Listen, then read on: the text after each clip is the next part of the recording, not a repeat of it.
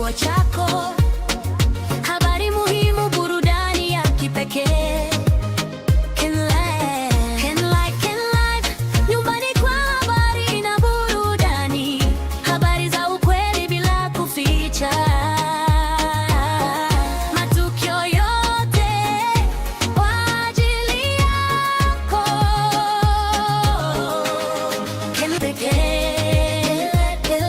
Nyumbani kwa habari na burudani.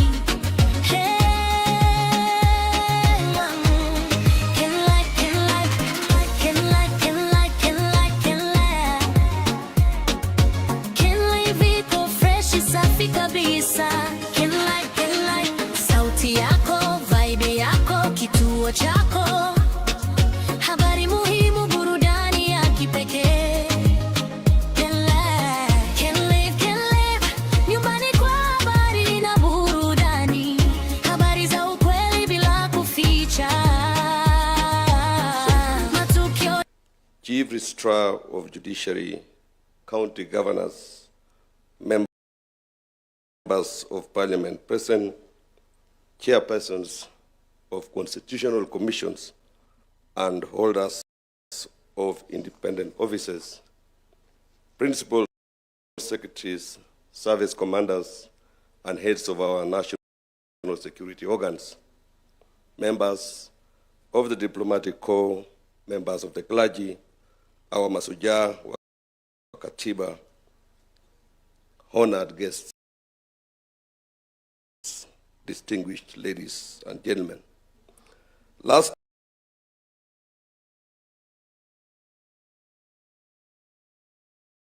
year, as the nation prepared to commemorate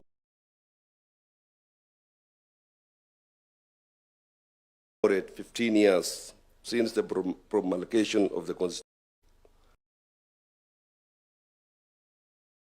as an annual occasion for the nation to reaffirm its commitment to the Constitution, although it remains a working day of government, together with schools and others that promote constitutional awareness, civic responsibility, and fidelity to our national values. It is in fulfillment of the national call that we gather today for the second observance of Katiba Day, honoring our 16 years journey since the promulgation of the Constitution. This symposium brings together institutions entrusted with public duty and the people in whose name that authority is exercised. Represented here are the executive, parliament and judiciary, the national and county governments, constitutional commissions, and independent offices, our masuja wa katiba, the diplomatic community, faith leaders, civil society, professional bodies, the private sector, academia, young people, persons with disabilities, and community-based organizations from across the Republic. With the constituent parts of our constitutional order duly represented, it is my distinct honor and privilege to call the 2026 Katiba Day Symposium in order. Your Excellency, distinguished ladies and gentlemen, 16 years after the promulgation of the Constitution, this Katiba Day calls upon us to account for the responsibilities it entrusts to each institution of state. It calls upon public authority to serve the people and every office holder to answer for the authority entrusted to them. This responsibility is captured in the theme of this year's commemoration. And I quote, Katiba at 16, Kenya yetu, wajibu wetu, tuwajibike. The theme summons every institution and every office holder to account for how they have discharged the mandate entrusted to them. Ladies and gentlemen, our responsibility to the Constitution extends to honoring the symbols through which our nationhood is expressed. They carry our history, our national dream and prayer, proclaim our sovereignty, and affirm our common identity as one people, one nation. Accordingly, Article 9 of the Constitution identifies the national symbols of the Republic as the national flag, the national anthem, the coat of arms, and the public seal. The Constitution gives these symbols their place within our national order. As the supreme expression of the sovereign will of the Kenyan people, the Constitution is the foundation upon which every institution is established, every public office is held, and every authority of the state is exercised. It is therefore fitting that before the formal proceedings of this commemoration commence, the Constitution and our national symbols are ceremonially presented and installed at the center of this commemoration. Their presence at the heart of this ceremony affirms that the Republic, its institutions, and all who exercise public authority are founded upon the will of the people and remain subject to the Constitution. The presentation will commence with the copy number 1 promulgated on 27th August 2010. The Constitution will be presented by the Honorable Attorney General, whose office is constitutionally entrusted with promoting the rule of law and defending the public interest. Thereafter, the national symbols will be presented within due honor by the Kenya Defense Forces, guardians of the sovereignty and territorial integrity of the Republic. Your Excellency, honored guests, may I now request that we all rise for the conveyance and ceremonial installation of the copy number 1 of the Constitution of Kenya and the other national emblems of the Republic. Kenya Defense Forces, you may proceed.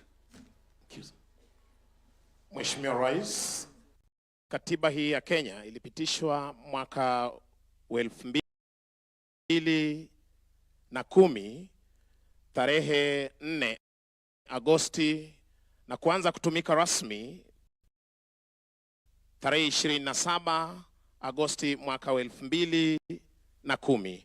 Mwanasheria mkuu Mheshimiwa Dorcas Oduor, Senior Counsel, akituletea nakala ya kwanza ya katiba hii hivi sasa.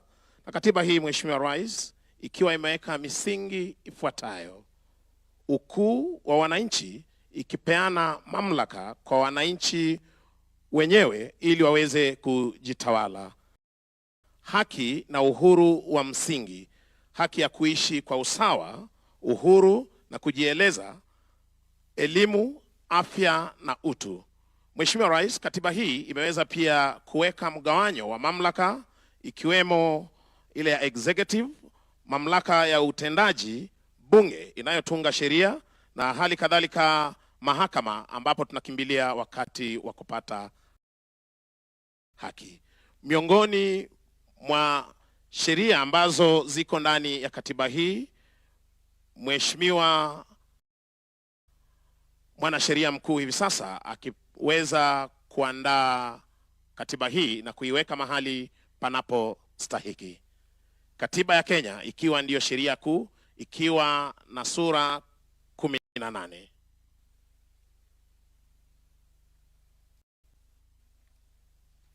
Mheshimiwa Rais, takayofuata hivi sasa ni bendera rasmi ya taifa la Kenya. Fresh safi kabisa, KenLive, sauti yako, vibe yako, kituo chako, habari muhimu, burudani ya kipekee. KenLive, nyumbani kwa habari na burudani, habari za ukweli bila kuficha, matukio yote, baadhi ya elimu. KenLive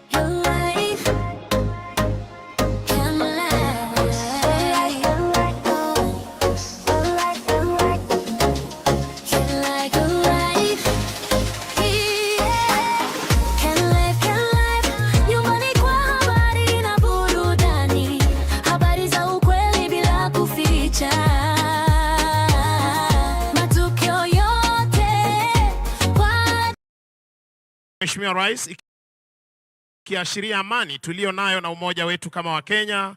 Rangi nyekundu ikiashiria damu iliyomwagika wakati wa mapambano ya kuleta uhuru.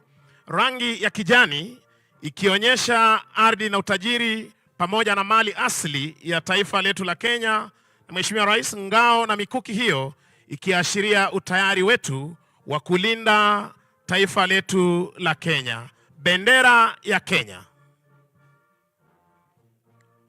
Kuweza kuondoa hivi sasa bendera hii Mheshimiwa Rais, na kuweza kuiweka mahali maalum tayari kuweza kuendelea na hafla hii ya kusherekea katiba miaka 16 tangu kuweza kuzinduliwa. Takayofuata Mheshimiwa Rais takuwa ni maneno ya wimbo wa taifa, ukipenda kwa lugha ya Kimombo National Anthem Lyrics.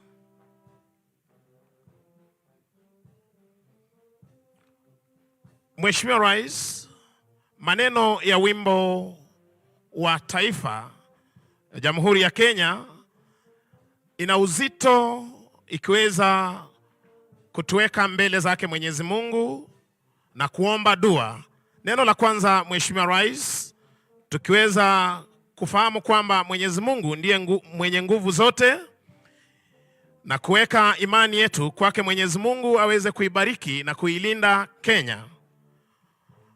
Pia inaweza kutueleza kwamba umoja wetu ndio nguzo yetu, tuweze kushikamana kila wakati tukiomba amani iweze kuwa katika taifa letu la Kenya, na utulivu, uhuru wa kuweza kulinda taifa letu, na hali kadhalika Kenya kuweza kustawi na maendeleo. Upendo na umoja wa taifa, uzalendo wa kujitolea kwa ajili ya Kenya. Na kwa ujumla Mheshimiwa Rais, wimbo wa taifa unaonyesha uzalendo, umoja, amani, uhuru na matumaini ya Kenya kustawi. Maneno ya wimbo wa taifa. Shukran. Mheshimiwa Rais, takayofuata ni nembo ya taifa la Kenya. Mheshimiwa Rais, nembo ya taifa la Kenya ni alama rasmi inayoonyesha ujumbe wa umoja, ulinzi, uhuru na utambulisho wa taifa la Kenya.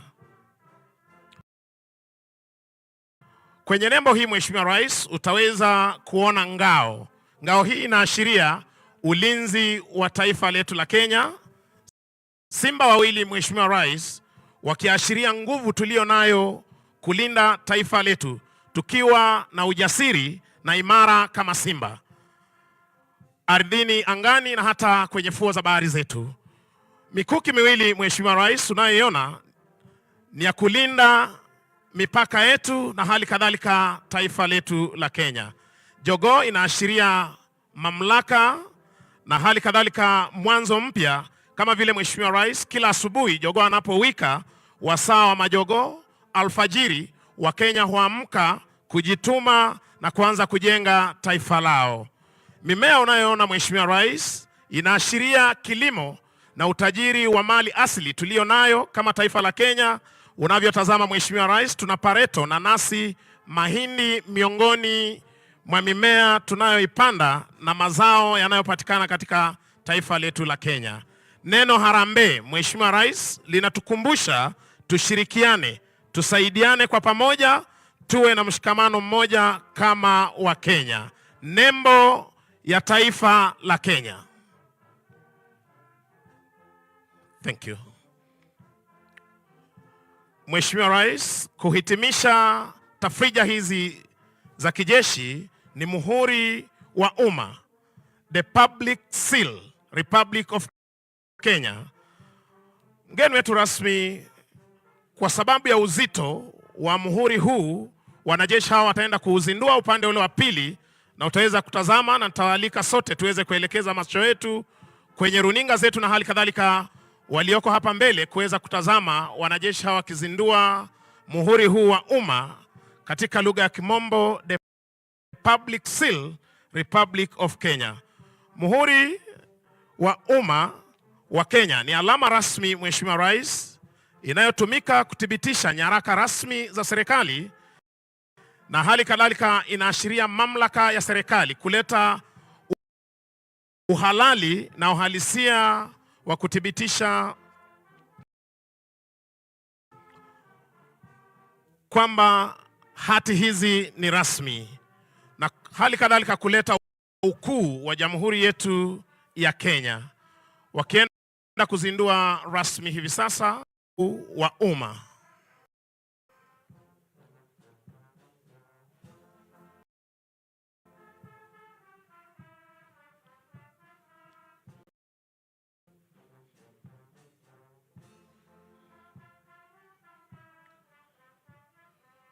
Mheshimiwa Rais, rasmi muhuri huu wa umma ni wakati ulipokuwa unapandisha mji wa Eldoret kuwa jiji na tukaweza kuona rasmi muhuri huu wa umma wanapohitimisha tafrija hizi za kijeshi. Kwa heshima tarudisha kwake Hopes aweze kuendelea. Mheshimiwa Felix Kosgei. Thank you. Your Excellency, distinguished ladies and gentlemen, you may kindly take your seats.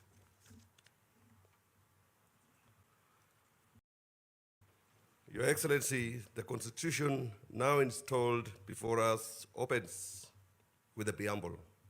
This preamble is the soul upon which our people of Kenya honor the generations whose struggle brought freedom and justice to our land, affirm the values by which we seek to live, and declare the nation we resolve to build. It is therefore befitting that these words should be voiced today by a new generation of Kenyans and the custodians of its future. Sir, permit me now to invite the 16 pupils selected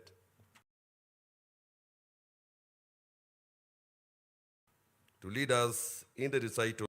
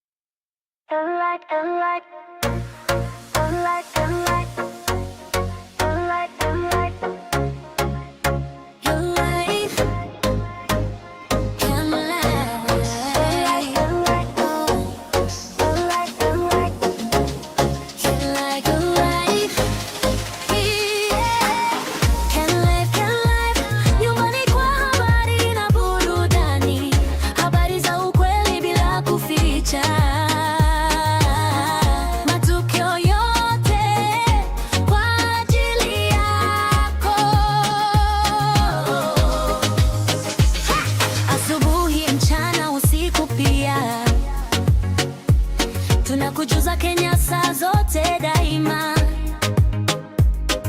kutoka mtaani hadi kwenye skrini. KenLive iko freshi safi kabisa. KenLive, sauti yako, vibe yako, kituo cha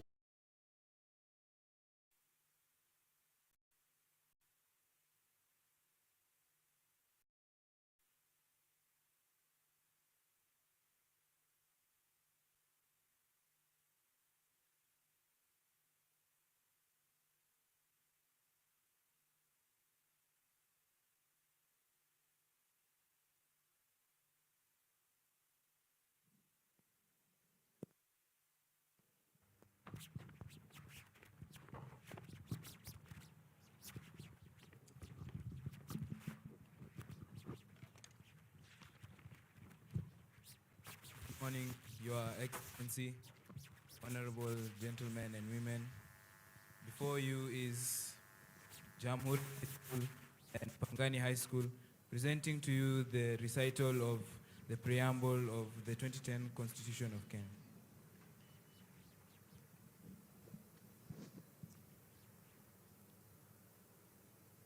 We, the people of Kenya, acknowledging the supremacy of the Almighty God of all creation, honoring those who heroically struggled to bring freedom and justice to our land, proud of our ethnic, cultural, and religious diversity, and determined to live in peace and unity as one indivisible sovereign nation. Respectful of the environment, which is our heritage, and determined to sustain it for the benefit of future generations, committed to nurturing and protecting the well-being of the individual, the family, communities, and the nation. Recognizing the aspirations of all Kenyans for a government based on the essential values of human rights, equality, freedom, democracy, social justice, and the rule of law. Exercising our sovereign and inalienable right to determine the form of governance of our country, and having participated fully in the making of this constitution, having adopted, enacted, and given this constitution to ourselves and to our future generations, and having promulgated it on the 27th day of August in the year of our Lord 2010, do hereby, on this 16th anniversary of its promulgation, reaffirm our commitment to respect, uphold, and defend this constitution for the glory of Kenya. God bless Kenya.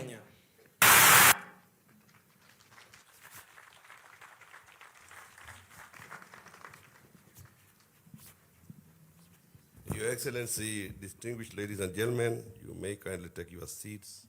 Thank you. Your Excellency, the aspirations proclaimed in the preamble are marked throughout the contours of our Constitution. Among its most consequential reforms were devolution and the establishment of Constitutional Commission and independent offices. Devolution brought government resources and decision-making closer to the people. Constitutional commissions and independent offices were established to protect the sovereignty of the people, secure observance by all state organs of democratic values and principles, and promote constitutionalism. Through these institutions, the Constitution was intended to take root across the Republic and find expressions in the daily lives of Kenyans. 16 years on, this Katiba Day provides an occasion to account for how faithfully these institutions have discharged their mandates and how meaningfully their work has advanced the constitutional promise. Are our institutions protecting rights and serving citizens? Are they strengthening accountability? Are their constitutional mandates producing measurable improvements in the lives of the people? These questions lie at the heart of today's symposium. They guide this national examination of the progress made, the obligations that remain, and the work required to give full effect to the Constitution. That work calls for sustained coordination amongst the institutions established under our constitutional order. Within the organization of the national government, the office of the Deputy President is responsible for coordinating relations between the two levels of government and facilitating engagement with constitutional commissions and independent offices. It is pursuant to that mandate that His Excellency, the Deputy President, has provided leadership in convening the 2026 Katiba Day Symposium and shaping its constitutional accountability agenda. To set the context for the proceedings and frame the constitutional responsibilities that will guide our deliberations, it is now my singular honor and privilege to invite the Deputy President to address this symposium and thereafter invite His Excellency the President to make his remarks. Sir, distinguished ladies and gentlemen, His Excellency the Deputy President.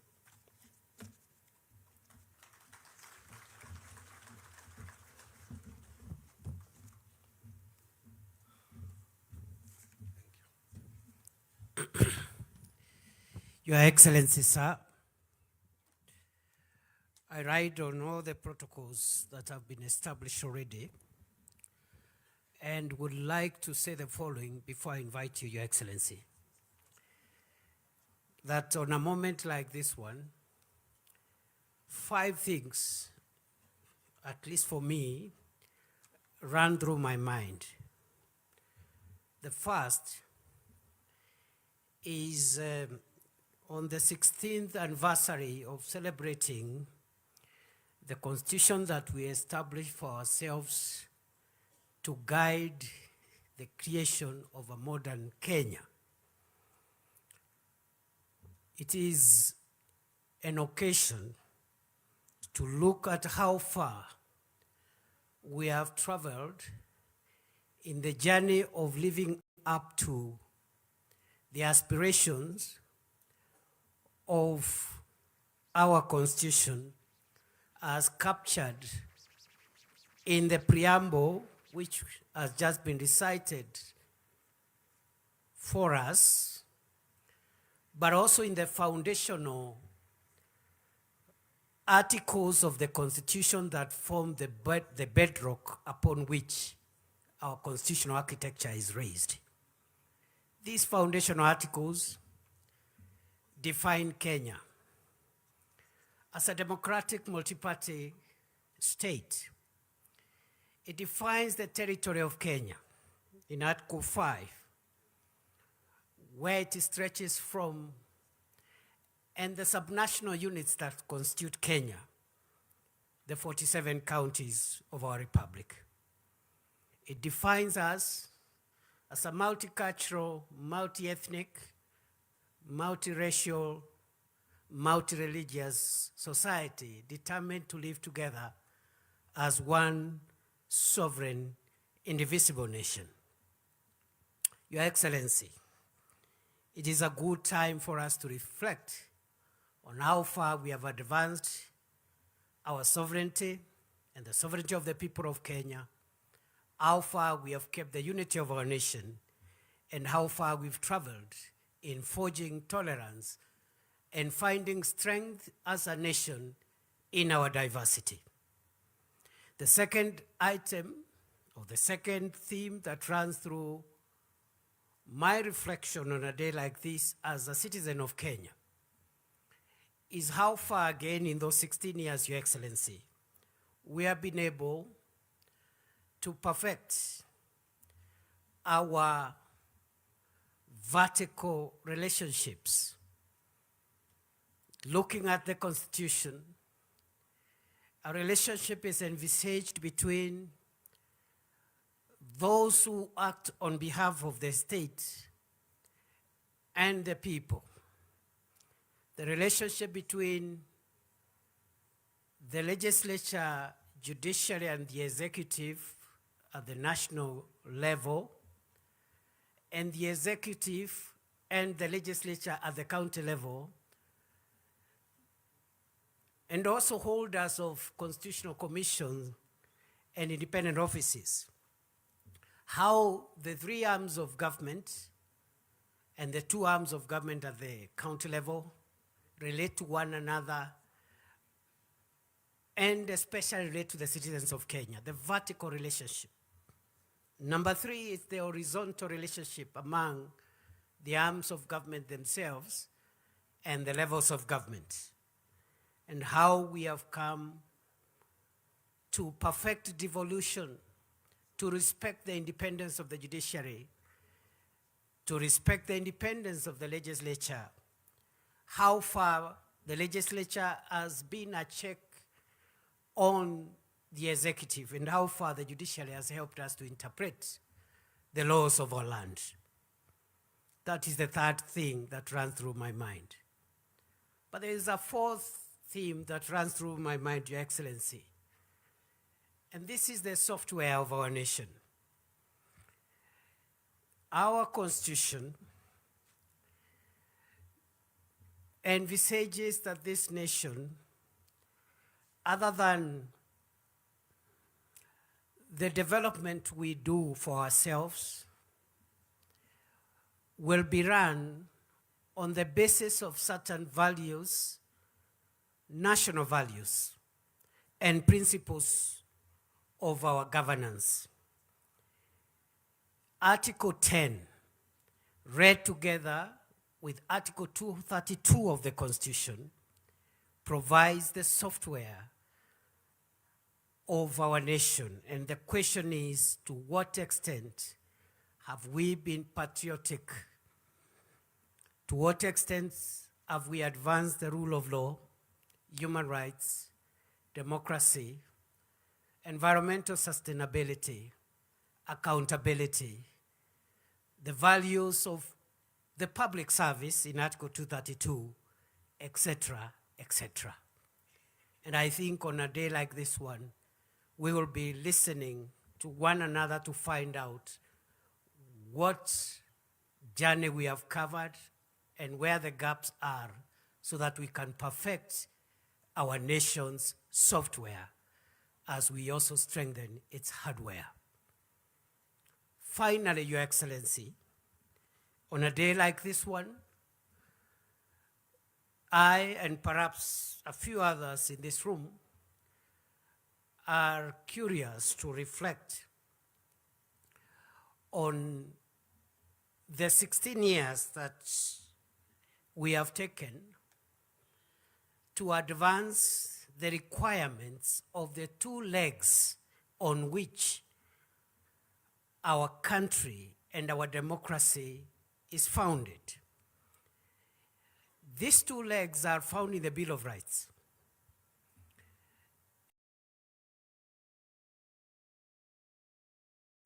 But they are also scattered everywhere else, including the preamble. The first limb is the limb of democracy,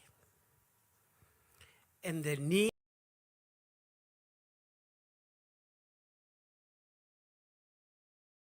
to advance and democratic ideals. But there is a second limb, Your Excellency. And this is the limb that you invited us to begin a conversation on as we look towards a Kenya beyond prosperity. I dare say, Your Excellency, before I invite you, that as you reminded us when you were launching this conversation, that the aspiration is very much about democracy, but it's also very much about creating wealth for the citizens of Kenya, realizing the aspects of the Bill of Rights that give dignity and empowerment to the citizen, creating a wealthy, healthy Kenya. Rights that have been ignored for some time now around decent housing, their right to health, the right to access the things that make life convenient and comfortable. And I dare say, Africa, Kenya, the developing world must not shy away from pursuing wealth and talking about wealth creation as much as we advance democracy. And therefore, mine, Your Excellency, is to listen to you and to the many other people that I see gathered here. I see the fathers of our Constitution present here. I see the children of our Constitution right here. And because we have a long morning ahead of us, and because also I see many people who are much more qualified on the matters of today's discussion than I am, I want to stop there and request that we be upstanding and invite His Excellency the President to set the tone for this meeting. Thank you very much, Mr. President. Speak to the nation.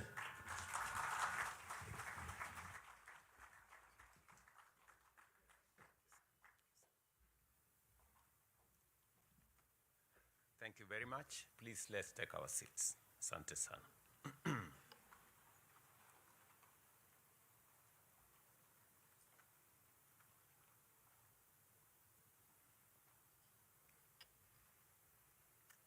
Distinguished guests, fellow citizens, ladies and gentlemen, on this day, 16 years ago, Kenya did not merely promulgate a new supreme law.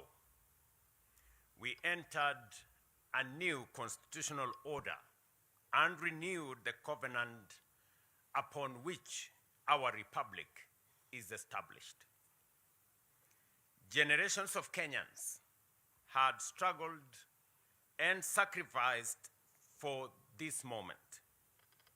They wanted a nation governed not by the whims of the mighty and powerful, but by the sovereign will of the people.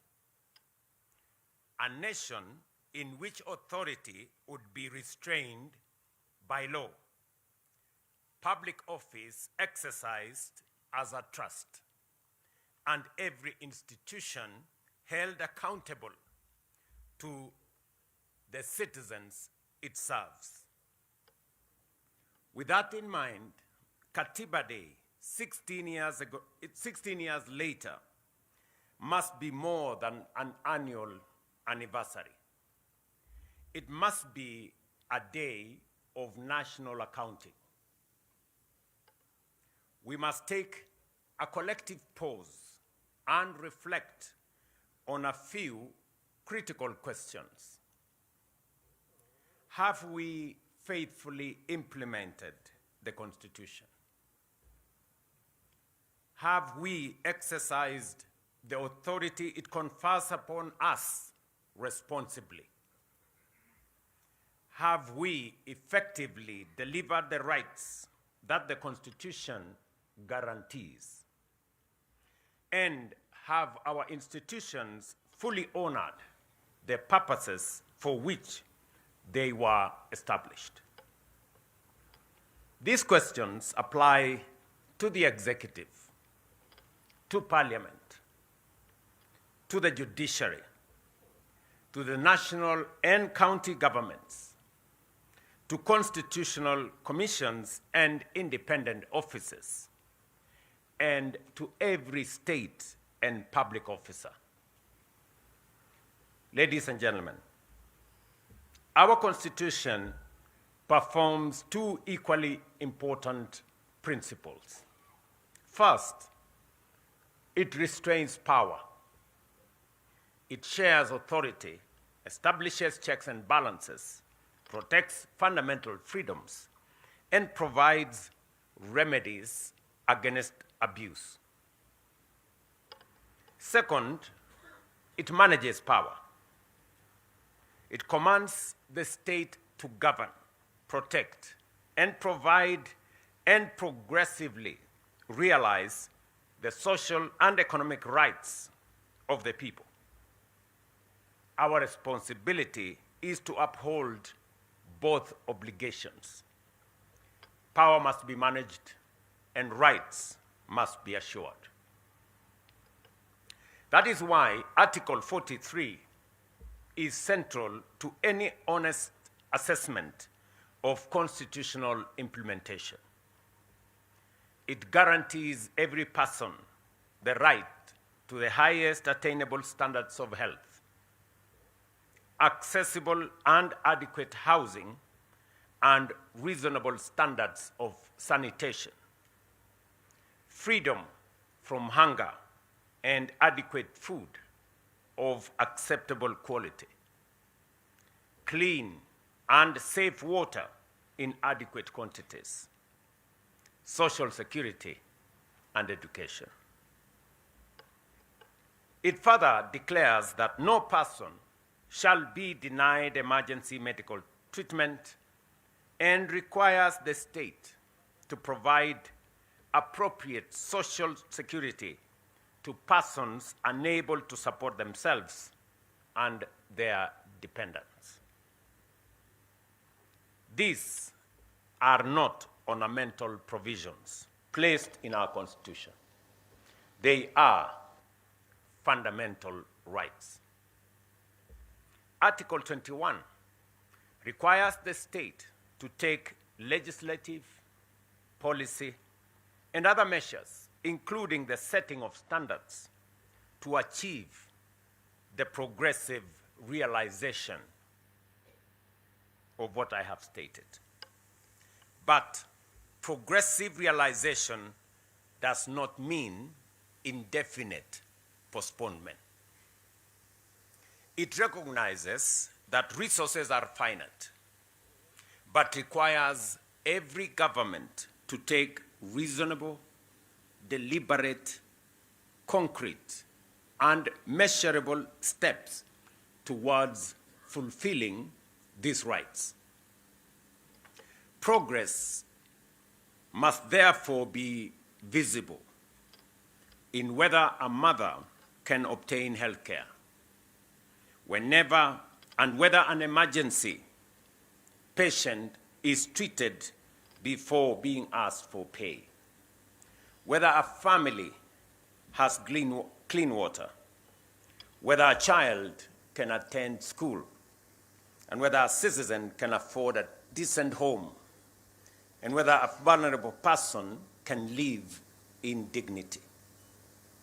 To my mind, therefore, the ultimate test of the constitutional implementation is not how often we quote the Constitution or invoke constitutionalism. It is how closely the daily experience of the citizens reflect the promise of the Constitution. Ladies and gentlemen, when this administration sought the mandate of the people in 2022, it was not merely on the basis of campaign rhetoric or political sloganeering. We placed a concrete proposal on the delivery of Article 43 at the center of our national transformation agenda.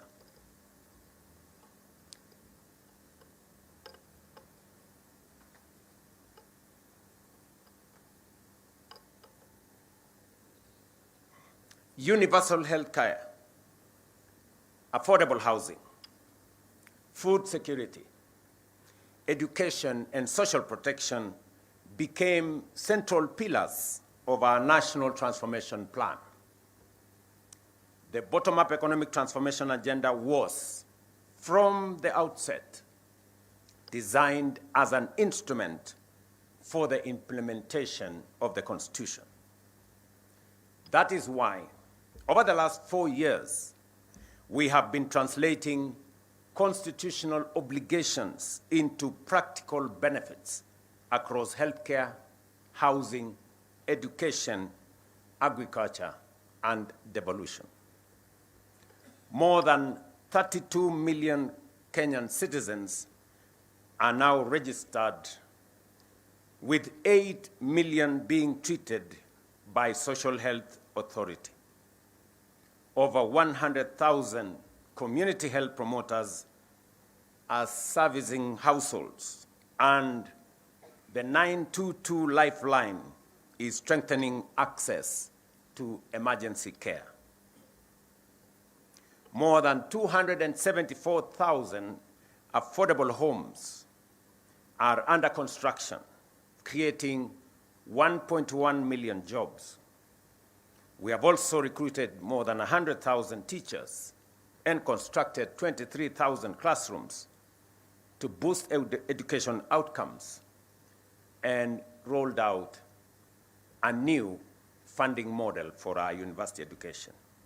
At the same time, agricultural reforms are increasing food production, reducing agricultural inputs, putting more income into farmers' pockets, and strengthening service delivery through county governments. By no means is this work complete. Significant steps remain. Nevertheless, these interventions demonstrate that the promise of our new constitution is steadily becoming the lived experience of more Kenyans today than was the case before. This same constitutional obligation must now guide the national conversation on Kenya beyond 2030. As we consider the country we want to build beyond the present development horizon, we must not begin, and we will not be beginning, from a barren place. The Constitution has already defined our destination, and that is a democratic, prosperous, equitable, and inclusive republic founded on human dignity, social justice, sustainable development, and the sovereignty of the people. The task before us is to translate that constitutional destination into a coherent national development charter. We must determine how the next generation of growth will deliver the rights guaranteed in the Constitution, how devolution will unlock the potential of every part of Kenya, how innovation, technology, and enterprise will expand opportunity, how economic progress will be reconciled with environmental stewardship, and how Kenya's choices will protect rather than mortgage the future of generations yet to come. Kenya beyond 2030 must therefore be more than a new economic blueprint or a catalogue of projects. It must be a compact between the state and the citizen, between the present and the future, and between our national ambition and our collective responsibility. Let me repeat that. Kenya beyond 2030 must therefore be more than a new economic blueprint or a catalogue of projects. It must be a compact between the state and the citizens, between the present and the future, and between our national ambition and our collective responsibility.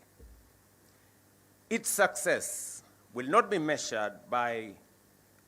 only be measured by the size of our economy, the height of our buildings, or the reach of our infrastructure.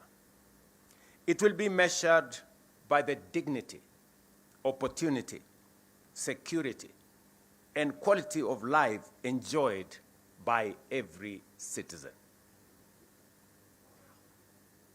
Ladies and gentlemen, this brings me and us to another consequential question of accountability in our constitutional democracy.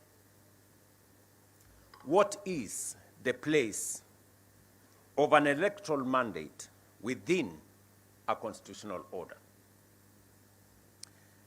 Political parties present manifestos to the people. Citizens consider competing visions and elect a government.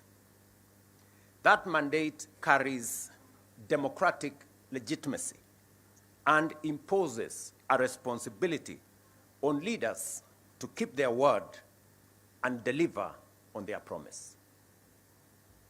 The ballot gives the mandate. The Constitution establishes the boundaries. The public institutions ensure that both are respected. How much constitutional space must an elected government have to implement the program upon which it was elected? When that program is challenged, how should courts distinguish between reviewing constitutionality and making policy choices constitutionally entrusted to elected institutions.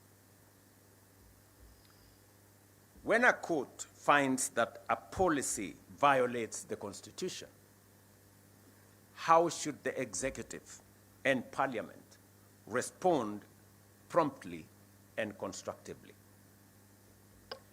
How should courts protect rights while remaining attentive to institutional roles, public resources, and practical consequences of their decisions? How do we preserve constitutional review without unnecessarily paralyzing legitimate government action? How do we ensure that checks and balances remain instruments of accountability and holding government to account rather than pathways to institutional gridlock? These questions do not constitute any attack on any institution or infringement on any institution. Judicial independence is non-negotiable. Courts must remain free to interpret the Constitution, protect rights, and invalidate unlawful action. Equally, executive, legislative, and judicial authority all derive legitimacy from the people and must be exercised in their service.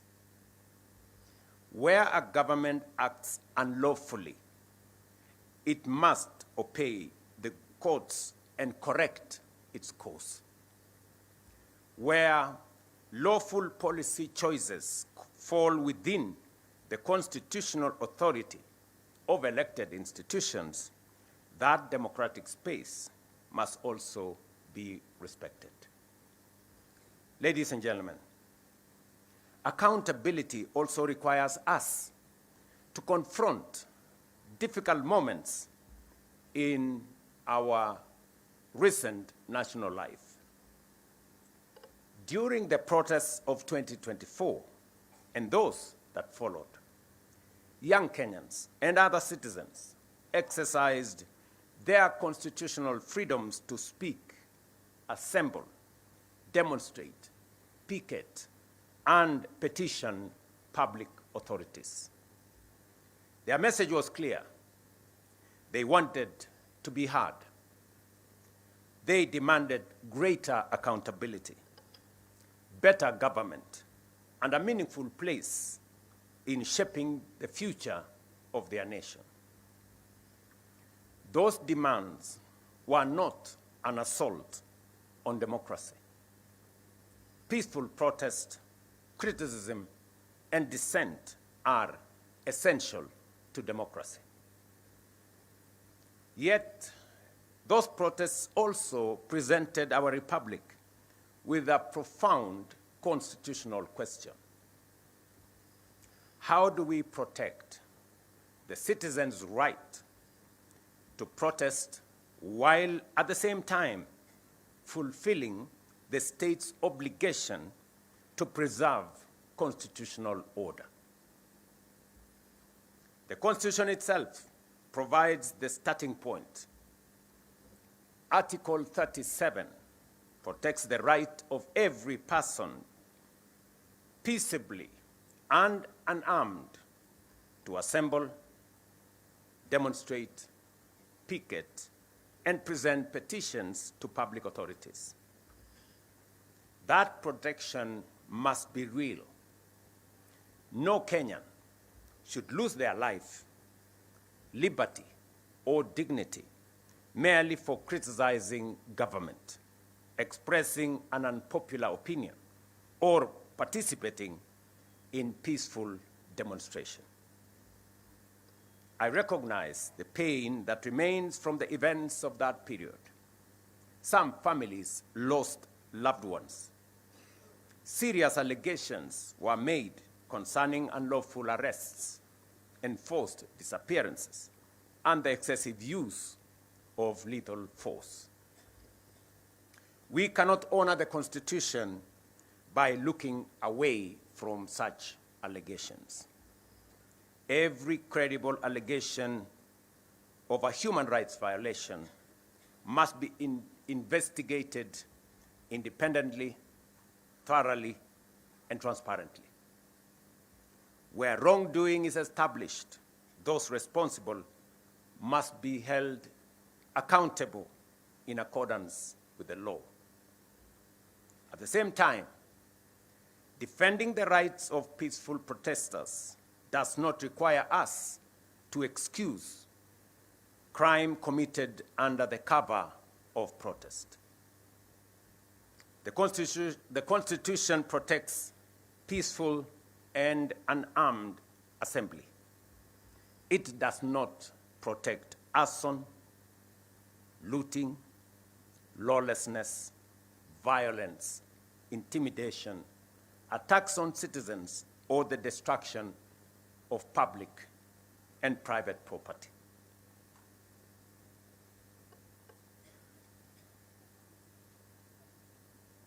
Sorry.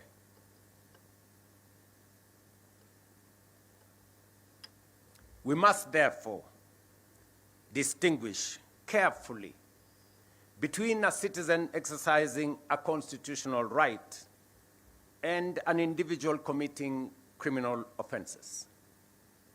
We must neither criminalize protest because of the actions of a few, nor legitimize criminal conduct merely because it occurs in the course of a protest. Rights and responsibilities are not enemies. Responsibility protects the conditions in which everyone's right can be enjoyed. The right to protest carries a responsibility to remain peaceful and unarmed. The duty to maintain order carries an obligation to respect life, dignity, and the law. The authority to govern carries a responsibility to listen. The authority and the freedom to disagree carries a responsibility to preserve the democratic institutions through which disagreement can be expressed and resolved. Government belongs to the people. Parliament belongs to the people. The courts belong to the people. The institutions of the republic belongs to the people. They may be criticized, challenged, and required to account, but they must not be destroyed because they are the instruments through which the people govern themselves. Our national task, therefore, is not to choose between liberty and order. It is to build an order founded on liberty and to exercise liberty in a manner that preserves the constitutional order. Let me repeat that. Our national task, therefore, is not to choose between liberty and order.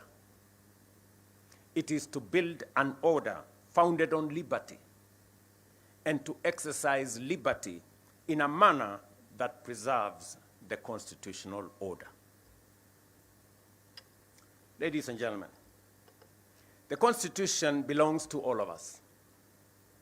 Its authority binds all of us. Its rights protects all of us. Its responsibilities call on all of us to account. Accountability cannot end with defending institutional territory, observing procedures, or publishing reports. Ultimately, we must account for outcomes, whether we have protected the sovereignty of the people, upheld human dignity, preserved constitutional order, used public resources responsibly, and brought the rights guaranteed by our Constitution within the reach of more citizens. 16 years ago, we gave ourselves a transformative Constitution. Our responsibility today is to fulfill its promise and build a democratic, prosperous, and transformed republic. That is the meaning of Katiba at 16. What we now say, Kenya yetu, wajibu wetu. I know there will be a robust conversation after this. I just thought of provoking us to have a conversation in this context as we celebrate our Constitution. And it is a moment for us to reflect collectively as a nation, not pointing fingers, not avoiding responsibility, not trying to excuse what is not right, but to honestly talk not at, but with each other. Thank you very much, and God bless you.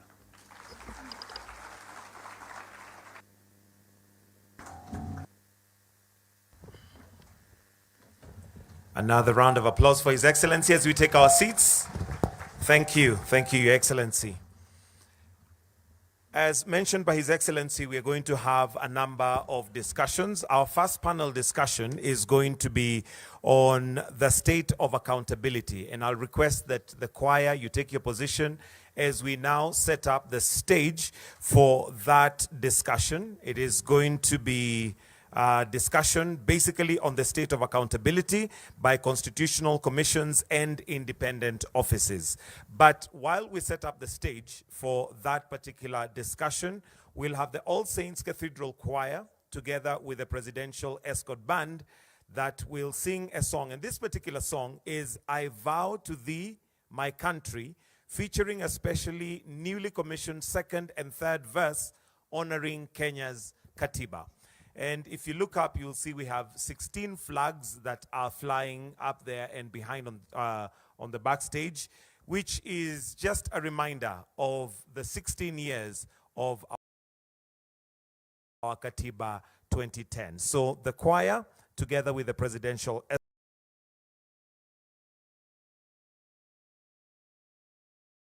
Escort Band, are going to give us a wonderful song, I Vow to Thee, My Country,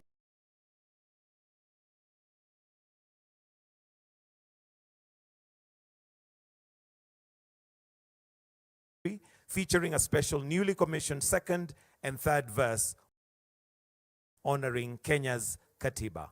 Choir, over to you.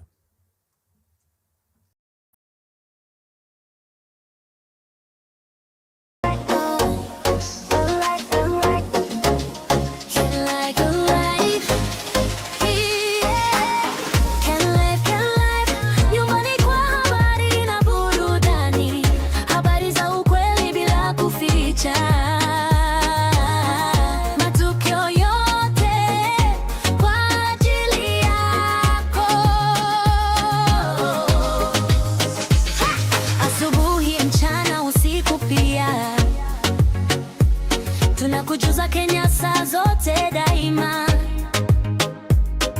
kutoka mtaani hadi kwenye skrini. KenLive iko freshi safi kabisa. KenLive, sauti yako, vibe yako, kituo chako, habari muhimu, burudani ya kipekee.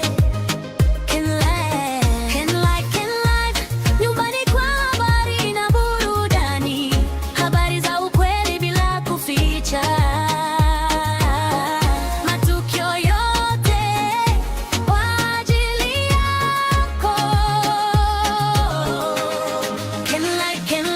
sauti yako, vibe yako, kituo chako, habari muhimu, burudani ya kipekee, nyumbani kwa habari na burudani.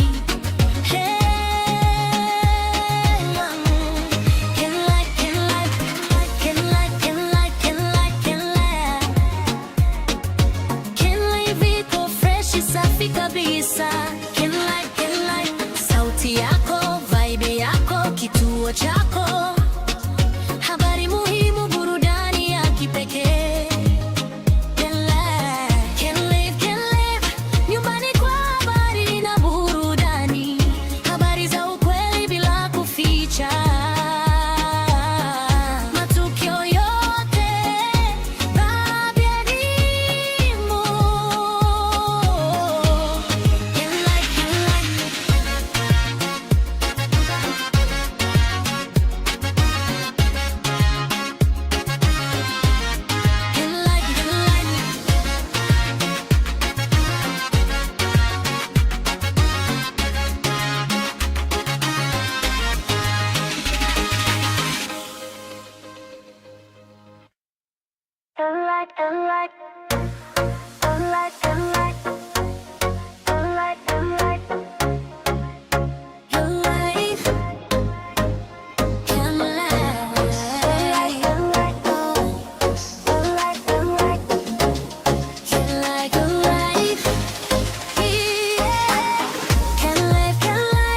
Nyumbani kwa habari na burudani, habari za ukweli bila kuficha, matukio yote kwa ajili yako. Asubuhi, mchana, usiku pia. Before we get to the panel discussion, allow me, Your Excellency, to invite Honorable Dorcas Agek-Oduor, the Attorney General in the state law, to make some submissions before we then have the panel discussion, which will be looking at the state of accountability. Welcome.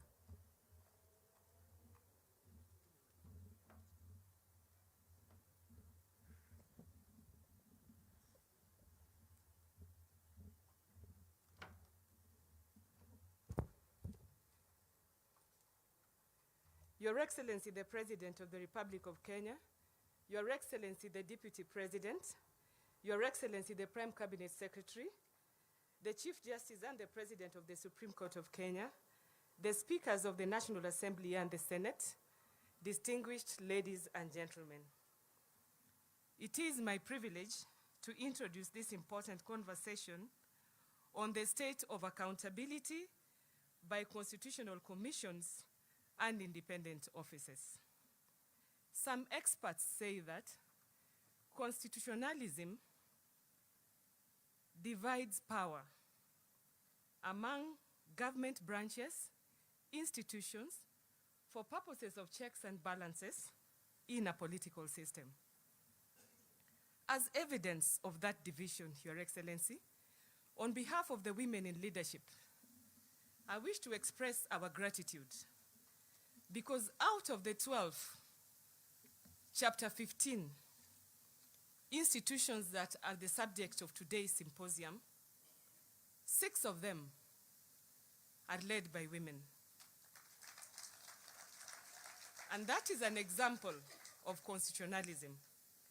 The Honorable the Chief Justice and the President of the Supreme Court is the chair of the Judicial Service Commission.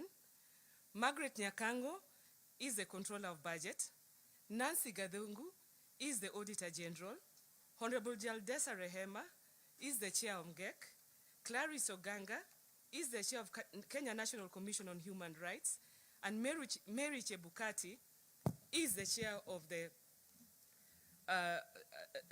Revenue Allocation.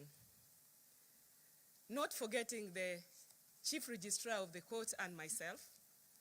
We found favor before God and before you, and we are grateful for having been given that opportunity to assist you in nurturing constitutionalism in this country. We have been supported by all branches of government. As we commemorate 16 years of our Constitution, we are invited to do more than celebrate the existence of the constitutional order, that we created in 2010. We are called to examine whether our institutions are living up to the expectations of the katiba and ultimately to the expectations of the Kenyan people.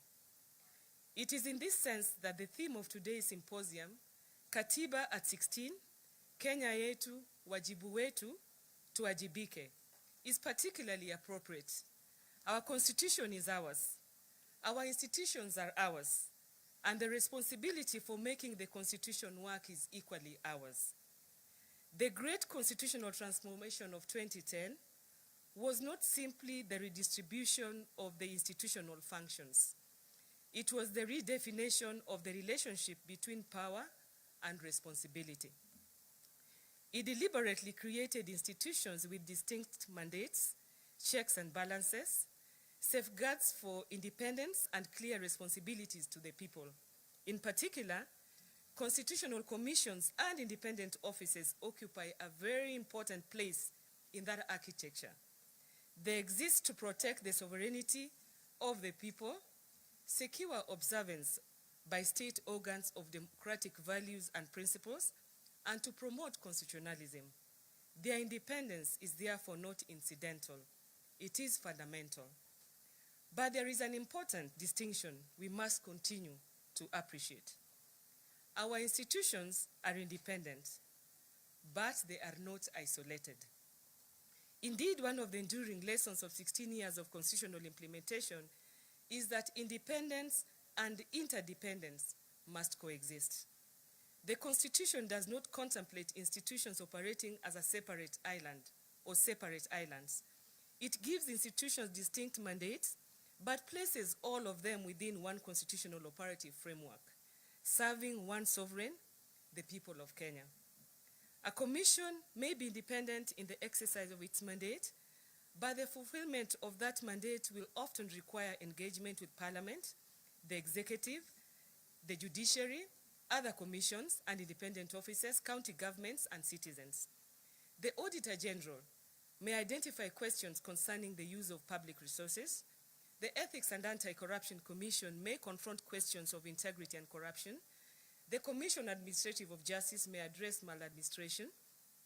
The Kenya National Commission on Human Rights may raise questions touching on the protection of rights and freedoms. The Salaries and Remuneration Commission has its own constitutional responsibilities within the management of public resources. In fact, sometimes Kenyans wonder that if all these things are well spelled in the Constitution, how come some institutions are still going to the judiciary to interpret their mandate? How come some independent officers and constitutional commissions still think that their powers are not properly being exercised when the Constitution has given them the power and the legislations that create them give them the operative atmosphere? These mandates are distinct, but the constitutional objectives they serve are interconnected. The challenge, therefore, is not to weaken institutional independence in the name of cooperation. Neither should we use independence as a reason for institutional isolation. We must always endeavor to build a culture in which institutions are sufficiently independent to dispense and discharge their mandates fearlessly, while being sufficiently interconnected to make the constitutional system work effectively. That requires mutual respect. It requires consultation. It requires information sharing where the law permits. It requires coordination action where mandates intersect. And importantly, it requires each institution to recognize that constitutional effectiveness is ultimately measured not by institutional visibility, but by outcomes for citizens. Your Excellency, sir, distinguished ladies and gentlemen, this brings us to another important question for Katiba 16. Are our institutions as strong as the Constitution requires them to be? Institution building is not an event. It is a continuous constitutional responsibility. 16 years after promulgation, we must continue to strengthen the institutions entrusted with safeguarding our democracy. That includes strengthening their legal frameworks. It means ensuring they have the institutional capacity, professional competence, and resources necessary to discharge their mandates. It means safeguarding their independence. It also means strengthening their internal systems of governance accountability, transparency, and performance. Strong institutions are not simply institutions that possess power. Strong institutions are institutions that exercise their power lawfully, consistently, fairly, and effectively. They must be capable of resisting improper pressure, but they must equally be capable of accepting legitimate scrutiny. They must demand accountability from others while demonstrating accountability themselves. Because independence without accountability can undermine public confidence, just as surely as interference can undermine institutional independence. As we reflect on 16 years of implementation, the deeper question is accountability for constitutional purpose. We should therefore be willing to ask ourselves difficult questions, and I want to add on to the questions that His Excellency the President added. Are our constitutional commissions and independent offices fulfilling the purposes for which they were created? Are they accessible to ordinary citizens? Are they sufficiently responsive? Are their recommendations and decisions translated into meaningful action? Do our institutions collaborate effectively when mandates intersect? Are there legal, financial, or administrative weaknesses that can the ordinary Kenyan see the difference that the Constitution has made in his or her life? These are difficult questions, but a mature constitutional democracy must be willing to ask difficult questions of itself. Just like at the beginning, the provost gave us an example of the donkey dung and the difficulty of taking care of it and the shame of acknowledging that is there and dealing with it. And I think that is a reflection, or we can juxtapose the questions that we are asking today to that. Because constitutionalism must ultimately be felt. It must be felt by a citizen who seeks accountability for the misuse of public resources. It must be felt by a Kenyan who encounters maladministration. It must be felt by a person whose rights have been violated, and it must be felt by communities seeking fairness, equality, and justice. It must be felt in the integrity of a public service and in the responsible management of public resources. If the Constitution remains impressive on paper but does not translate into the lived experience of citizens, then our constitutional project remains incomplete. At 16, therefore, perhaps the most useful question is no longer simply whether the architecture created in 2010 was sound. The question is whether we are making the architecture work. The Constitution is only as strong as the institutions that implement it, and those institutions are only as strong as the trust they command from the people. The relationship between our institution must therefore never be reduced to competition over mandate or territory. There will naturally be points of tension within our constitutional democracy. Indeed, institutional checks and balances sometimes require tension, but constitutional tension should be productive and not destructive. Our institutions may disagree, they may scrutinize one another, they may challenge each other's decisions through constitutionally established processes, but they must always remain anchored in the recognition that they are components of the same constitutional republic. Independent, yes, but interdependent. Different mandates, but one constitutional mission. Different institution, but one people, and ultimately one constitution. As Attorney General, I approach this conversation conscious of the distinctive place of the Office of the Attorney General within our constitutional architecture. My role includes advising the government, defending the public interest, supporting the rule of law, and contributing to the continual strengthening of Kenya's legal and institutional framework. That responsibility demands that we protect the space necessary for constitutional institutions to perform their mandates, while also encouraging cooperation, accountability, and fidelity to the Constitution across government. It requires us to recognize a principle that is fundamental to the 2010 Constitution. No institution is above the Constitution, but no constitutional institution should be subjected to the improper control of another. This is the principle of constitutional comity.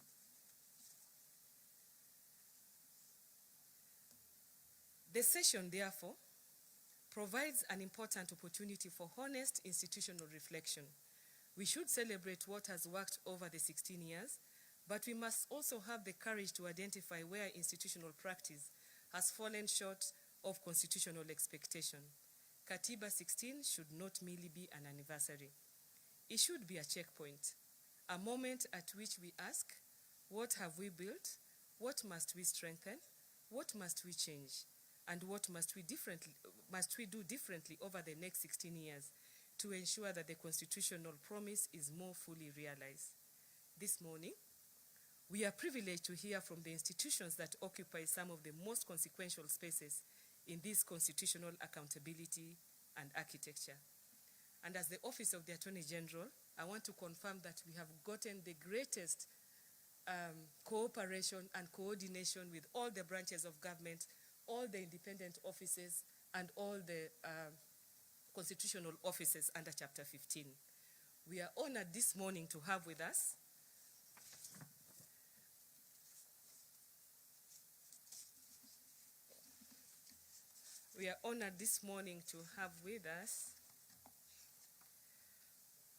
the Auditor General, Nancy Gadungu,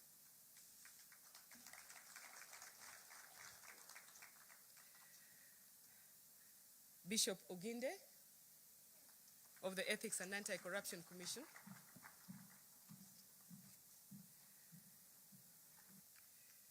dates lies one common are therefore it threatens institutional effectiveness. Without compromise, closer to the constitutional republic, the challenges that remain, and ultimately, the test of it created extend to. Let's go straight to the Q&A and.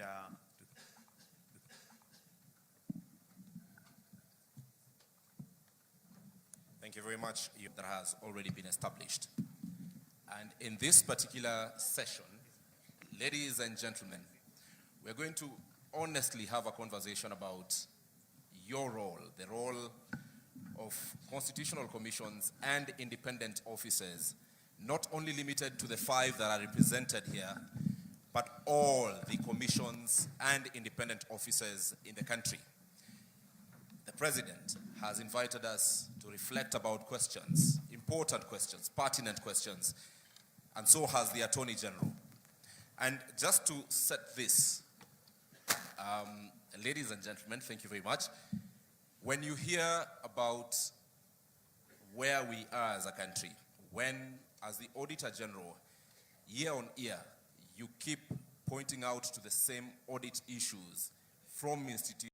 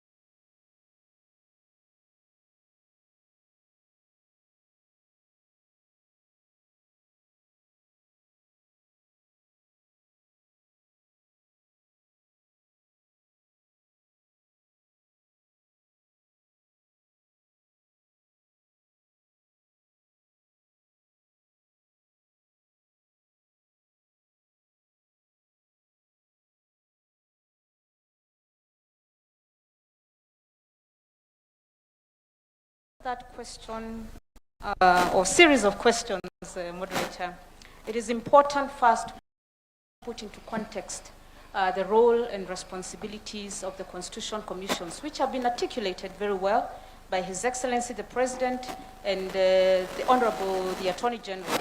And that is to protect the sovereignty of the people, to secure the observance of democratic values and principles by all state organs, and to promote constitutionalism.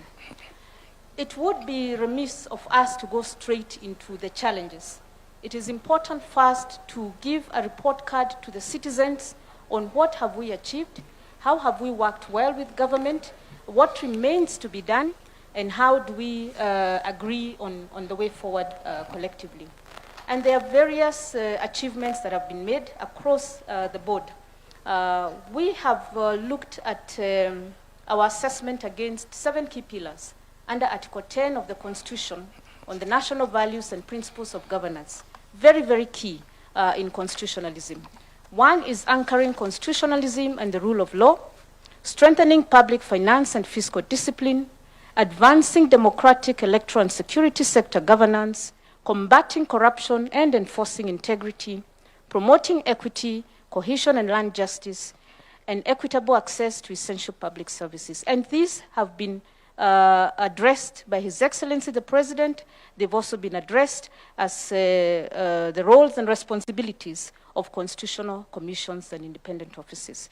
And there are achievements that have been made in this country. And we must, of course, recognize that achievements have been made. 16 years down the line, we are not at the same place that we were 16 years in 2010 when Kenyans made the decision that we needed another roadmap in terms of constitutionalism. Now, to the questions you've asked, what affects us in terms of delivery? Despite the progress that we've made, despite the outcomes on citizens, because under those pillars, there are real felt outcomes on citizens. And citizens measure performance and productivity, because now we've moved from performance to productivity. They measure it on their own living, felt experiences, not on what they hear has happened in other areas or for other people or in other towns. They ask themselves, yes, we have had these statistics, we have had these issues being raised at national level. How has it translated into an outcome, into a result in my life? So we've seen issues when we raise audit reports in terms of improvements. We've seen changes in policies. We've seen amendments to laws. We've seen directives even from the National Treasury on accountability. And that is progress, because it means whereas previously funds may have been misused or misallocated, or there was outright theft, then the Constitution Commissions, based on their mandate, whether to audit, whether to control the budget, whether to go after the criminal elements who are, where there is corruption or who are stealing, or whether to adjudicate cases of mismanagement of public resources. We have seen results. You have seen results. Nancy, my question to you is, when the person controlling the purse is a person you are required or have mandate over constitutionally, leave alone the allocation of monies by Parliament, there is the disbursement of funds which you keep citing in your reports is delayed. When this happens, how does it affect your independence? Indeed, that is one of the key issues that constitutional commissions are facing, lack of adequate resourcing. But for the Auditor General, the Constitution says that Parliament has the responsibility to allocate adequate funds for all constitutional commissions and independent offices under Article 249. But that's not always the case. And of course, we are alive to the fact that we are still growing as an economy, that we cannot always get the resources that we need, that cash flow is affected by revenue collections, and this affects entities across the board. All right. But we must ask ourselves, which entities need to actually do the work on the ground so that they provide the advice on how we can grow, have economic growth, economic empowerment, and ensure that cash flows are predictable and the targets are met. Thank you. That is the Constitution Commissions. Bishop Oginde, and thank you, Nancy, because you're also speaking as the chairperson of the caucus of chairpersons of independent officers and holders of independent officers and Constitution Commissions. Bishop Oginde, the issue of corruption continues to frustrate many Kenyans. You give us reports every year that we've done so much. We have recovered this much asset. However, we are still talking about corruption. We are still seeing the Auditor General flag what are corrupt activities from various entities. What exactly needs to be done to finally, 16 years down the line, slay this dragon of corruption? Thank you very much. The Constitution provides different various safeguards against the use of public resources. I think the greatest and most important thing we need to do as a nation, in line with the Constitution that we have given to ourselves, is for all of us to appreciate that the resources that have been allocated and given sacrificially by Kenyans need to be used for the purposes for which it has been allocated. That when any of us takes any of that and uses it for their own private gain, it affects every individual. So there's a need for, in any public office, that that office is held in trust for Kenyans. And the resources that come to us are not for us to use. Unless and until we have that change of mind, we will continue to talk about corruption, and I can say authoritatively, laws alone will not give us the results that we are looking for. It will take our personal responsibility as individuals in every office where we find ourselves to recognize that the money that I have is not for me to use for myself. It is for the public good. When that is done, then our work will be more of a monitor. You know, a few people who may be making noise in class, we will try and help them not to make that noise. But when that responsibility is not there, then we'll continue chasing each other around the compound. We always talk about the ideal situation, Bishop Oginde. Today, it's 16 years after the 2010 Constitution. Let us be real. Yes. Let me ask you a very uncomfortable and very difficult to investigate.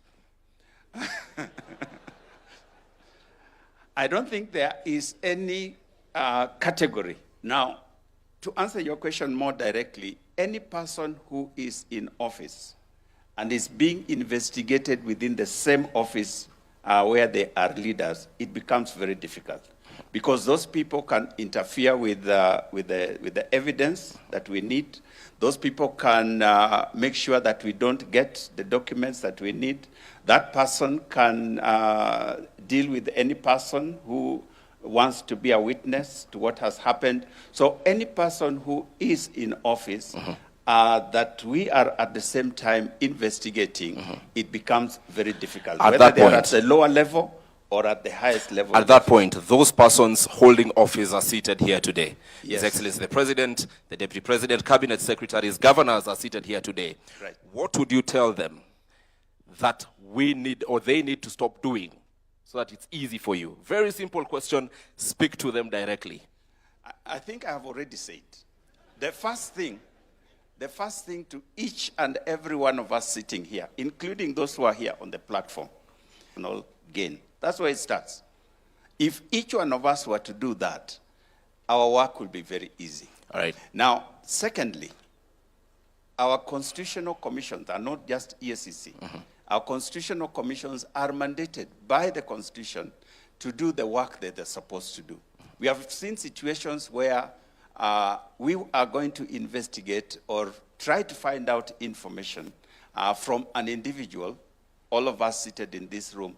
And some of us, His Excellency has just said, we must honor and respect the Constitution. So if we are called upon to respond to any constitutional commission or independent office, let's take it that the Constitution is the one inviting you. It's not Oginde. It's not Gadungu.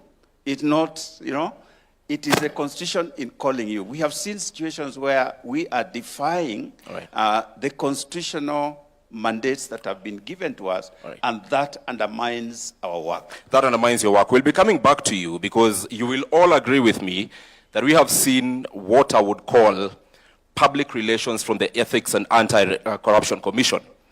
Very grand arrests, Those are the questions we'll be coming to you to answer. But let me get to the Commission on Administrative Justice. A report you released just 2 days ago says 72% of complaints against institutions from the year 2025 have not been addressed.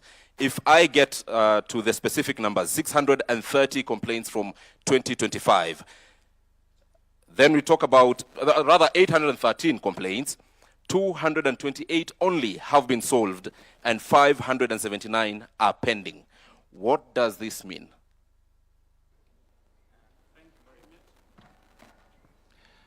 Thank you very much for that question. I think before I answer your question, perhaps what we need to do is to ask the people who we try to ask these questions, whether they really understand, one, what our mandates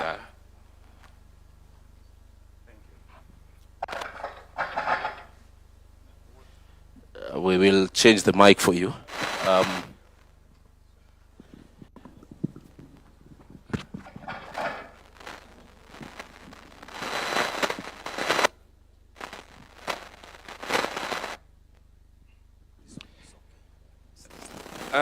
Yes, as I was saying, whether the people that we really... a simple question like that is that, do the people sitting in front of us here understand Article 73 of the Constitution, which talks about public trust? Here is it. I deal mainly with government officials, and there are certain things that are there in these constitutions called accountability, responsiveness, prompt and effective service provision to the people of Kenya. When we write to ask for this information, they will tell you that we are paper pushers. They don't respond in time, and that explains why those complaints remain unresolved. So what have we done? I've been able to engage with the various MDAs, right, has many complaints not being resolved. And we realize that part of the reason is that they don't have, so we are chairpersons so that we explain to them why it is important when we ask the things that we ask. It means that there's a Kenyan somewhere needing the answers. Another thing is that there's the issue of government operating in silos. We all need to be able to respond to that question quickly, but you find that if you address, say, the pensions department, they will tell you, we have not gotten the information from TAC because maybe that's a delayed pension, or we have not gotten the information from Department X. Now, they don't have a referral mechanism where if you make an inquiry and somebody sitting there should be able to refer to the relevant department to be able to act on it. And so this is why we are starting by training them, and we want to start at the top level. Very soon we are going to ask the permanent secretaries, the heads of various parastatals to come down so that we take them through what it means to resolve a complaint within the time that we require. Secondly, we also want to have a coordinating mechanism where if the question is cross-cutting, for example, most of the time you'll get the issue of resources. Treasury should be at the center of all these discussions, because if pension has not been paid, these people will say we have not received exchequer. If National Land Commission has acquired land, they will tell you that the money has not been given to, say, Ministry of Roads to pay. And that person, that Kenyan, has come to us to complain that his land was acquired when we were building Thika Road. How many years was Thika Road built? More than 10 years ago. But you find that there is that problem that the ministry and the treasury and the authority are not speaking together. let's speak to what the issue actually is. Again, lots of ideal situation, but the reality today. 579 complaints brought to your office for the year 2025 have not been addressed. Your mandate surely cannot just end at communicating to the respective entities. What happens to these 579 cases today? We are almost starting September of 2026. By end of this year, more complaints will be coming to you. So actionable things done or that you can do beyond telling this crowd what the ideal situation ought to be. Well, as I said, we have decided to engage the matter. We need to cut down trees and be reporting. All right. Yeah. All right. Let's move to another issue that still touches on you, an increase in requests for access to information. 2016, 2017, 32 requests. 2025, 2026, 654 requests. What does this speak to? What does it say of the institutions that are mandated to serve? Well, the request for information is a new area which is growing, and we like it because it enhances public accountability. Unfortunately, people still again don't understand that when you request the information, you should not come to CAJ as the first point of call. You're supposed to send your request to that information, to the person holding the information. You're supposed to wait for 21 days. CAJ's jurisdiction kicks in after 21 days if you have not received the response. Now, when that happens, you now come to us and say, we requested this information and it's not been provided. And we will look at the information that you request. But first of all, not every information can be given. And so we'll look at it according to the law and see whether it falls under Section 6 of the Act, which are exempted. If it is information that should be given, then we will ask the institution why they're not giving that information and that they should be able to provide that information. All right. Yeah. Clarice, where are we 16 years later in terms of human rights and the rule of law? Let's speak to human rights. Let's speak about the very basic right to life. Thank you. Thank you very much for that question. Allow me to, first of all, just speak to one of the biggest achievements of the 2010 Constitution, and to say that the issue of human rights has been the biggest beneficiary of the 2010 Constitution. Why do I say that? I say that because the language, you'll find that the language that has now been adopted, if you look at issues governance, issues development, human rights has become part and parcel of the language that human rights lawyers and for human rights activists. It's an issue that cuts across. And I'll just take you as an example. If you listened carefully to the speech by His Excellency, I think 90% of it spoke to issues human rights. And that has been the transformation of the new constitution. If there's any language that Kenyans now understand fully, is the issue of human rights. Everything is viewed from the lens of human rights. So we must give it to the 2010 Constitution that it has transformed even the relationship between citizens and the state, where now the state is required to look at everything that they do from a human rights perspective. Now, on to your question about the issues around right to life. You'll find that that's one of the rights that has been protected by the 2010 Constitution and provides that everyone has the right to life. And the right to life is not just about health issues, but it's also about who has the right to take away a life. And that's one of the issues that I think we've been grappling with here in Kenya. And I think it was acknowledged in the previous speeches that has been given, that sometimes life has been taken extrajudicially when it was not, legally taken away. So it's one of the biggest challenges that the Kenya National Commission continues to record.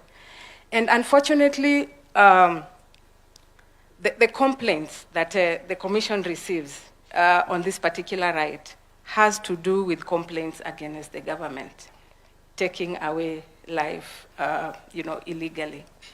And that's one of the rights that is really protected by the Constitution, and that as a country, we must ensure that we deal with that particular right, because the right to life is really fundamental, that once a life, as was stated by the President, once it's taken away, it's taken. You cannot bring it back.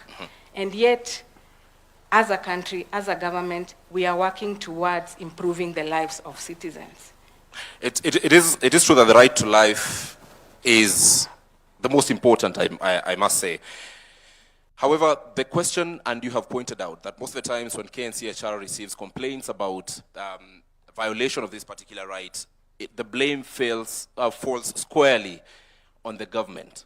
And we have seen actions by the government, for instance, on those people who were injured and those who died from previous protests.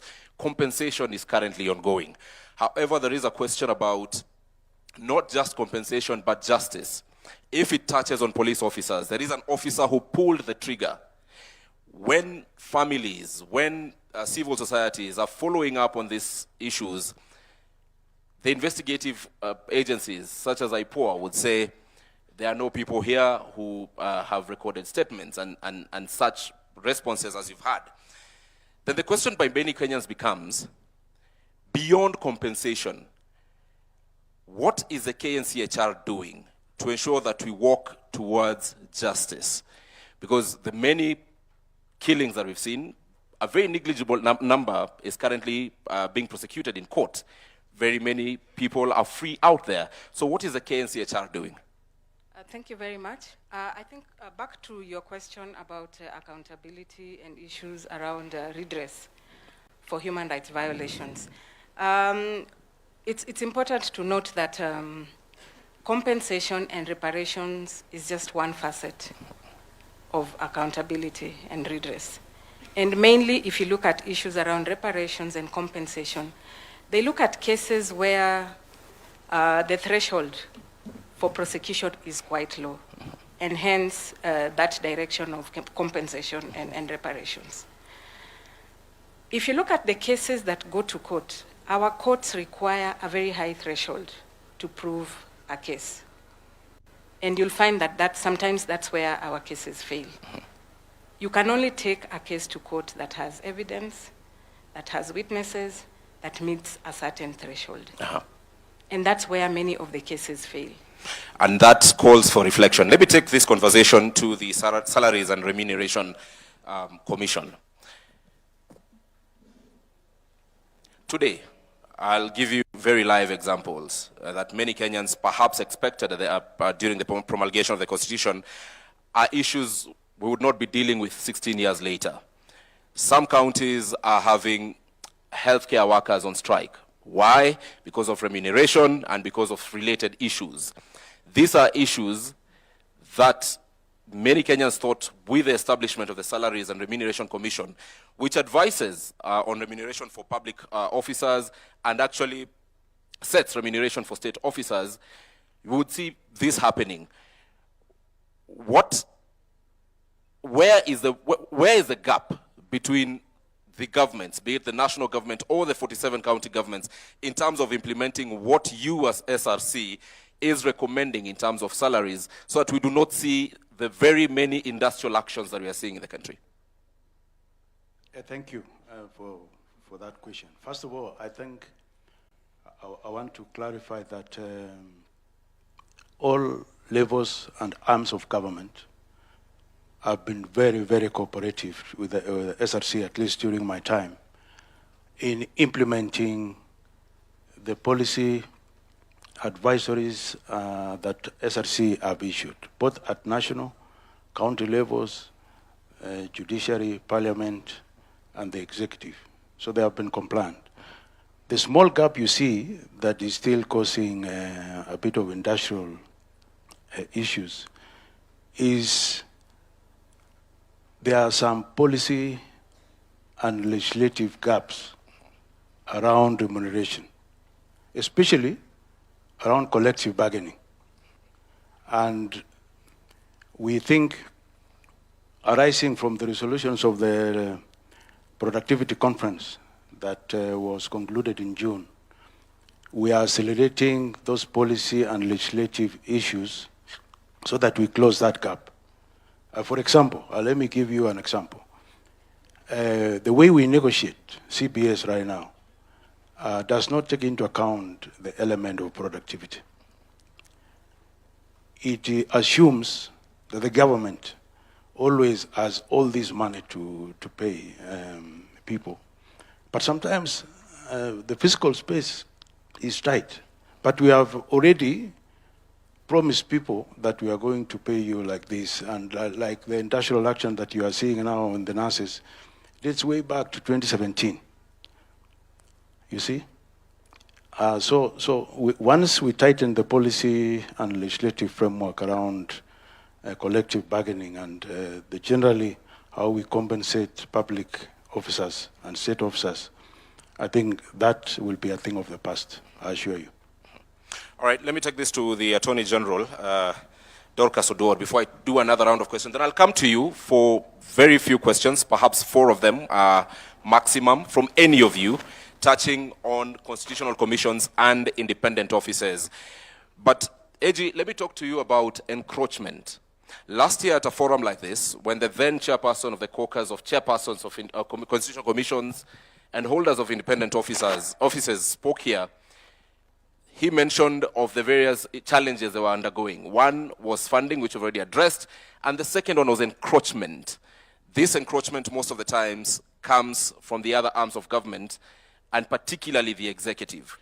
I will invite you to respectfully look at claims made in public just a couple of days ago about employment of teachers and it being done by political players, members of parliament.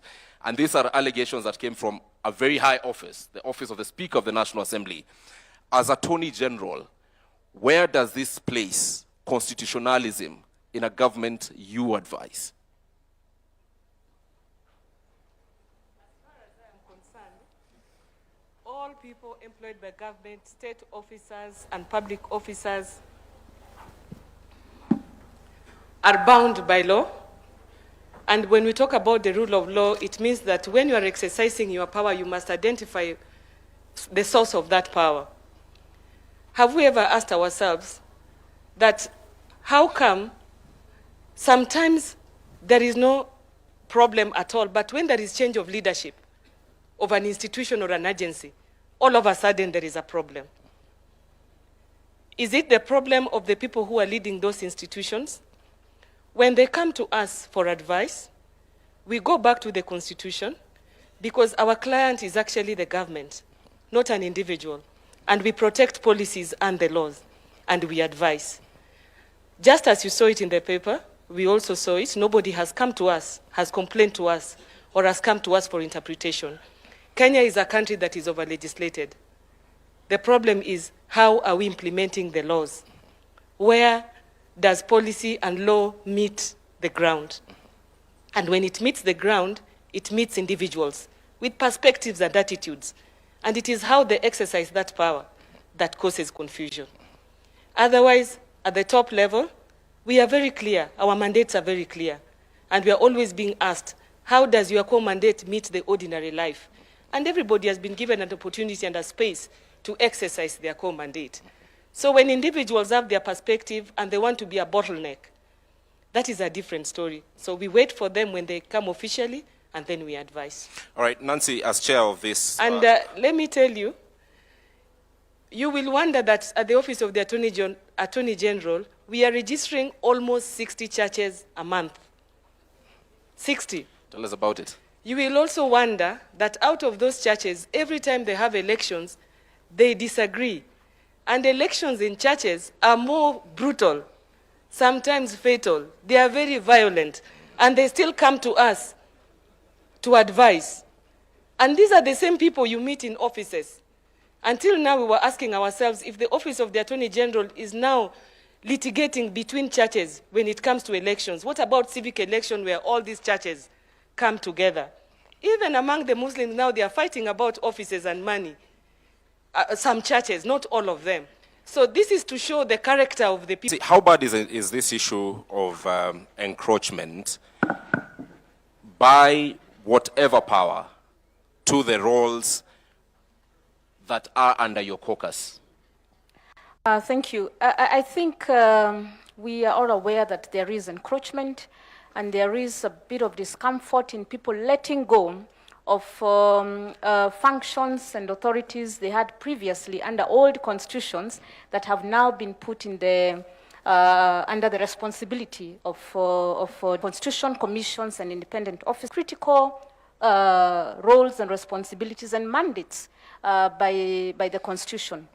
However, because there is almost a similar or parallel structure within either the executive or the state, there is a bit of disagreements in who is responsible. And sometimes we have to end up in court under the judiciary to interpret, which should not be the case, because at the end of the day, we are serving the same citizens. But if the Constitution clearly indicates that the role and responsibility is for National Land Commission, is the control of budget, is ethics and anti-corruption, is the Human Rights Commission, then that should be respected. And then we can have under the coordination of His Excellency, the Deputy President, on how do we resolve this with mutual respect and with mutual understanding of what the Constitution set up. So that has been one of the issues that have been affecting delivery of services, delivery of development to the citizens. Again, there's a competition on who is accountable or who takes the credit. That now derails the focus that it's about a service that should be delivered to the citizen, and people are fighting over who is responsible and who takes the credit for delivering. So it is about interpreting the Constitution without personal initiatives or responsibilities, or trying to, we call it one-man upship. Yes. It's about us working together. And where there has been that mediation or meetings between constitution commissions and maybe State Department's leadership, under, if not the Deputy President, sometimes under His Excellency the President, then we have seen some change and some breakthrough in delivering to the citizens. Tell us how glaring this, I'll list for you what I think are forms of encroachment, and tell me how glaring they are for the constitutional commissions and independent offices. There is the point where the executive would expressly tell a commission what decision to make, all right? Then there are other forms which I list as encroachment, either through appointments, political appointments, funding, legislation, administrative directives, public attacks. We've seen constitutional commissions at times being subjected to public attacks by those who have the platform. Delayed implementation of recommendations or institutional restructuring. All of you, or at least most of you, have had your recommendations on various issues and some delayed. So how glaring are the issues I've listed in terms of encroachment? Which would you say is the most serious bottleneck? Thank you. I think as we progress 16 years down the line, it is not as bad as it used to be in 2011, 2012. There was still a bit of storming and norming. Again, we also have to understand that there's an electoral cycle. So when there's new leader commissions and independent offices responsible for. All right. Legislation, you did give me a yes. list. And I think for this would depend on Constitution Commission and independent offices, lived experiences and interactions with the state in terms of the arms of government. Whether you are engaging with the executive, because of course, and the president didn't say that he has a mandate that he was given by the people to deliver on the visions of and the aspirations that gave him the leadership role. However, within that mandate, there's a constitution that guides and the laws of Kenya that guides on how that mandate should be delivered.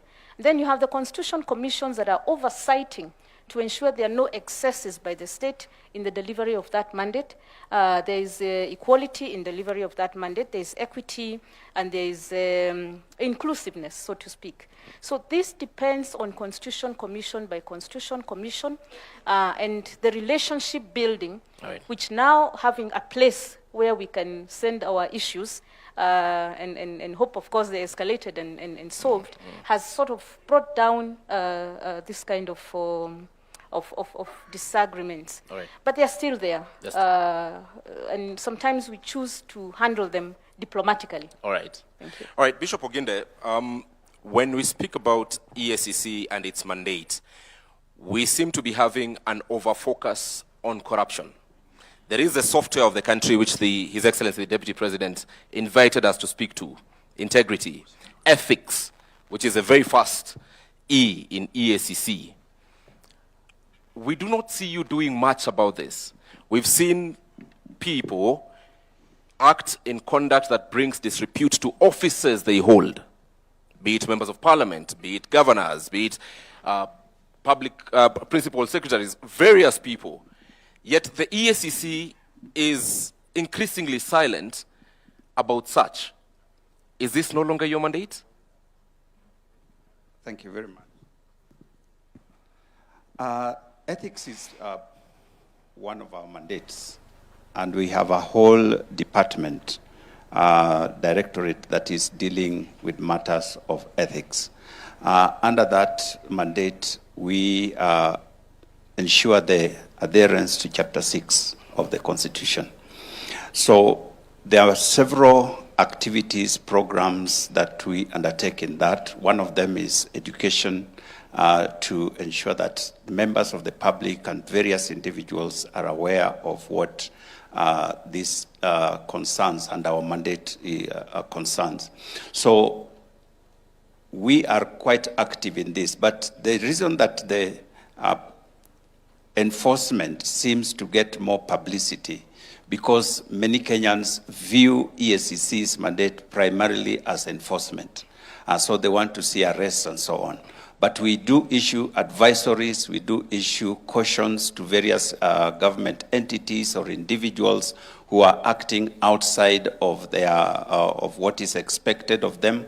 And many times this sometimes does not get into the news. And so it may appear like this is an area that we are not quite engaged in. The other thing that we do in that particular area, we help various institutions in terms of helping them to adhere to the ethical practices within the institution themselves.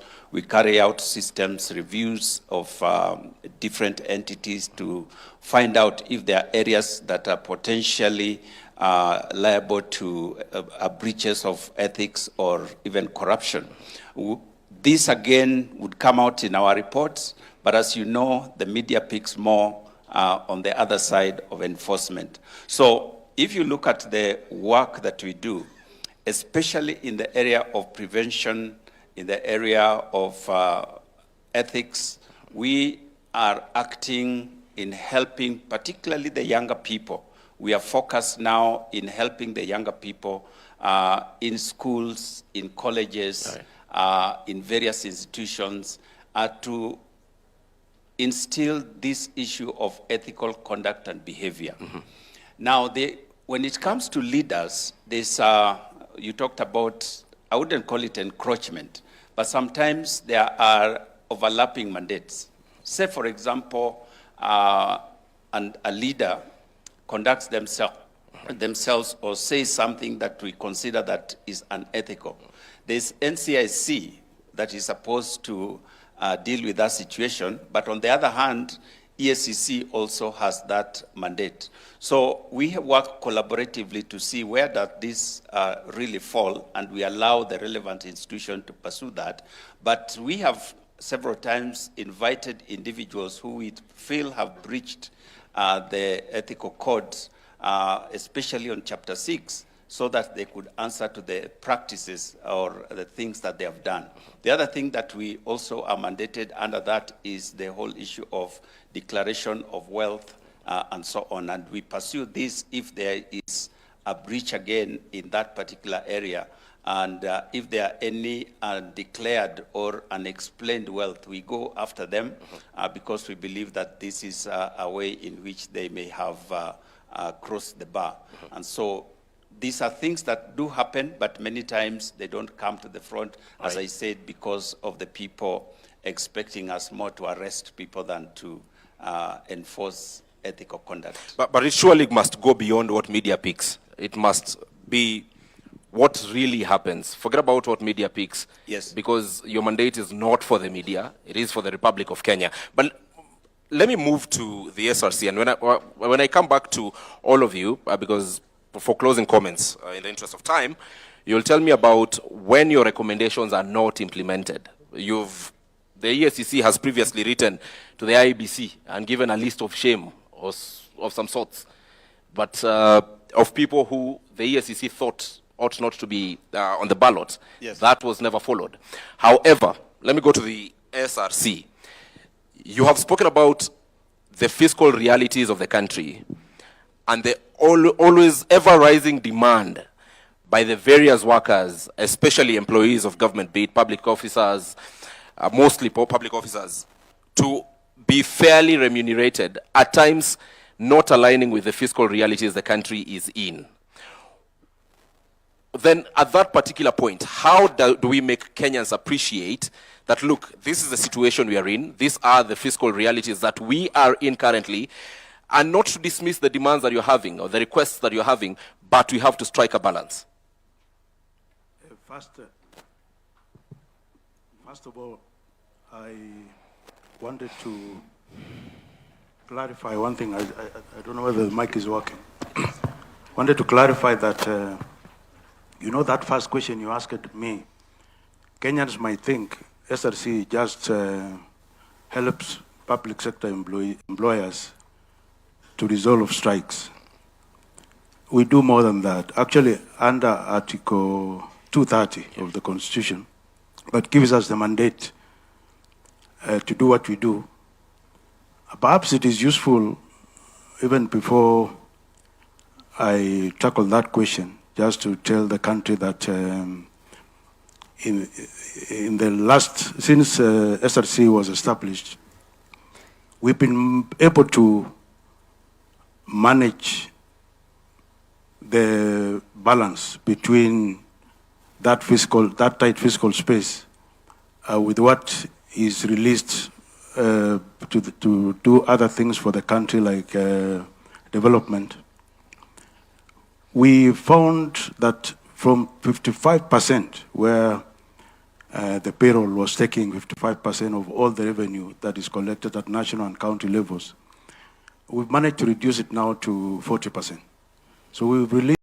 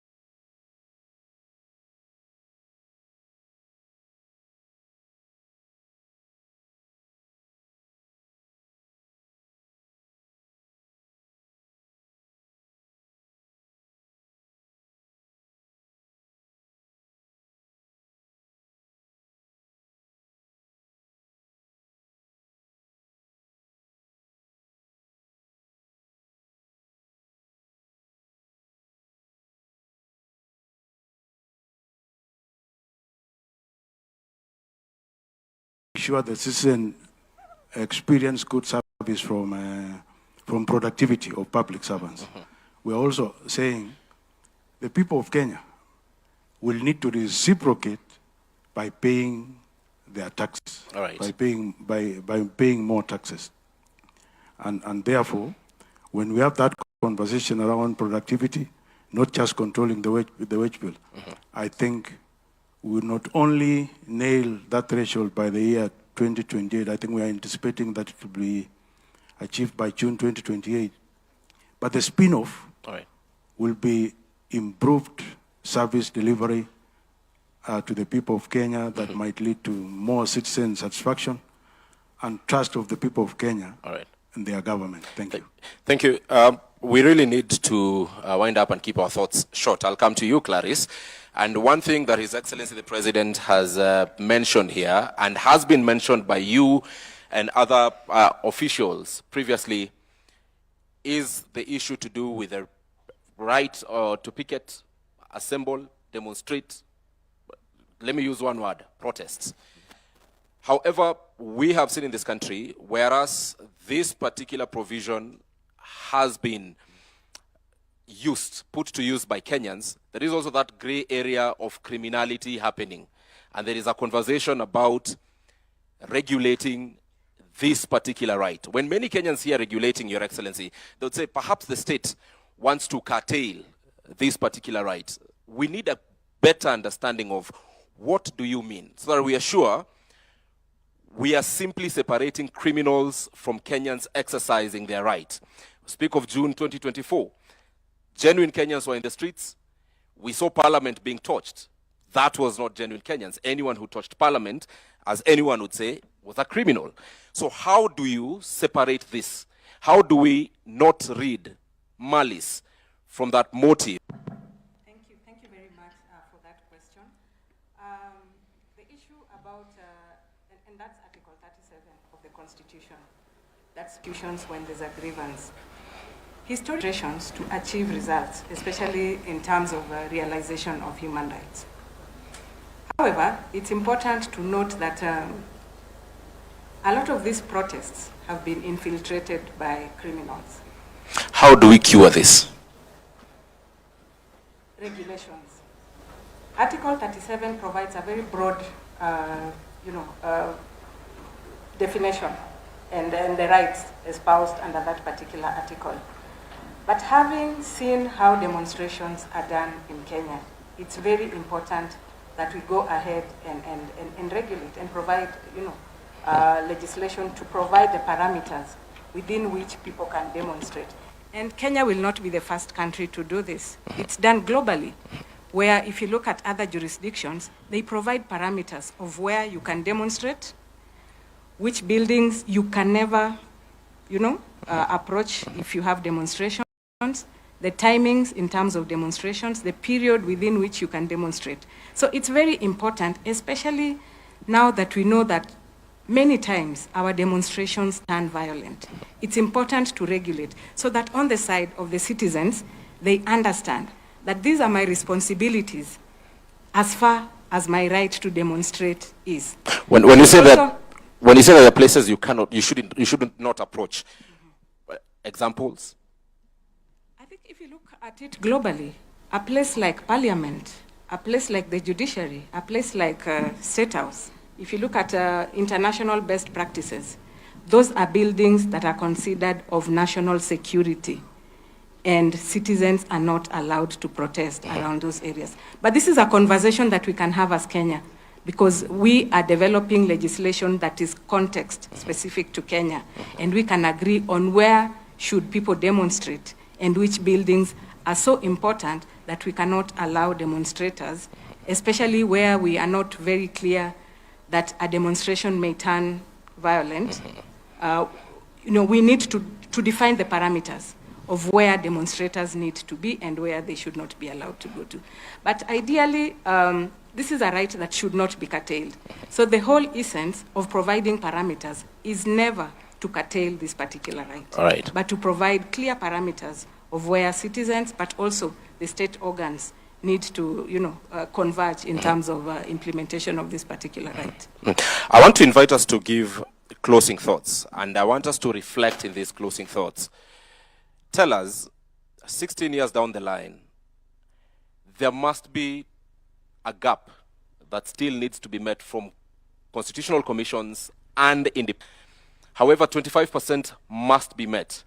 What is it that must be done? And if it's someone who's here who needs to be told you need to stop this for us to meet the 25%, let us do so openly, respectfully, and honestly. Let me start with the Commission on Administrative Justice. Thank you very much. First of all, in terms of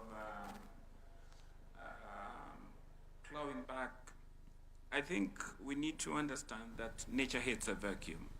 So as a constitutional commissioner, you must occupy that space so that you don't allow anybody to come and take that space. That's the first starting point.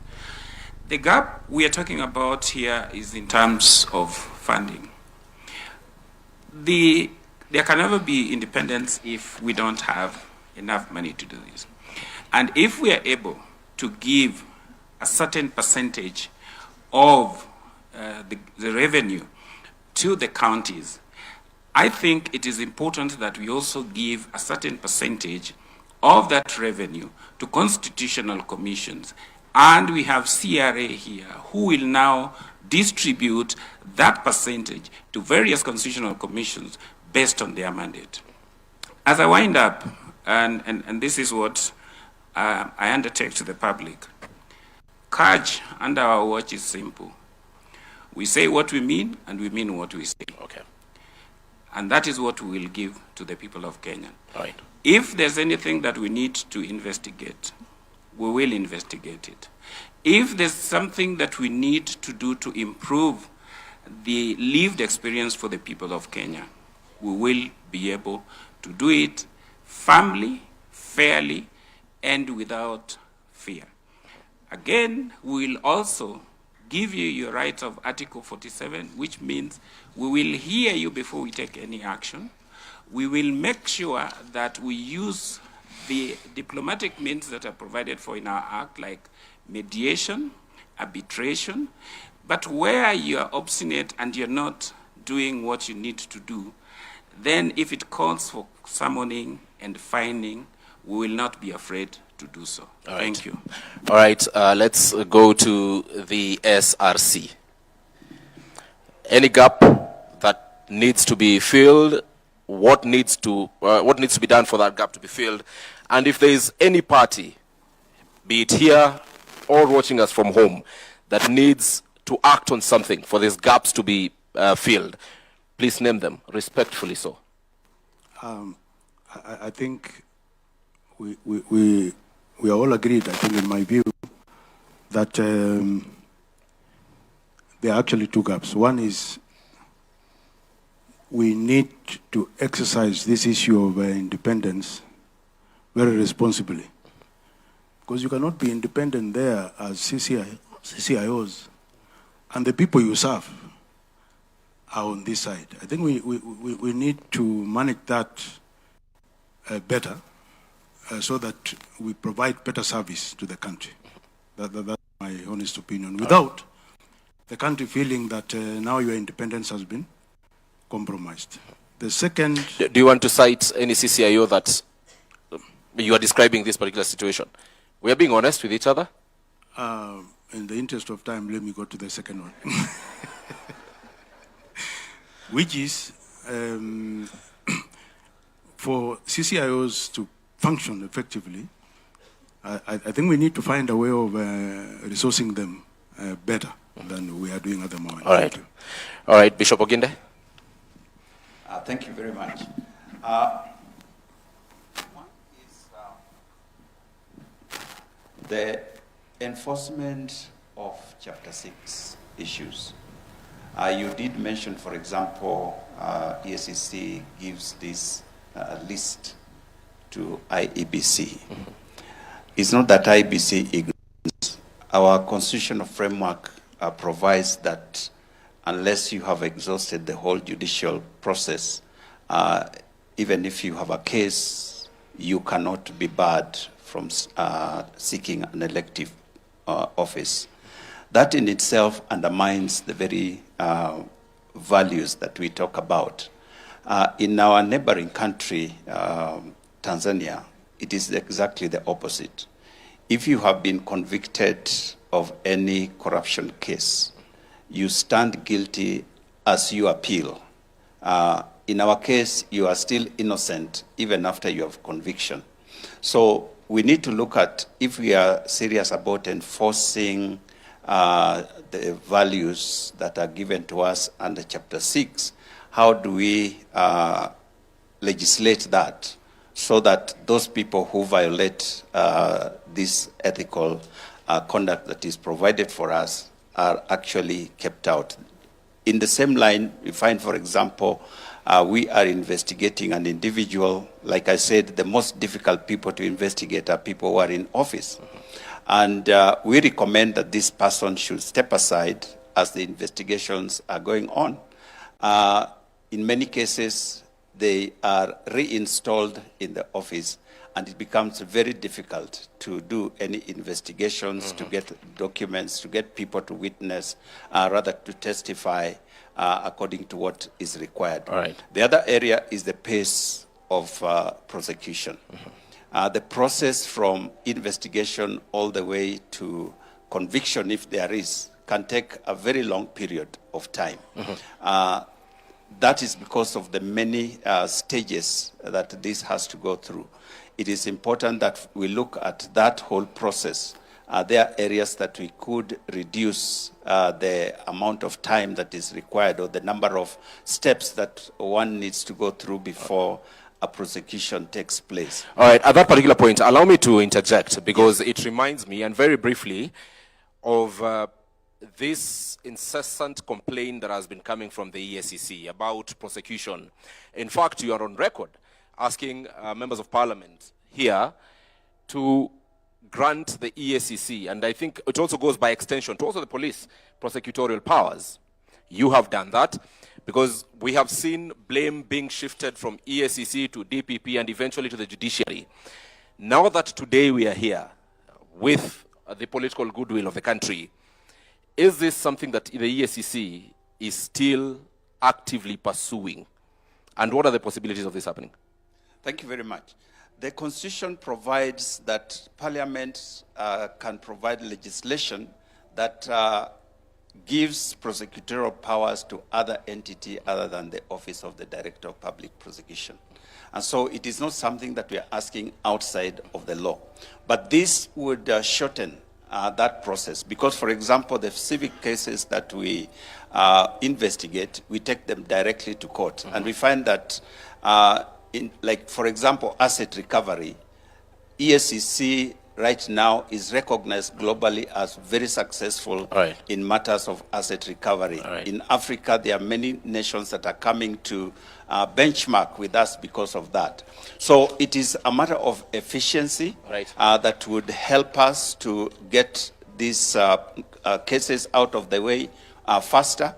But I hasten to add that in recent past, in fact, just a few weeks ago, we have had a very robust conversation with the Office of the Director of Public Prosecution, and we have come up with a framework through which we hope we can work together towards ensuring that things move faster. But ultimately, I believe that would be a very helpful move. Asante sana. Clarice, less than 30 seconds, closing remarks, gap, and what needs to be done. For me, three things. Number one, if you look at the current context in Kenya, we've over-focused on rights without looking at corresponding responsibilities. So for me, that's one message that I would want to pass. That Article 3.1 of the Constitution emphasizes that we have rights, but we also have responsibilities. And I think when we start recognizing that rights come with responsibilities, I think we may be able to achieve, get to at least 80% of implementation of the Constitution. All right. I think the second thing for me, and was alluded to by the Ombudsman, is about funding to constitutional commissions. Probably it's about time we thought about ring-fencing funding to constitutional commissions, similar to what we have with other arms of government. Then lastly, just to mention that constitutional commissions are the bridge between the citizenry and the government and the state. And we should not be seen as enemies of either of the two. We must be seen as that bridge that brings the two together towards finding sustainable solutions to the issues that affect us as a country. Thank you very much. Last but not least, Nancy, the reason I've given you the last opportunity is because, one, you're the chair of the caucus for chairpersons of constitutional commissions and independent officers, but I also want you to turn the mirror inwards and tell us, what have these commissions done or failed to do that have led us to where we are today? It surely cannot be all external pressure. Internally, what needs to be done? Thank you. And I'll respond to that in the context of the gaps. The thread of your questioning has been on what needs to be done, what is remaining, and this speaks directly to the citizens. It is important that we really do self-reflection because the Constitution established an accountability architecture that is designed as an ecosystem, that whether you are this arm of government, whether it's the executive, whether it's the judiciary, whether it's parliament, whether it's the two arms of government at county level, the county assemblies and the county executives, and the constitutional commissions and independent offices, we all have a role to play in the accountability architecture. And we must look at 16 years down the line, because we are saying katiba at 16. What remains to be done? Because there were expectations. What promises are pending? Real promises that speak to human lives and livelihoods in this country. What has been eroded? And what has been outrightly denied of the citizens in terms of development or in terms of service delivery. And every player in that architecture has a role to play, because Kenya stands to lose if we don't close the gap or significantly ensure that the promises in the Constitution are met. And speaking to each one of them, the executive must implement accountability recommendations. I have had conversations that these constitutional commissions only report. But the Constitution established the constitutional commissions as the key advisors and consultants to the other arms of government. So the reports that they do are the advisories that the other arms of government and other players in the ecosystem need to take note of and need to implement, so that the promises in the Constitution are delivered to the people and the gaps are closed systematically. It is a journey, but it's a journey that must be taken. All right. The executive must implement accountability recommendations, strengthen financial controls, accelerate digitization, and that is one thing we are all very, very proud of. Your Excellency, you took the bull by the horns. You said we digitize. Of course, we have to digitize by ensuring that there is also security of the systems and security of the data, and that the services are enhanced through the digitization. Thank you. And Parliament, every player has a role to play. Parliament must ensure that accountability findings attract consequences and sanctions. And here I am a proponent for personal responsibility. Some time back we had a conversation with the head of public service. And the question I asked is, the CS Treasury is the one who appoints the accounting officers. Accounting officers are PSs or CEOs of state corporations. But before they are appointed as accounting officer, they have been appointed by the presidency to play a role in delivering for the people of Kenya. So the ultimate responsibility, first and foremost, is on the authority that appointed them. Right. And hence we move to the zero fault audit. Everyone has a role. Judiciary must guarantee timely and predictable justice. County governments must strengthen budgeting and planning. Constitutional commissions must deepen, and this is now the onus is on us. Collaboration, strengthen follow-up mechanisms, push accountability scorecards based on citizens' personal experiences. It's not about us. It's not about the three arms of government. It's how does the citizen on the ground perceive the services they're receiving and the trajectory of development in terms of their future livelihoods. All right. And of course, the citizens have very briefly, 10 seconds. The citizens must continue to demand accountability and from all public institutions. Thank you very much, Nancy Gathungu, Auditor General. Asante sana. Dorcas, 10 seconds maximum. We are living in a country where people like going to court. The government has this project. Person A has gone to court. The president wants to do affordable housing. Someone goes to court to stop it. And there is a lot of what the political players have termed as, even on the side of the judiciary, judicial activism. We have had that term, that particular term, and I wish we had representatives of the judiciary in this particular panel. However, that move by Kenyans to challenge literally everything, for whatever reason, as Attorney General, what are your thoughts about this? I'm calling upon Kenyans that now we have outside there the law on public participation. The rule of law requires that we rule by the law, which includes the constitution, legislation, policies, regulations. Kenya is the only country where, through our representatives, Parliament and Senate, we pass a law, we do public participation. Then an individual goes to court to say that that law is unconstitutional. And sometimes they have their way. We have an opportunity now, the public participation bill is out. Tell us how you want to participate in constitutionalism, how you want to participate in decision making, how you want to participate in law making, so that once you have told us how you want to participate, and we adhere to that process of public participation, the issue of you not being included in public participation will not appear, and therefore judiciary will have to know that the laws that are made by the people. Thank you. So one of the gaps that we must bridge is the law on public participation. Please speak, let us have a law. Secondly, the law on picketing. It is also out for public participation. Immediately we finish with it, somebody will go to court, it will be found unconstitutional. Yet it is your representatives. Sometimes it is your MP who passed it, and it is the constituent again who goes to court to say that it is unconstitutional. Kenya is a beautiful country. We have beautiful leaders. All right. Let us just support our leaders and support ourselves. Each one of us must start leadership from our houses. Asante sana. Let's appreciate all of them. Dorcas Oduor, the Attorney General of the Republic of Kenya. The Auditor General, Nancy Gathungu. From the Ethics and Anti-Corruption Commission, Bishop Dr. David Oginde. From the Commission on Administrative Justice, Charles Orinda Dulo. From the Kenya National Commission on Human Rights, Clarice Oganga. And from the Salaries and Remuneration Commission, Mr. Sami Chepkwonyi. Ladies and gentlemen, thank you very much for this conversation. Let's appreciate them as you take your seats. Asanteni sana. Mike.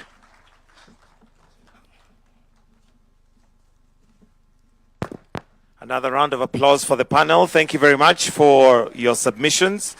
We'd now like to progress to another panel.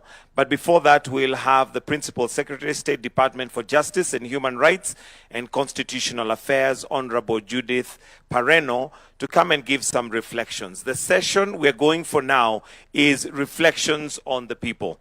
Remember, the first one that we had, we were looking at accountability, but now, in regards to the Constitution, we'll be looking at reflections of the people. So why don't we put our hands together as we welcome the Principal Secretary, State Department of Justice, Human Rights and Constitutional Affairs, Honorable Judith Pareno, to make some very brief submissions. Then we move to our second panel. We'll have one more panel, which will be the last one after this. Welcome.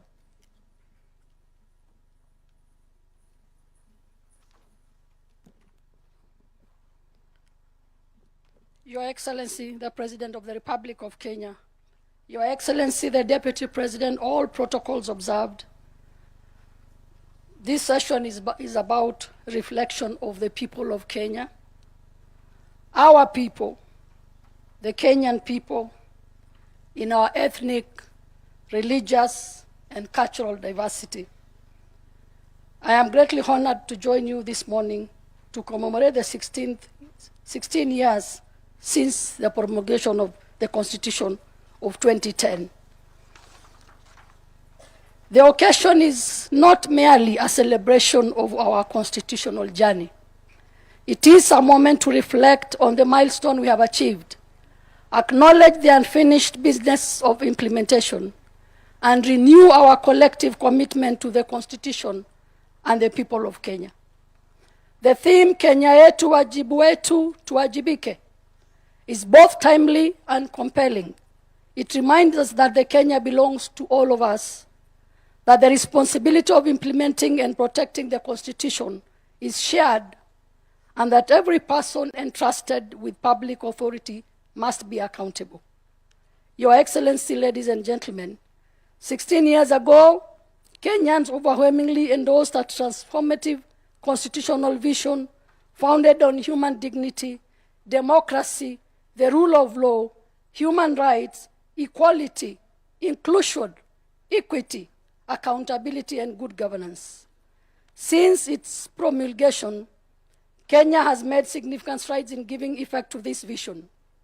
Among the most notable milestones in the establishment of devolved governments, strengthening of the Bill of Rights, strengthening independence of the judiciary, strengthening electoral and political governance framework, established public participation, advanced gender equality, inclusion and affirmative action, improved access to legal aid, alternative dispute resolution, human rights, protection, and people-centered justice. These milestones demonstrate that the Constitution has not remained merely a legal document. It has progressively shaped our institution, governance systems, and relationship with the people. Distinguished guests, as you celebrate this milestone, allow me to express our sincere appreciation to the Excellency, the President, for finding it fit to restore and strengthen the Office of the Attorney General by introducing a new State Department, the State Department for Justice, Human Rights, and Constitutional Affairs.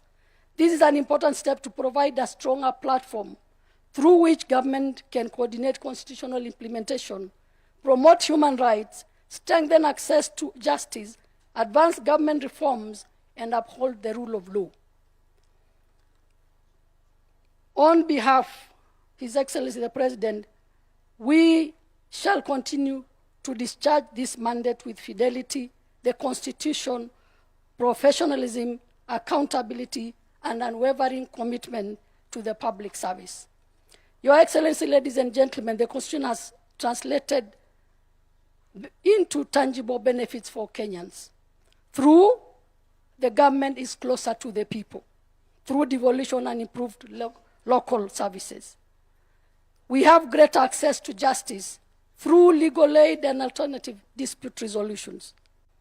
We also have stronger protection of rights, including for children, women, persons with disability and victims, minority and marginalized, and the vulnerable people. We have greater citizen participation in governance and public decision, more accountability in the exercise of public power and use of public resources. We also have greater equality, inclusion, and dignity, the access to opportunities and public service. Ultimately, the Constitution must be felt in the daily lives of every Kenyan, in access to justice, quality public service, protection of rights, participation, and accountable governance. While we celebrate the progress made, we must also acknowledge that the constitutional implementation remains a continuing journey. For many Kenyans, the full promise of the Constitution is yet to be lived.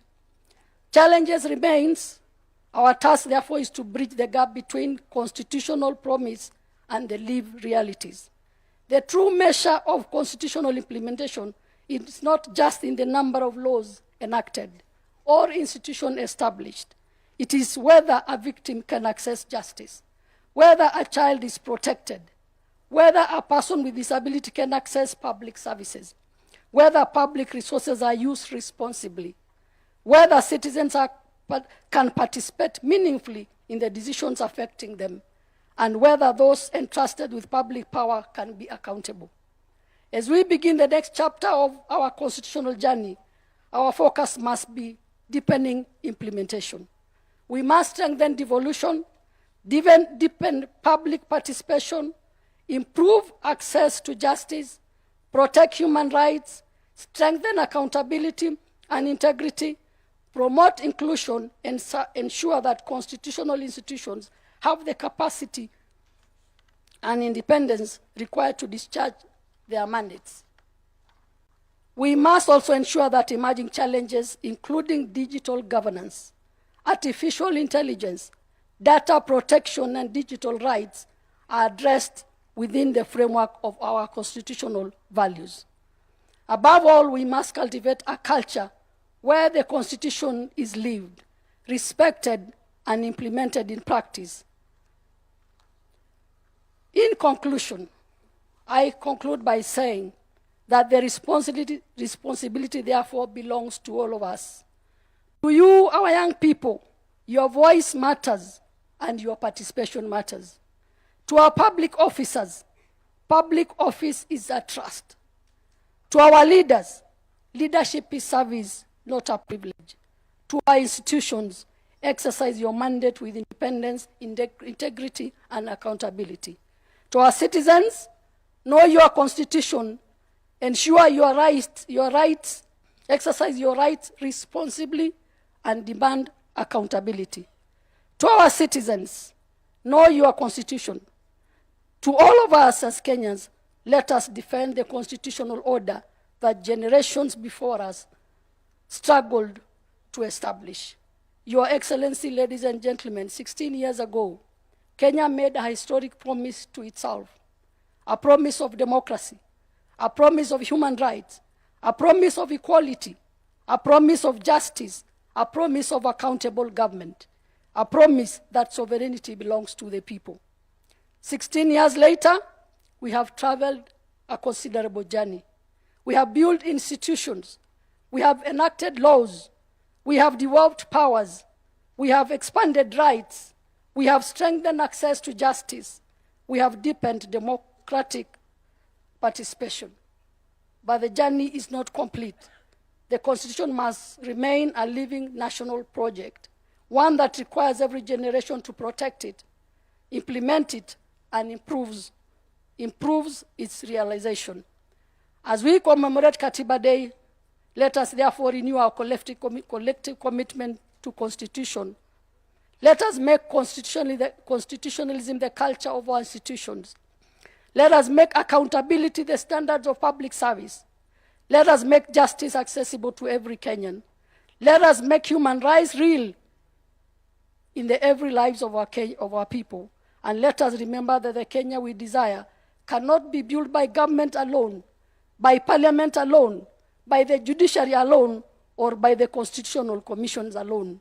It must be built by us. Kenya yetu ni wajibu wetu, tuwajibike. May God bless our constitution, may God bless the people of Kenya, and may God bless our great Republic of Kenya. Happy 16th Katiba Day. Thank you.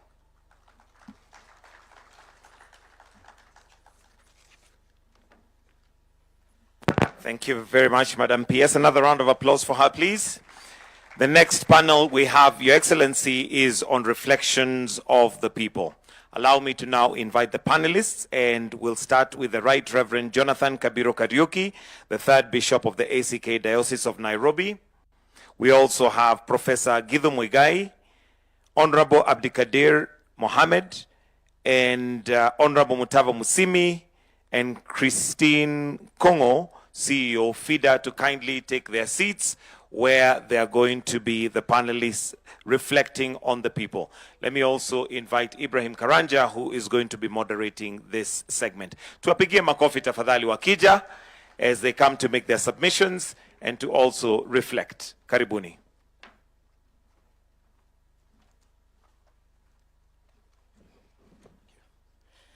Thank you very much. This is going to be a very short session. Short but very deep. Short but very deep. Ladies and gentlemen, through your hands, the 2010 Constitution was bequeathed upon us as a country. Today I want us to reflect, and this one question will go to all of us. Have we met what we intended to with the 2010 Constitution? I'm asking this because literally you're part of the midwives of the 2010 Constitution? What are the successes and how much have we met the target? I will start with Mutava Musimi. Thank you very much, Bwana Moderator, Your Excellency, and all of us. Have we met our goals? Is that what you're asking? Yes, sure. And you're asking me. As an observer, I think what I can say is we've come a long way. We are the better for it, for having a new constitution. I cannot imagine where we would be without a new constitution today. But we could do better. Okay. Number one, the poverty levels are worrying. The poverty levels are worrying. Number two, I am not sure, and I speak as former chair of the Budget and Appropriations Committee, I asked the question, can we afford the government we gave ourselves? If you look at the public wage bill and all the public institutions we have to fund, can we honestly afford the government we give ourselves? Number three, when we were in Ufungamano and trying to make our modest contribution, we were very clear that devolution needed to be given more time than other areas that we were, other areas in which we wanted to see change. In fact, we recommended that once the new constitution is promulgated, the president appoints a devolution commission, gives them 3 years to deal with the issue of the size of the unit, their mandate, their character, viability. I was in Parliament when this constitution was when it was being promulgated. And I remember Abdikadir, who is here with us, who was our chair, took us to Kabete School of Government to deal with the issue of the number of units we needed. I think we had a day or two at the very best, and we knew it was just musical chairs. It was not really a serious meeting because the decisions had been made. Today I asked the question, listening to Professor Anyang' Nyong and his team and Professor Hino, a lot of the issues that are coming up are actually issues that should be addressed by the county government. And that is why we recommended from Ufungamano, and we said every 25 years,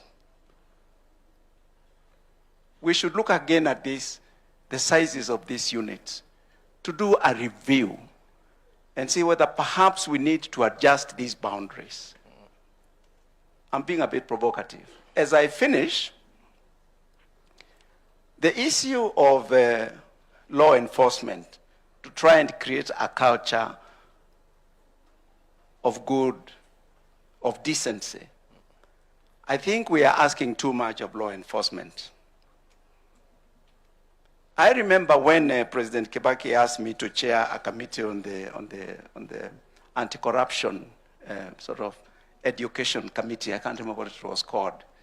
But I tried to listen to him very carefully, and I noticed that he had faith in the need for law enforcement, but he was very keen that there is education. Of course, he was a teacher in his own right. And he understood if Kenyans can be helped to see that corruption is costly, then we might begin to move the dial on that issue. All right. And as I close, all of us here are mature people. There are things that families do that law enforcement does not do. There are things that religion does that law enforcement does not do. There are things that managers of education do that law enforcement does not do. There are things that media does that law enforcement does not do. The instruments of socialization the place of culture, tradition, there are things they do. And I wish that we need to do a reset and begin to go back and ask, perhaps we are not giving enough emphasis to these other institutions. I thank you. All right, Prof. I don't know. Oh, yes, I can be heard. Your Excellency, all protocols observed. I am one of those people who are very proud of this Constitution. First, because we almost never had it. Although we had been working it for a very long time, at the end, we almost never had it. We had it because we went through the Kofi Annan peace process. And that helped us, many of us in this room, to reflect on what we had taken for granted in this country, which is that there would always be peace and there would always be stability. I look back at what we've gained. Let me start with the judiciary, where I spent a part of my life. I think there we have made concrete and serious progress. When I interact with jurists from across our continent, they look up to Kenya for the seriousness of the jurisprudence that is emerging here. We have small problems. We have some rotten apples. And I think if we do not act fast, that problem can grow bigger, but it is not an unsustainable problem. I look at Parliament, and one of the most enjoyable parts of my career were the 2 years I spent in Parliament. There are still ideas there. There are still people debating seriously, honestly. There are laws being reviewed by people who have a genuine interest in what is going on. I look at the executive. I look at the minds that are serving in the various, and I think we shouldn't be too harsh on ourselves. We've made critical progress. I like to single out, for example, the team that runs our treasury. As a layman, I look at it from outside.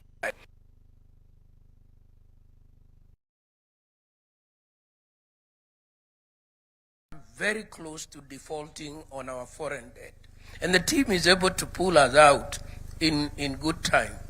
So we have a capacity issue that this Constitution has helped to bring that we should be proud of. I want to remind you, as a historian of that old one and the new one, by this time, by the 17th anniversary of the old one, we had amended it 17 times. So this is a more stable Constitution in many ways. And I do hope, every so often I hear people open up a healthy discussion. Should we extend the presidential term limit to, or should we remove the term limit? Should we reduce the counties? Should we decrease the number of seats in Parliament? And the debate goes on, and it is a healthy debate. But the form of mechanism we put for amendment means that we are unable to amend this Constitution in the foreseeable future. I think that's a problem. Right. I think that is a real problem, because all of us recognize that some things are not working.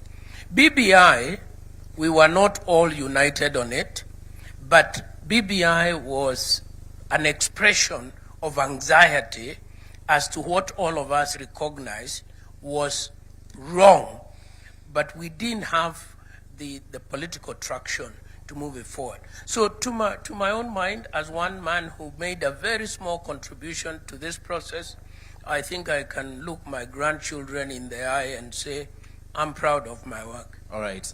Thank you very much. Thank you very much to my old teacher and my padre. Your Excellency, thank you very much for holding this a second time. Last year is when you held it for the first time, and you promulgated it should be held annually. Thank you so much. Baba is not with us, but he requested you to hold it from the morning, not just afternoon. I think you have accepted also that request. Asante sana. If I am a private citizen now, I can comment without any issues. If you look around, Mzee Moi used to say we were an island of peace. But if you look around constitutionally, last week or this week, a very senior officer in one of the neighboring countries resigned because actually a vice president, because he asked for constitutional reforms and his president was not too happy. I don't think Professor will resign for making any comments in this country. Another neighboring country is in the midst of a constitutional crisis right now. The term for the government is over. They don't know what to do. They're struggling.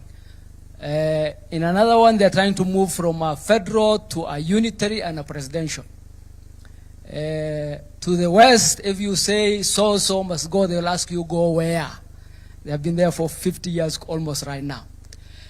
The first set of rights the first set of rights are called first generation rights, political rights. In this country, we have no issue with political rights. We have a lot of political rights. That is something we have banked. We are moving to second generation rights, which the president was talking about earlier, which is economic and socio-economic rights essentially. The rights to health, the rights to housing, the rights that make, the first rights are about keeping the government away, keeping the state away. The second rights are asking the state to do what it's supposed to do. That's where we are. The fact that we have moved from the first to the second, where those of us who are alive when Mzee Moi was there, or when these other rights were not there, it was a completely different environment. And so things that many people take for granted right now, it took a lot of effort. If you listened, and I agree with the chair of the Human Rights Commission, if you listen to the president's speech today, I don't think Mwalimu can imagine Mzee Kenyatta one giving that speech, or Mzee Moi giving that speech, or many places that speech being given by a head of state. The language of that speech is the language of human rights. That is not possible in many places. And those are things we should not take for granted. And as we move to the second generation rights, I think we should be very proud as a country of what we have achieved and where we're heading to. Okay. In terms of the challenges, we have very many challenges. The Constitution has accountability devices that were put there to hold high state officials accountable. Impeachment was one of them. We did the impeachment of a deputy president, and we had a lot of problems with the judiciary because the judiciary failed to understand that that's not their role. That's a political accountability function where the judiciary has no role, in my opinion. And they injected themselves into that process and messed things, if you ask me. The second is recall of MPs. Recall of MPs. MPs, the public has a right to call the MPs. Not one MP has been recalled because Parliament made it so difficult for members of Parliament to be recalled that it's not happened in 16 years. Sure. It's highly unlikely to happen with the setup that act has given. In terms of the JSC, I don't think the JSC has worked because our judiciary is supposed to be accountable. The executive can't hold it accountable. Parliament can't hold it accountable. There's a mechanism that was set to allow the JSC to hold it accountable. The JSC has abdicated that role. And the JSC needs to come back to that function because they have made it very easy for a judicial officer to say, we're putting an injunction, you're not going to do your work. That really is not how the katiba is supposed to work. Right. And in terms of vetting, I say, we hold vetting every time there's a new state officer, but rarely do we see that vetting being useful. So there are quite a number of challenges, but I'm very proud of where we are, and I'm very proud on the second generation journey that the president has put us on, and I think it's not a finished project. It is a project we should be proud of. When we were doing this katiba, the last bit, we were coming from a very difficult place as a country. And just delivering it as a national project alone was very important. And the difficulty with which all the surrounding countries are finding delivering a constitutional foundation like we did should really tell us that we should be very proud as a country. Right. Thank you very much. Thank you very much, Honorable Abdikadir. Reverend Kabiru. Thank you, Your Excellency, and all protocols observed. We must appreciate that indeed, as a country, we have come a long way. The 16 years from where I sit as a church leader, of course, we must appreciate the effect of devolution within our country and how that has really changed the local appearance within our counties. The public participation is a great thing that must be celebrated and basically strengthened. How do you ensure that the public feel each one of them is part and parcel of the progress and basically the decisions that are made at whatever level, that becomes critical. Now, when we come to the establishment of the commissions that were actually established by the Constitution 2010, again, we see there is a lot of connection where the public are able to connect depending with the needs that probably are coming up. But I must say that it is very clear the commissions that are very well known by Kenyans at this particular time are the ones that actually carries, especially the political agenda. They are the ones that are actually very well known. They are those that many Kenyans will not tell, will not actually associate with. And I think it is important then for us to ask ourselves, this being work in progress, because the Constitution is basically work in progress. There is a lot that continues to be done. There are commissions that continues to be formed as to help in terms of implementation. We also need then to go further and say the much the Constitution is work in progress, the civic education about that Constitution also need to be a continuous work so that the Kenyans can be able to build that trust. They can also be able to relate. We are talking of 16 years, so a person who was born can now be able to relate with that actual Constitution at 16 years. So that becomes critical, basically for us even going forward to think how do we move towards that direction. Thank you. Thank you very much. And Christine. Thank you very much, Your Excellency, all protocol observed. I must say, I want to say thank you for giving civil society a space in this conversation today, and particularly Federation of Women Lawyers, FIDA. Speaking as an advocate, I want to say this constitution, for me, I can describe it in three ways. It's progressive, it's transformative, and it's pro-people. The women and girls in Kenya, I must say we've achieved notable milestones under the last 16 years in the constitution, under three areas which I want to just discuss very briefly. One, under leadership, the second one under social rights, and the third one under legal protection. Under legal protection, I want to say there have been very many statutes that have been developed and eventually have been passed by Parliament under the Article 27 of the Constitution. One of them is the prohibition of Female Genital Mutilation Act. Christine, allow us to check your mic, please. Thank you.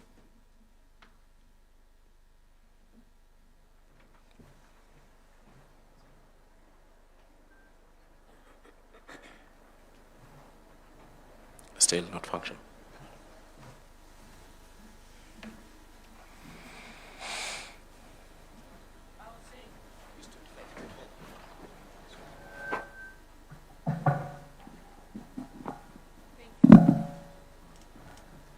The point I was trying to make was the issue of legal. I was trying to bring out the number of statutes that have been passed in the last 16 years in terms of women and girls in Kenya. And there have been many. The Prohibition of Female Genital Mutilation Act, the Matrimonial Property Act, the Marriage Act, the Protection Against Domestic Violence Act. Those are achieved notable milestones in terms of legal protection for women and girls. However, there have been various challenges in terms of legal protection. One of them, Your Excellency, is the issue of femicide. No woman or girl in this country feels safe anymore. The femicide has increased to an issue where we are calling upon you, Your Excellency, to declare this a national crisis. We have seen there was the presidential task force that addressed it. A report was presented to you. We haven't seen any implementation being done, so we're kind of requesting if implementation can be done. In terms of celebrating Katiba 16, we know that there have been the issue of two-thirds gender rule, whereby we are saying that the lack of implementation of the not more than two-thirds gender rule in elective and appointive bodies has not yet been implemented, despite Article 27.8 being very clear on it. Because I may not get any more time, I want to just give my suggestions on way forward in terms of what perhaps we feel as advocates ought to be done. We feel that IEBC needs to come out strong and empower itself in terms of strict enforcement during party nominations. We are 1 year to elections. IEBC is empowered and directed by the courts to reject any political party that has not complied with the 2/3 gender rule. This alone will send a very loud message to political parties who are also here. We also want to say that political party funding needs to be restructured, and the Office of the Registrar of Political Parties also needs to make sure that these political parties also are very deliberate on the 2/3 gender rule and can constrict the funding, because this has to happen. Right. So I want to say, in terms of Katiba 16, a lot has been done, but there's a lot of unfinished business and gaps. Right. We want to say that there has been a lot of resource constraints addressing issues of gender-based violence, and then inadequate funding towards this thematic area. That also needs to be looked into thoroughly. We want to say that in terms of the 3 arms of government that are here, I'm very happy the judiciary is the only arm of government that has complied with the 2/3 gender rule in terms of the issues. And I'm very happy that Chief Justice herself has been very deliberate in terms of appointing magistrates and judges. So I want to ask the other 2 arms of government, kindly do your part. Right. Thank you very much. All right, Christine, and you have preempted the direction I was to head next, which are recommendations from the panelists. So thank you very much for doing your part. But what Christine has given as part of the things that need to be done, let's honestly look at, without putting aside our political affiliations, look at this document that is guiding us and honestly tell each other this part needs to be either corrected through an amendment or whichever other way. For instance, Christine has spoken about the 2/3 gender rule. The practicability of it, especially in elective positions, is something that may need to be discussed. But let me start with you, Reverend Kabiru. What part of this constitution, if you were given a chance to relook at, would you relook at? Well, I think looking at the constitution as it were, as I mentioned, it is a work in progress. And I think we must see it as such, that there is what must be done to further the work that was done. But further to that, what we have at the moment, when we look at the implementation, when we talk about the respect for the Constitution, then that carries the whole weight. The respect of it as it is, whether good or how good it is, whatever percentage, the taking it and implementing it as it were, that becomes critical for the entire country, and each one of us with the responsibility, whichever that actually we take. When we look at the issue to do with the Bill of Rights, that actually His Excellency the President talked about, the efforts towards that, I think these are the areas that we must look at. How do we ensure that there is the basic, that at this level, this must actually be taken at a very high level at the end of the day. All right. The issue to do with the ethics, the leadership and all that, I think this needs even further strengthening and ensuring that at the end of the day, what the Constitution has actually provided, it is actually followed all the way through to the very end. Remember, this is where we have the national values. And the Constitution must be embraced by the entire country. Right. So that it is not about looking at the leadership, looking at the parliament, looking at the executive as the implementers. All right. It is our value, all of us across the country. Thank you. So in that, we need to employ and ensure that we follow towards that direction. Abdikadir, what part of this constitution, 16 years later, do you genuinely feel needs to be relooked at so that we better achieve the objective we had at the start? Thank you. So other than be relooked at, is one of the, I think the least successful chapter of the Constitution is chapter 6. That is on graft, on ethics. And I'm really worried whether it's possible to legislate good behavior, as Reverend Mutava said. I think that really requires cultural shift. I don't think, let me not say I don't think, but I'm not too sure I'm as confident as I used to be that writing a very good legislative prescription for that would help. I think we really need to have a cultural shift. So, for example, we are going to elections in less than a year. If you are a Kenyan and you elect a thief, and you expect that thief not to steal your resources, you are not a very serious Kenyan. And I'm just giving that example. But genuinely speaking, if you elect an MCA, if you elect an MP, if you elect people into office who are incompetent, who are lazy, who are guilty of a lot of stuff, genuinely speaking, I mean, you don't expect better service. So that's really one issue I have grappled with. The other is, so for example, the gender issue, I just want to say, the gender issue is only in the National Assembly. The gender quota issue is only in the National Assembly. In the county assemblies, we resolved it by constitution. In the Senate, we did. In the National Assembly, we already had a National Assembly that was made up of geographical seats.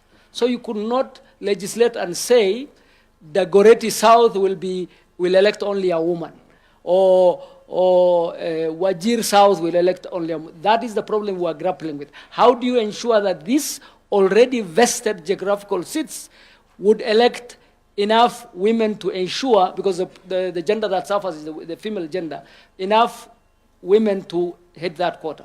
And that's why we introduced the county women representative tool to up those numbers, and then hopefully get, and those incentives, by the way, don't work across the world. If you look at many parliaments, rarely, other than Rwanda that is by fiat, many parliaments don't hit 20% of female gender.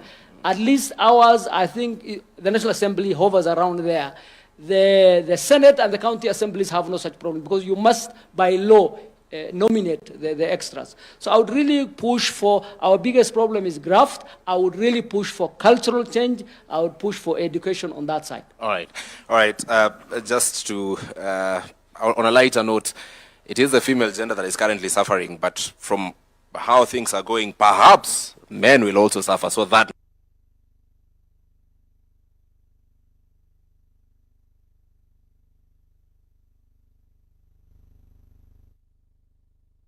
the difficulty in amending this constitution is a problem, because indeed it's very difficult. You've reminded us during BBI, and what those of us who are not lawyers had then, a basic structure doctrine, and how some other parts of the constitution are, so to speak, untouchable.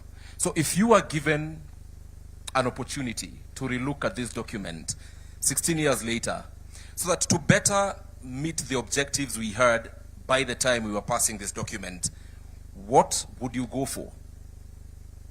Well, first, I think that we need a national consensus, and I think that debate has already started. The president kicked it off the other day, not only about where do we go as an economy, but where do we go as a society. And I think that therein we will be able to return to this question: is this document still serving us correctly? And I think the answer is no. It has its own internal inconsistencies that does not allow our full energies to flow. For example, I personally, as a student of the Constitution, I studied the old one and I'm now studying this new one. We work best as a country, believe it or not, whether you call it nusumkate or you call it handshake. It is the model that works in our constitutional formation. And we need to confront that reality and write it into the Constitution, which is exactly what we did in Bomas. Then the politicians came in, including my own distinguished student here, and removed it. The Bomas Constitution was a power-sharing constitution.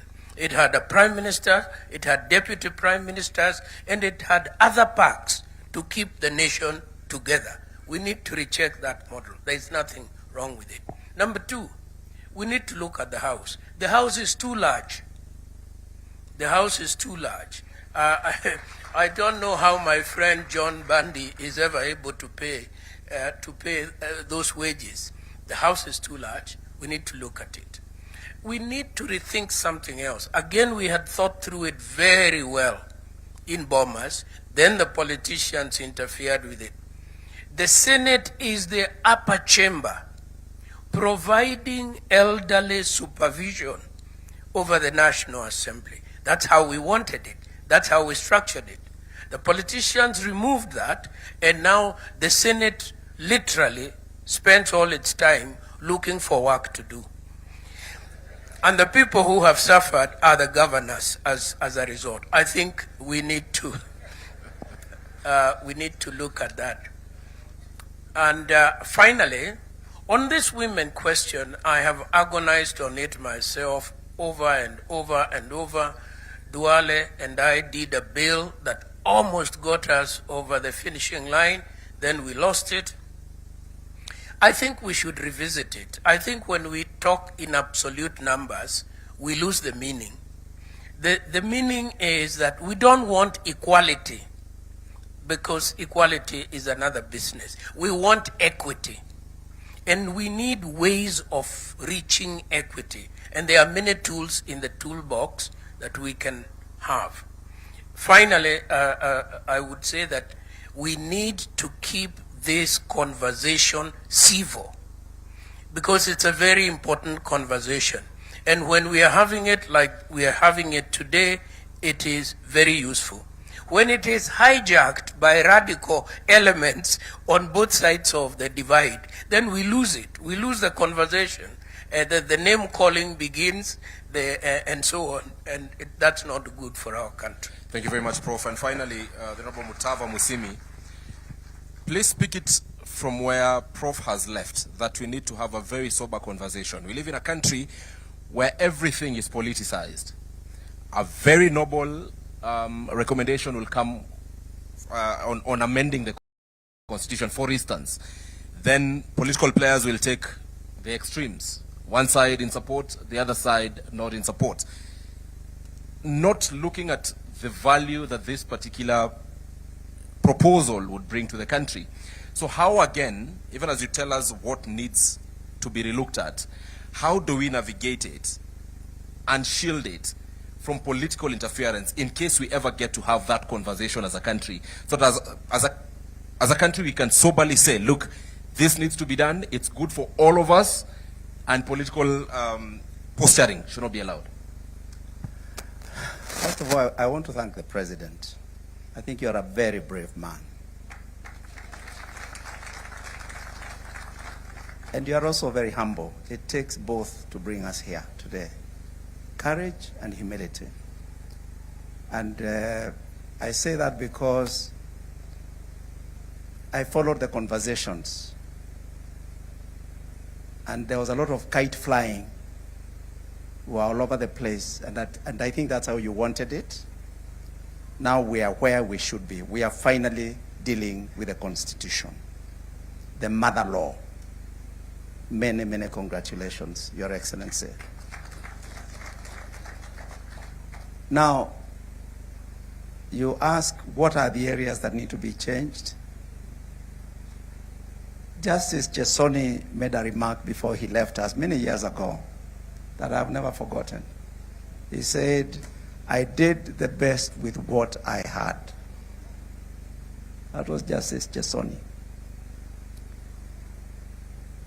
If we want to do our work as public servants, there is a lot of latitude to do good for the Kenyan people. With this constitution as it is, I remember when I became chairman of the budget committee, I was in the first lot with the new constitution. It was very clear that the responsibilities of that committee are heavy. And we looked at the budget policy statement soon after you and your former boss came into power. And the numbers were not adding up. The public debt was crazy. Public wage bill was even worse, and so on and so forth. So I asked my committee, why don't we do a socio-economic audit of the implementation of this constitution for the last 4 or 5 years? Now, I know that Parliament is independent, but I still felt it is important for the executive to know. So we went to Nanyuki, and we met President Uhuru Kenyatta and Dr. William Ruto, his deputy then. And we went through all the terms of the reference of the socio-economic audit that we wanted. And basically, the work was taken over. We gave the work. We made a resolution in the National Assembly. It was bipartisan. We worked with Honorable Duale and the late Jacob Midiwo. And we got the numbers on the floor of the House. The only audit I know from the Office of the Auditor General on the implementation of the Constitution is one done by the former AG, Dr. Edward Ouko. And we made sure, once it was out, after 3-4 years or so, we gave copies to the leaders. I gave it to Honorable Raila Amolo Odinga, myself. I gave it to Prime Secretary, Cabinet Secretary Isia, myself, and so that it can begin to get attention from people who matter. What point do I want to make? I don't think myself that Parliament is doing enough to oversight the executive. It can do a lot more. I do not think the county assemblies are doing enough to oversight the governors. I leave it at that. Right. Come now to the things that I think need changing. You can tell I have issues with the units that we have in the devolved government and how they were created. It was a bit rushed in my view. Your Excellency, I've seen you struggle with the same problem that your predecessor struggled with respect to Nairobi City. I want to get it right, I saw it here. Nairobi City County Government. Sasa umeingilia kidogo kusaidia rafiki yetu Sakaja. Your predecessor aliingilia kusaidia Sonko. You know, as observers we are saying, he barabara tulijenga. Now today we want bumps, maybe we need to redesign, maybe we need your carriageway. There may be a problem with the design of this road. Nairobi, and I would add Mombasa, probably need to be looked at differently from other counties. With respect to the other county governments, I think I've said enough. All right. 30 seconds, sir. Hiyo nitakurudishia. What were you asking me? What was that other question?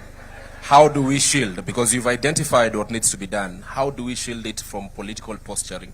Shield what? Shield, in case we decide to have a conversation about relooking at the Constitution, we are likely to see political players take both extremes for political reasons, not looking at the bigger picture of whatever recommendations would come or would need to be done. So how do we shield this process? You know, I'm so glad I went into politics for 10 years. I'm glad to be out. But there are things I came to know about the Kenyan I didn't know.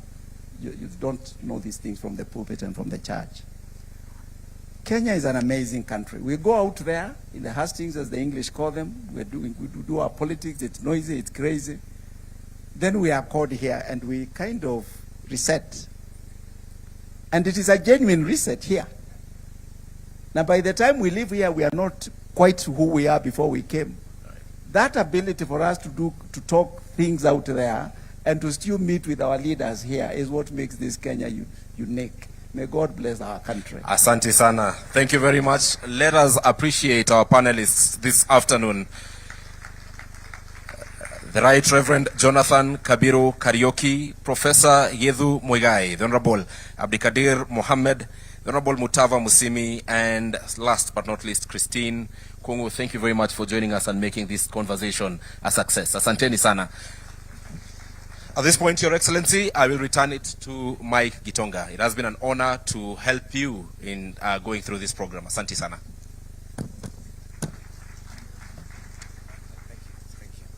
All right, thank you very much to our panelists and also to our moderator, Ibrahim Karanja, and we are moving on swiftly. We have one more panel, which is going to be looking and reflecting on the state of the Republic. But as we change also just a few things on the setup here, I'd want us to watch a montage that gives us an overview of where we have come from, and it is titled, My Land is Kenya. Let's have the montage, please.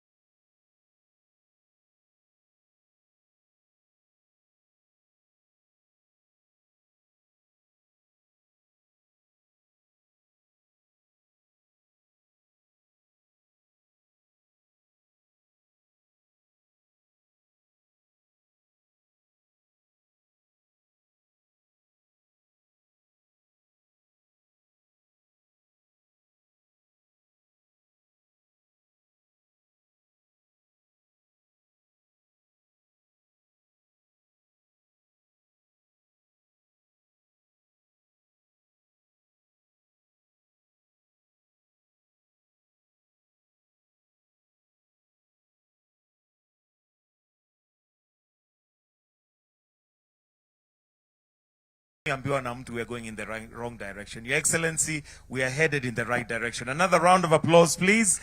And that particular song, that version has been done by the Moipei sisters. I know some of us may be aware.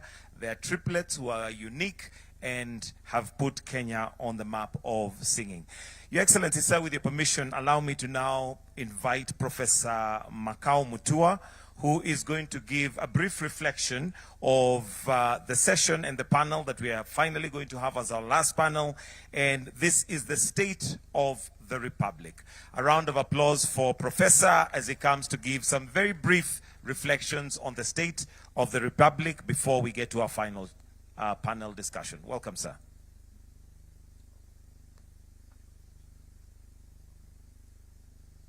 Thank you so much. Your Excellency, the President of the Republic of Kenya, Your Excellency, the Deputy President, all protocols observed. I just want to say, first of all, that this has been a very illuminating conversation. It's a reflection and also a celebration of our Constitution. But the discussion has also been very somber and very solemn. And it is on the second limb of that statement that I want to say that last year, Your Excellency, you fulcrumed this event with your partner, the late Honorable Raila Odinga. And of course, Mr. Odinga is not here today because he left us. But I want to say that before Mr. Odinga left us, Your Excellency, you and he worked extremely hard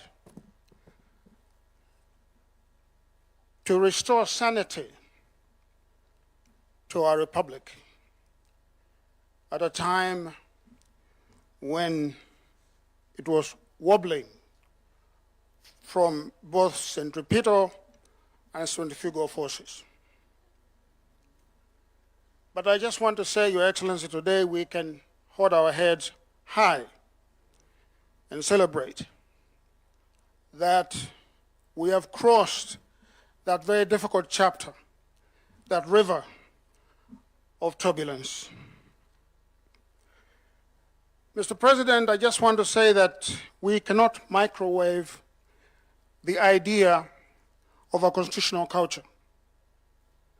It is not possible. Building a lasting and a rotund constitution is a very difficult process. We're here now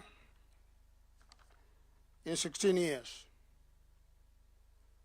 because before then, Kenya was not a democracy. Kenya was not a democracy. Our democratic journey, in reality, started in 2010. And so today, we gather here on this historic day to perform one of the most important rituals of an open society.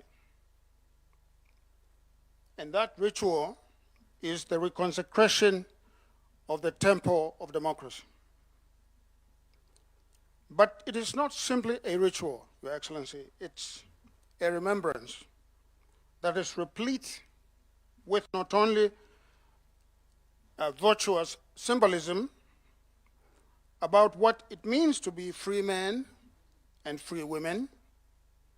It's a call to the fidelity of the norms, the processes, and the institutions that require the Kenyan state to give the most happiness to the largest majority of its people. But we meet here today not to express naive optimism about human nature.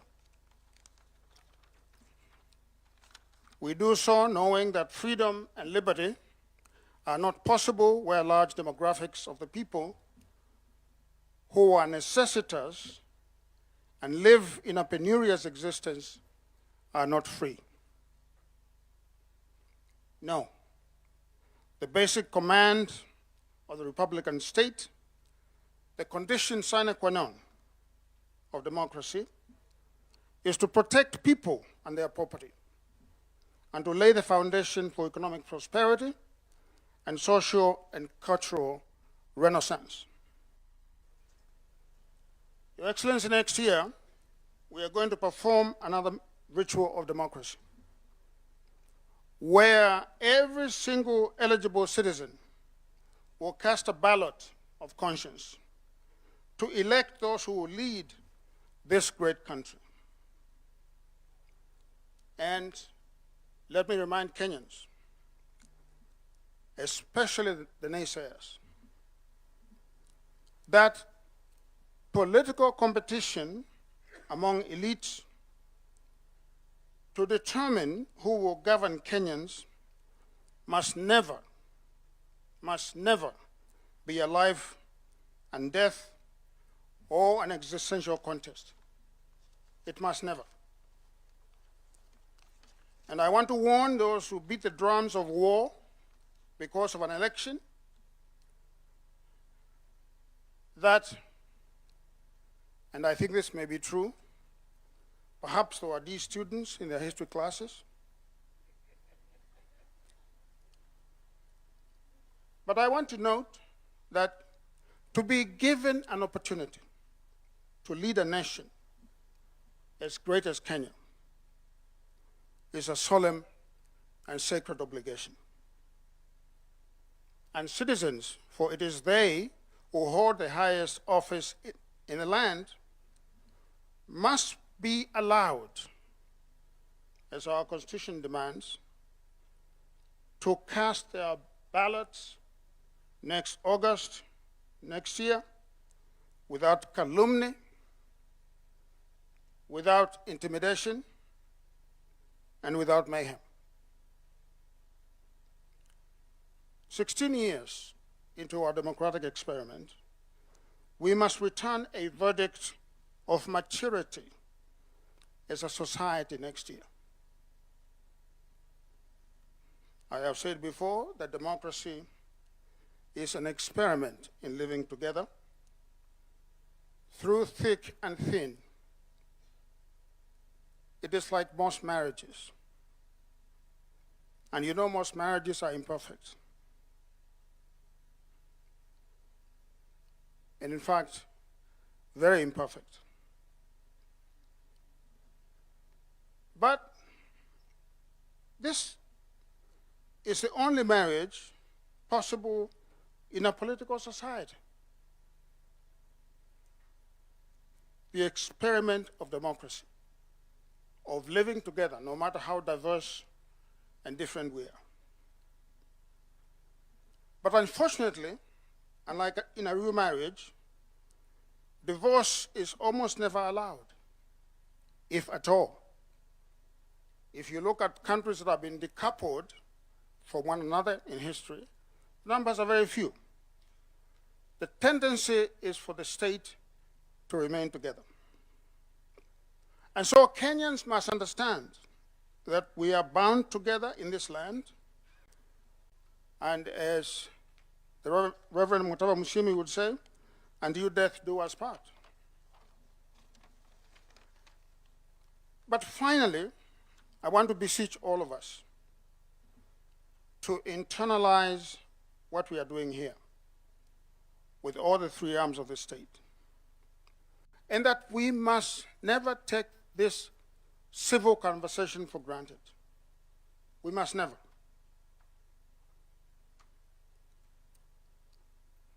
And we must lower the political temperatures.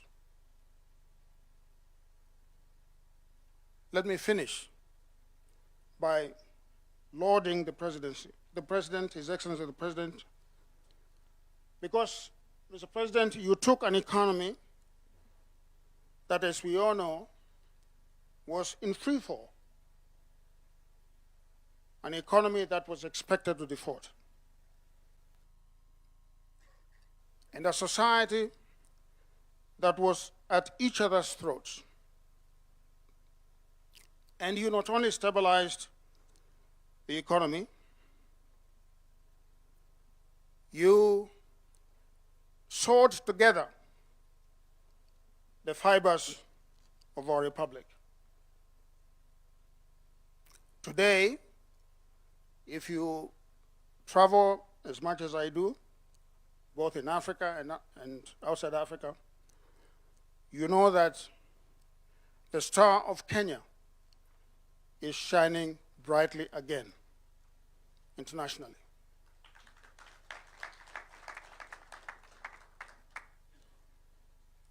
The work that the President has done is evident for all to see.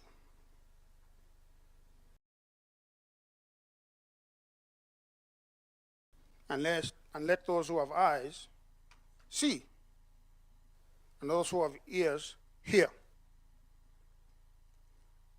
Your Excellency, you took the call of the people and you have delivered. Our country and our democracy today are stronger and better than they were 4 years ago.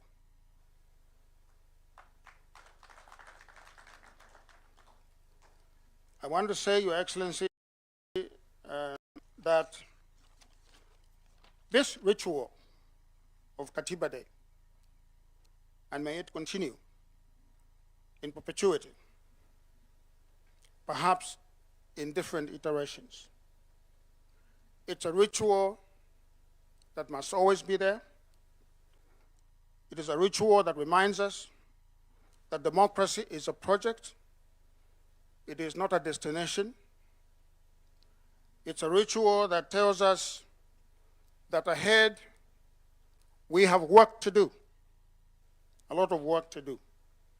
You heard in a previous panel, which had some of the founding Kenyans of the 2010 Constitution there. You heard them talk about some of the deficits that we must face and that we must resolve.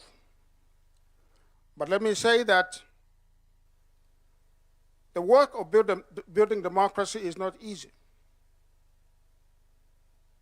It is not easy. And it is not to excuse our deficits in this area. But I want to remind you, look around the globe, in our neighborhood. Look to North America and look to Europe. And you are going to see some very established democracies that are having conniptions. You know what conniptions are? Okay, epileptic fits. Some of them are 600 years old, some of them are 300 years old.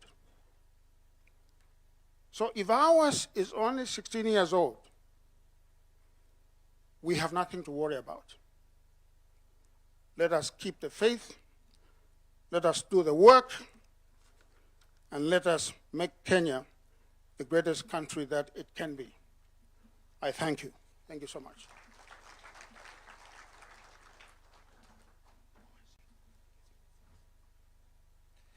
Thank you very much, Professor. Your Excellency, with your permission, allow me to now invite the Honorable Dr. Musalia Mudavadi, Prime Cabinet Secretary, and also Cabinet Secretary for Foreign and Diaspora Affairs, to make his submissions. Tumpatie makofi tafadhali akija.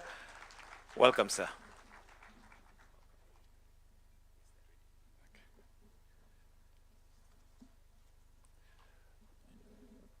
Your Excellency, the President of the Republic of Kenya, Dr. William Samoei Ruto, Your Excellency, the Deputy President,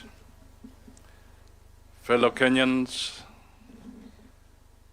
members of the Diplomatic Corps, Your Excellency, with your permission, let me just take a minute to request the ambassadors and high commissioners and members of the Diplomatic Corps present to just rise so that we can give them an applause and acknowledgement.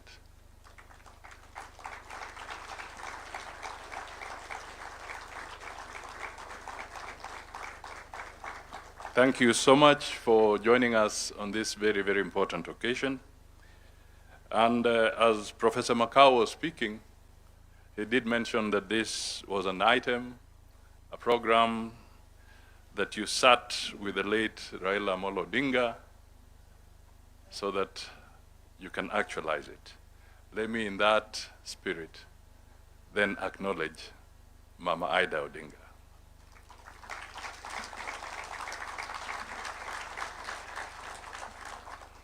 Thank you.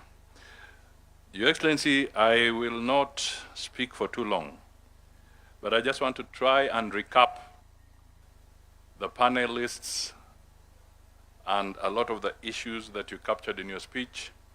And I know that the next panel is being awaited for seriously. because you will be one of the panelists.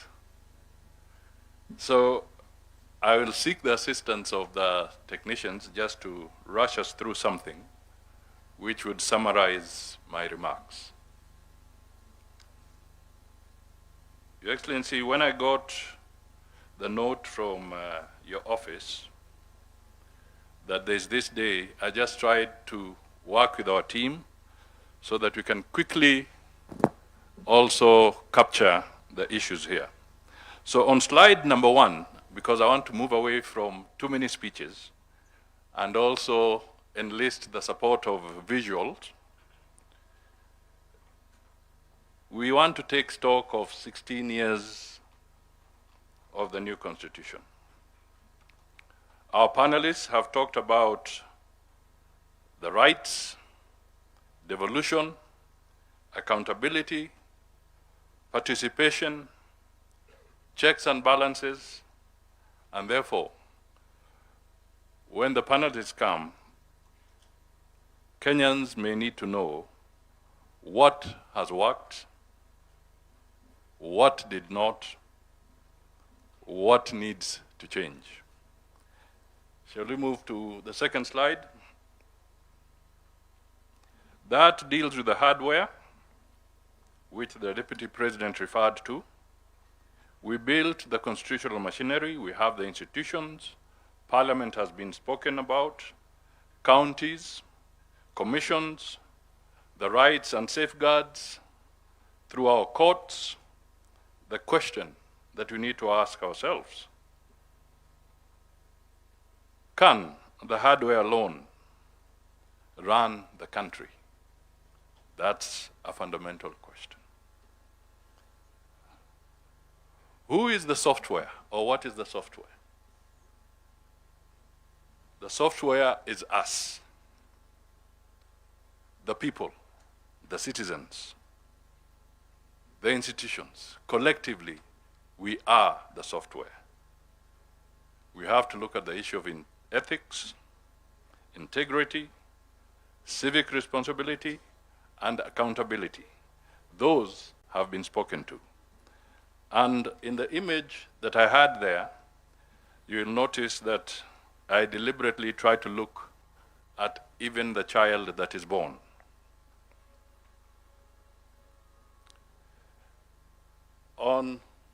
Now we can move to the next one. Values. Rules matter, but values make them work. What does the law require? What is the law trying to protect? What value is it trying to preserve? Ladies and gentlemen, constitutionalism is more than compliance. Let me move to the 5th slide. At the corner, you will notice something about litigation.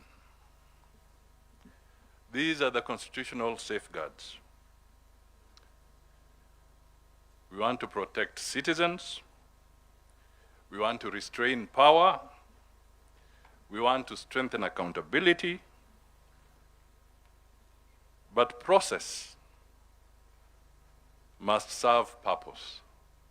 We need to ask ourselves, the processes that we have inbuilt, do they serve purpose? Let's move to the next one, participation. This is a fundamental principle. We must keep the principle. However, we must improve the mechanism of achieving this principle. When we engage, do we engage meaningfully? Is it representative enough? Is it proportionate? Is it technology enabled? I ask these questions because the AG mentioned the public participation bill, which has gone through Parliament. I think it's now with the Senate. it may be of interest to note that we did cost what is outstanding for the government of Kenya during this 5-year period in terms of either legislation or policy. And if we go through public participation in the way that it is currently formatted, we came to a figure of 20 billion Kenya shillings to go through the process of participation. Is that proportionate when compared to the need to strengthen SHA, to the need to do affordable housing, to the need to improve our education? Is that proportionate? However, there's a rider there. Participation must not become a box-ticking exercise. It must be meaningful. Ownership. We have all talked about ownership. Our good friend, the late Kajwang, Honorable Kajwang, would always start his public rally by saying, "We the people." Can we stand here and say that this constitution belongs to us? Can citizens read it, understand it, debate it, apply it? A constitution should not belong only to the lawyers. Have we gone that extra mile to have this constitution in our vernacular languages, to make it easier for our people to read and understand? Those are questions that we need to ask ourselves. What are the gains? Some have been highlighted. Devolution. Power is closer to the people, to the citizens. Rights and dignity. Institutional checks. Active citizenship. These gains must be defended. What are the misses? What have we built or what have we not built? Below that question, I underline corruption. Have we dealt with it? Impunity. Has it diminished or has it scaled? Weak institutional culture. Procedure over public interest. Is it enough to say, is it legal? And is legal the issue that should be the only benchmark? Or should we ask ourselves, is it right for Kenya? Whatever we do, is it right for Kenya? Slide number 10. We are now talking 16 years later. Kenya has changed. 2010 to 2026. There's a new creature, AI. It is now with us. Technology, the economy, demographics, work, information, all now in this new environment of AI. Ladies and gentlemen, the Constitution must keep speaking to a changing Kenya. Let's just for a moment conceptualize the word sovereignty. How do we define sovereignty in this context? It's not just about the traditional borders. We have to look at sovereignty afresh.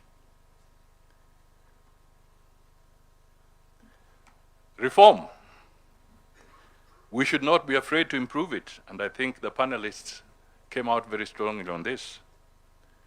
Let us refine what needs to be refined. Let us strengthen what needs to be strengthened, and let us simplify what needs to be simplified. Not for personalities, not for parties, but for Kenya. The law must serve people. We make laws to create safer communities, fairer institutions, better government, more prosperous citizens. Process must serve purpose. Let's move to the 13th slide. Is this constitution perfect? It may not be perfect, it is not. Is it defective? Some aspects of it may be. Is it capable of improvement? Yes. You all are familiar with the phrase, even a good tool becomes blunt with use. You do not, however, throw away a good tool. You sharpen it. So we have an opportunity in this debate to sharpen our tool. The 14th slide. Have we built the hardware? The answer is yes. Have we built the software? That is work in progress and ahead of us. Ladies and gentlemen, institutions matter, laws matter, courts matter, but above all, it is character that makes the system work. So, what is our national character? What defines us? Professor Hino, on the launch of the President's Day of Beyond Vision 2030, said that a study had revealed that Kenyan young are very robust, very optimistic. But scientifically, they have established there is one major challenge, the challenge of self-regulation. That comes with character. Ladies and gentlemen, my remarks end there because the people who are coming for this panel, I believe I should now invite them. It's not easy to invite a president on a panel. Mr. President, you are the first panelist.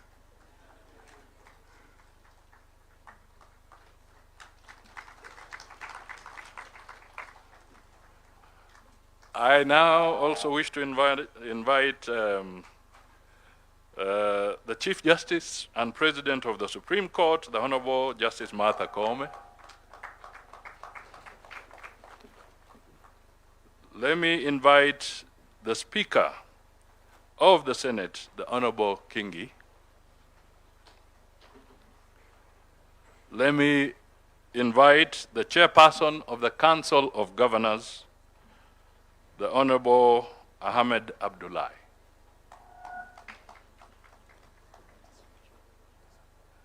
And to represent the National Assembly, the Honorable Gladys Sholay Boss.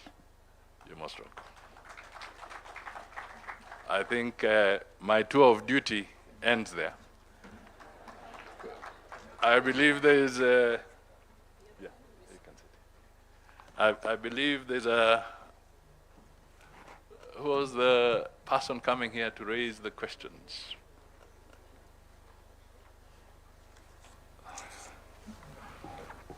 Our moderator, please. Latif. This man harasses us when he gets hold of us. Please.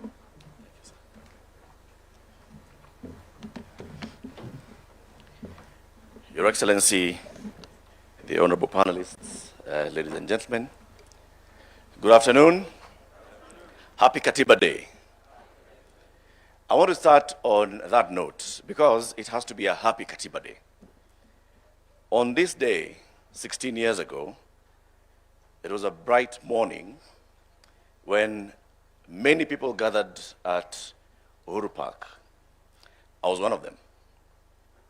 And there was renewed hope in this republic that we, the people, were giving ourselves a new constitution. And on that day, we witnessed the birth of the Second Republic. On that day, we hoisted a national flag at Uhuru Park. It's there to date. When you look at that flag, always remember that represents the Constitution that we're talking about today. Your Excellency, as we mark this 16th anniversary of our Katiba, we also ought to actually recognize that it is now a national day.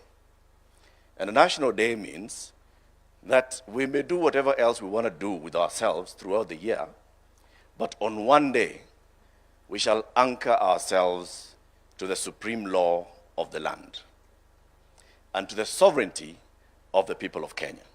And that day is today. Please, let's clap for that. When we say we the people give ourselves a new constitution, many people may take that for granted. But actually this morning on our show, Fixing the Nation on NTV, we actually asked ourselves the question, if you went around many African countries and asked the people just ordinarily, ndugu jirani, hapa kwenu mna katiba? Some will actually not be able to answer and tell you whether they have a constitution or not. Go to any part of this republic today and mention the word katiba, and people know that we have a constitution. That anchors the fact that we, the people, are the owners of this constitution. We are the sovereign in this constitution. We delegate our sovereignty to institutions and to public offices. And for that reason, we had the various institutions speaking earlier today, and we also have the very top of our arms of government on this panel. Let's clap for them as we start this conversation. I want to start by just acknowledging some of the words that you said, Your Excellency, in your remarks to set the scene for today. You said accountability cannot end with defending institutional territory, observing procedure, or publishing reports. Ultimately, we must account for outcomes, whether we have protected the sovereignty of the people, upheld human dignity, preserved constitutional order, used public resources responsibly, and brought the rights guaranteed by our Constitution within the reach of more citizens. There's no greater responsibility than that's given to the people in our panel today. And I want to start with you, Your Excellency. When you took the oath of office, the first oath of office that you took was the oath of affirmation of allegiance, in which you said, I may remind you, and I'll use the names, please allow me to use your name. I, William Samoei Ruto, in full realization of the high calling I assume as President of the Republic of Kenya, do swear that I'll be faithful and bear true allegiance to the Republic of Kenya, that I'll obey, preserve, protect, and defend this Constitution of Kenya as by law established, and all other laws of the Republic, and that I'll protect and uphold the sovereignty, integrity, and dignity of the people of Kenya. Our conversation this afternoon, Your Excellency, with your permission, with the honorable panelists, I just want us to make it very short. It's that accountability. Accountability for these high offices. At the end of this, the program has you coming to make your closing remarks. So we'll not even do the closing remarks. We'll just do quick accountability for the person and the office that you hold. What have you done to uphold the Constitution? Your Excellency, you swore to obey, preserve, protect, and defend this Constitution of Kenya. Are you aware, sir, that your cabinet is unconstitutional?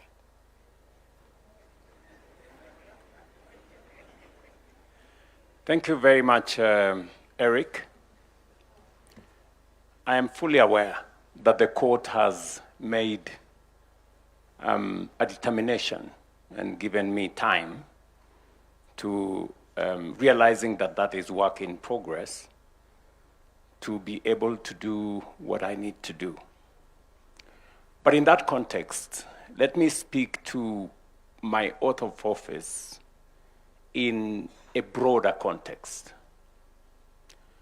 and to speak to this day, Katiba Day.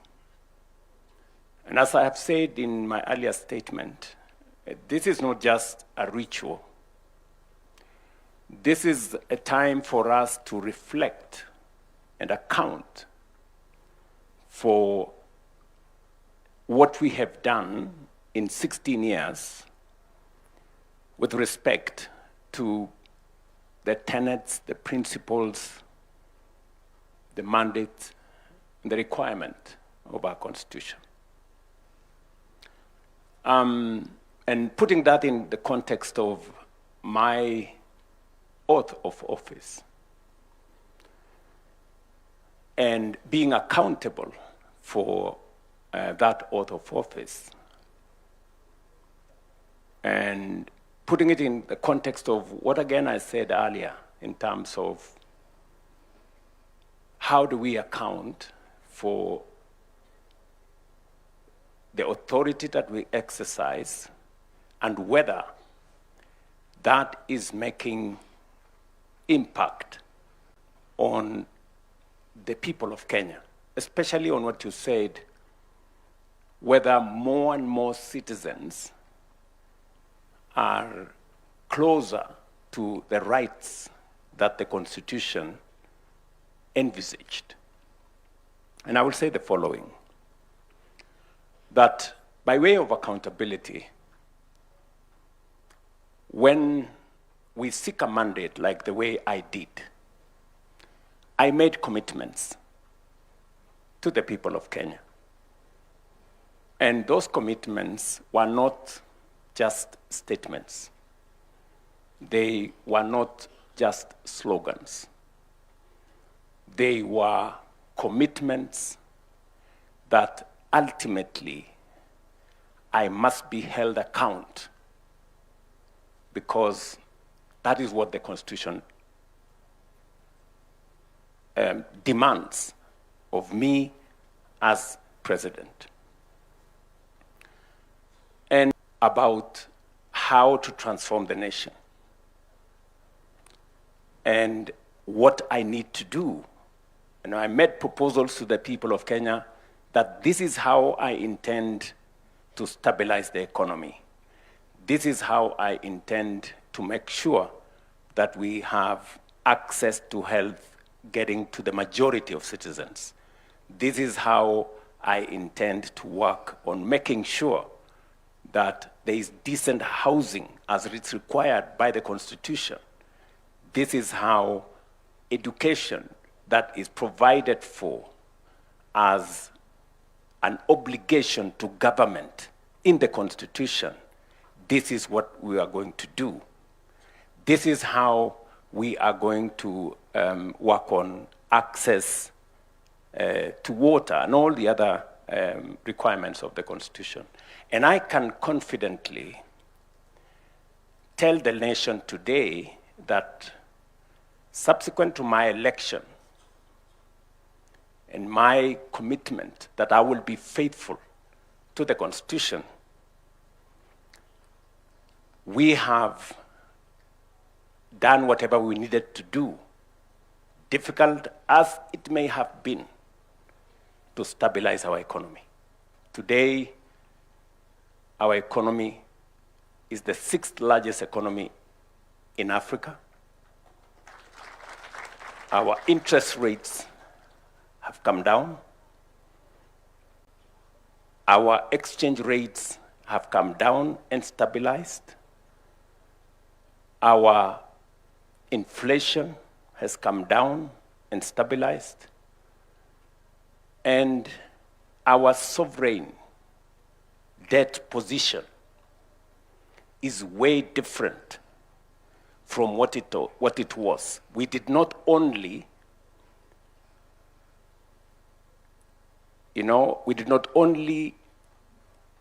avoid the default, we've gone ahead to create a much more stable economy. Allow me to bring you back to my question. Let me so that I don't lose my trend of thought. Okay. Let me say that often I have been asked, you committed yourself that you will reduce on debt and on borrowing. And I want to answer that question in this forum because prudent management of public resources is part of accountability, is part of accounting by leaders. You know, sometimes we reduce accountability to just be about, you know, corruption and those other things, which are fundamental. But the worst form of corruption is to make a commitment that you have no intention of keeping. True.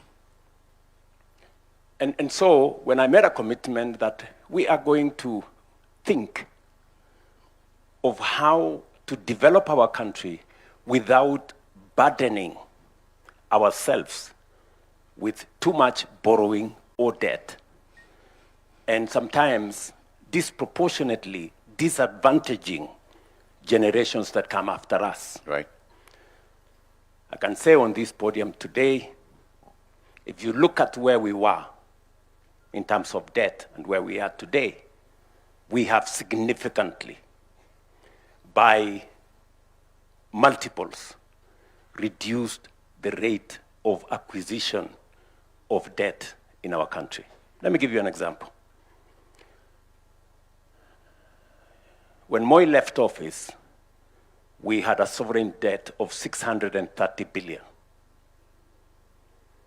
That is what Kibaki inherited. In 10 years, Kibaki took that sovereign debt to 1.8 trillion.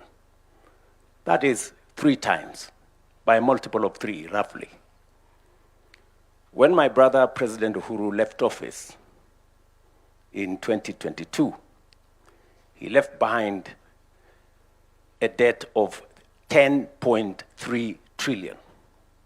It had grown by 5 times, 500% in 10 years. In my 5 years, that debt has grown from 10.3 trillion to 13 trillion. In 5 years, that debt has not grown by multiples. It has grown by 27%. And therefore, the commitment I made that while we will continue to invest and develop our country, we will do it in such a manner that we reduce on borrowing, we reduce on debt, and we grow our economy sustainably. So I'm just giving an example of how accountable one must be. So back to my question, sir. I will come to your question. Just allow me to set the context. I just want to phrase it again. Yes. So that we don't lose track of what we are saying. And you've used the words that I do not want to repeat, but let me just use them. Worst form of commitment, of corruption, is making commitments that you do not keep. Yes. You made a commitment in your gender charter to have a 50% representation of each gender in your cabinet. Today, your cabinet is unconstitutionally composed of the requirement not more than 2/3 of the same gender. I just want to seek, because the issue here is constitutional accountability, Your Excellency. Correct. So in that regard, because this sends a strong signal to the rest of the Republic, what is your answer to that? Why is the cabinet unconstitutional? What are you going to do about it? There is a court order that has not been vacated by any other court that has given you until the 28th of October to reconstitute your cabinet. Correct. Precisely what I'm telling you is, in the context of commitments that you make. You may not necessarily get 100%, but you can get 80%. In your estimation, have you passed that exam or did you not pass? If the commitments you made, you have achieved 80%.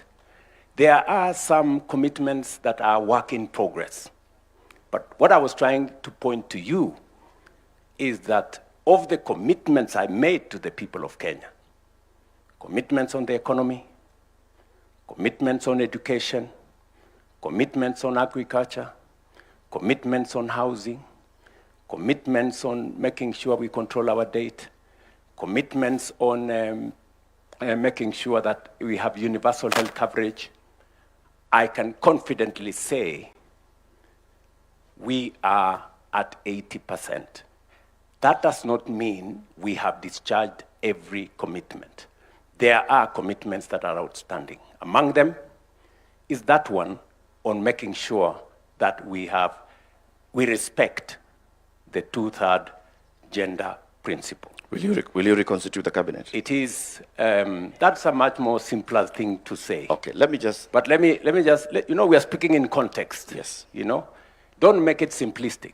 I am not, sir. Because, you know, there are many people who are telling me, for example, I heard from exactly what you are saying, you must get 100% for you to have passed. I don't think that is fair to say, for you to have passed, you must get 100%. I think what we are saying is, have we, in the collective assessment of the people of Kenya, yes, have we kept our part of the bargain substantively? You remember I used the words progressively in my statement several times. Yes. Have we made progress progressively? Yes, we have done. Have we done 100%? No, we have not got 100%. Some of it, as was said here by leaders, is work in progress. And its attainment may not happen today. Just the same way, the court has ruled that Parliament is unconstitutional because of the 2/3 gender rule. Yes. That determination was made by court, I think, almost 5 years ago, 6 years ago, to be exact. But it's work in progress, you know. I did make proposals myself to Parliament on how we could attain the 2/3 gender rule. It is still work in progress in Parliament. And I think progressively, without being too aggressive against ourselves, that is work in progress. Thank you. Thank you, Your Excellency. I want to move to my leadership, the Honorable Chief Justice. As head of the judicial arm of government, the judiciary, we the people, created the judiciary and wanted the judiciary to be the ultimate arbiter and the one that upholds constitutionalism and the rule of law in this country. Madam Chief Justice, there have been questions of integrity within the judiciary. You've addressed them previously, but you continue to address them. The question that I asked to you is, would Kenyans believe that their judiciary is functional when questions of integrity keep arising towards it and they don't see progress being made? Thank you very much, our moderator. Thank you, Your Excellency, for inviting me to this forum. I'm honored, greatly honored, to participate in this forum where we are looking at our Constitution and asking ourselves whether it has worked for us, what we need to do to make it work better. Now, When I look at the judiciary, we agree that judicial authority comes from the people. The people are sovereign, and therefore we are servants of the people. And whatever we do in serving them, we always ask whether we are meeting the expectations of the people, whether we are responding to their expectations, whether justice is truly a lived reality in Kenya. So this constitution has really strengthened the judiciary, because now judicial independence is constitutionally entrenched. But we take it that judicial independence goes hand in hand with accountability. We ask ourselves whether in the way we deliver justice, are we reaching out to every Kenyan? Can every Kenyan access justice? And that is where we begin, Latif, to tell ourselves that delivery of justice services is like any other service. And therefore, we have a duty to reach to the very last mile with judicial services. And when we looked around, the number of Kenyans who can access formal justice services are a paltry 17%. The rest of Kenyans look for justice elsewhere through other means. They go to the chiefs, they go to their religious leaders, they go to their community, to their elders to seek justice. And therefore we asked ourselves as judiciary, and especially me as the Chief Justice, am I only a Chief Justice of the 17%? No. So we must net everybody. And this is why we are working with communities to expand the multi-door approach to justice to reach the alternative justice system, which is also a command of the Constitution, that we should promote ADR, alternative justice system, mediation, negotiation, reconciliation, and all that, so that every Kenyan can have a choice. Do I want to go to the formal court? Do I want to go to the alternative? And that if we are being celebrated even by the Commonwealth for having been able to link the informal justice system with the formal justice system. We have ukumbis or tribunals or community sessions where people are resolving disputes, and thanks be to this constitution, they are able now to come with those agreements. We have trained them on fair trial methods so that when they agree, we only ask ourselves whether this agreement meets the constitutional thresholds. We've been, and we have established ourselves in 16 counties where we have NJS. We have court-annexed mediation now in over 120 court stations where people can opt for mediation, negotiations, to agree on their disputes, and we are adopting those disputes as the orders of the court. You talked about corruption, and I think the priest who did the introductory remarks was very apt, that the manure that is eating Kenya is corruption, is issues of integrity. And I think all the speakers have spoken to it. For us in the judiciary, it's very, very serious. We have no other currency to trade in. The executive has the power of the sword, they have the power of the purse. We only have public trust to trade in. And therefore, Kenyans must have confidence in the judiciary, in the independence of the judiciary. And this independence cuts both ways. It's both independence for us to be able to make decisions without any interference from anybody or from any institution. But also, it's an independence that ensures that the citizenry can have confidence in the judiciary. Yeah. So it's both ways, and we are required to be accountable. We have done everything as a country to enact laws, beginning with the Constitution and other laws.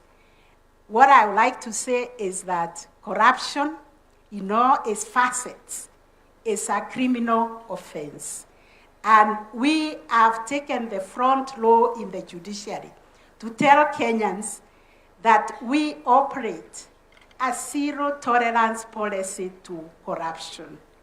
We even do a daily briefing in our courts to tell Kenyans, when you come to court, you will not be asked for a bribe.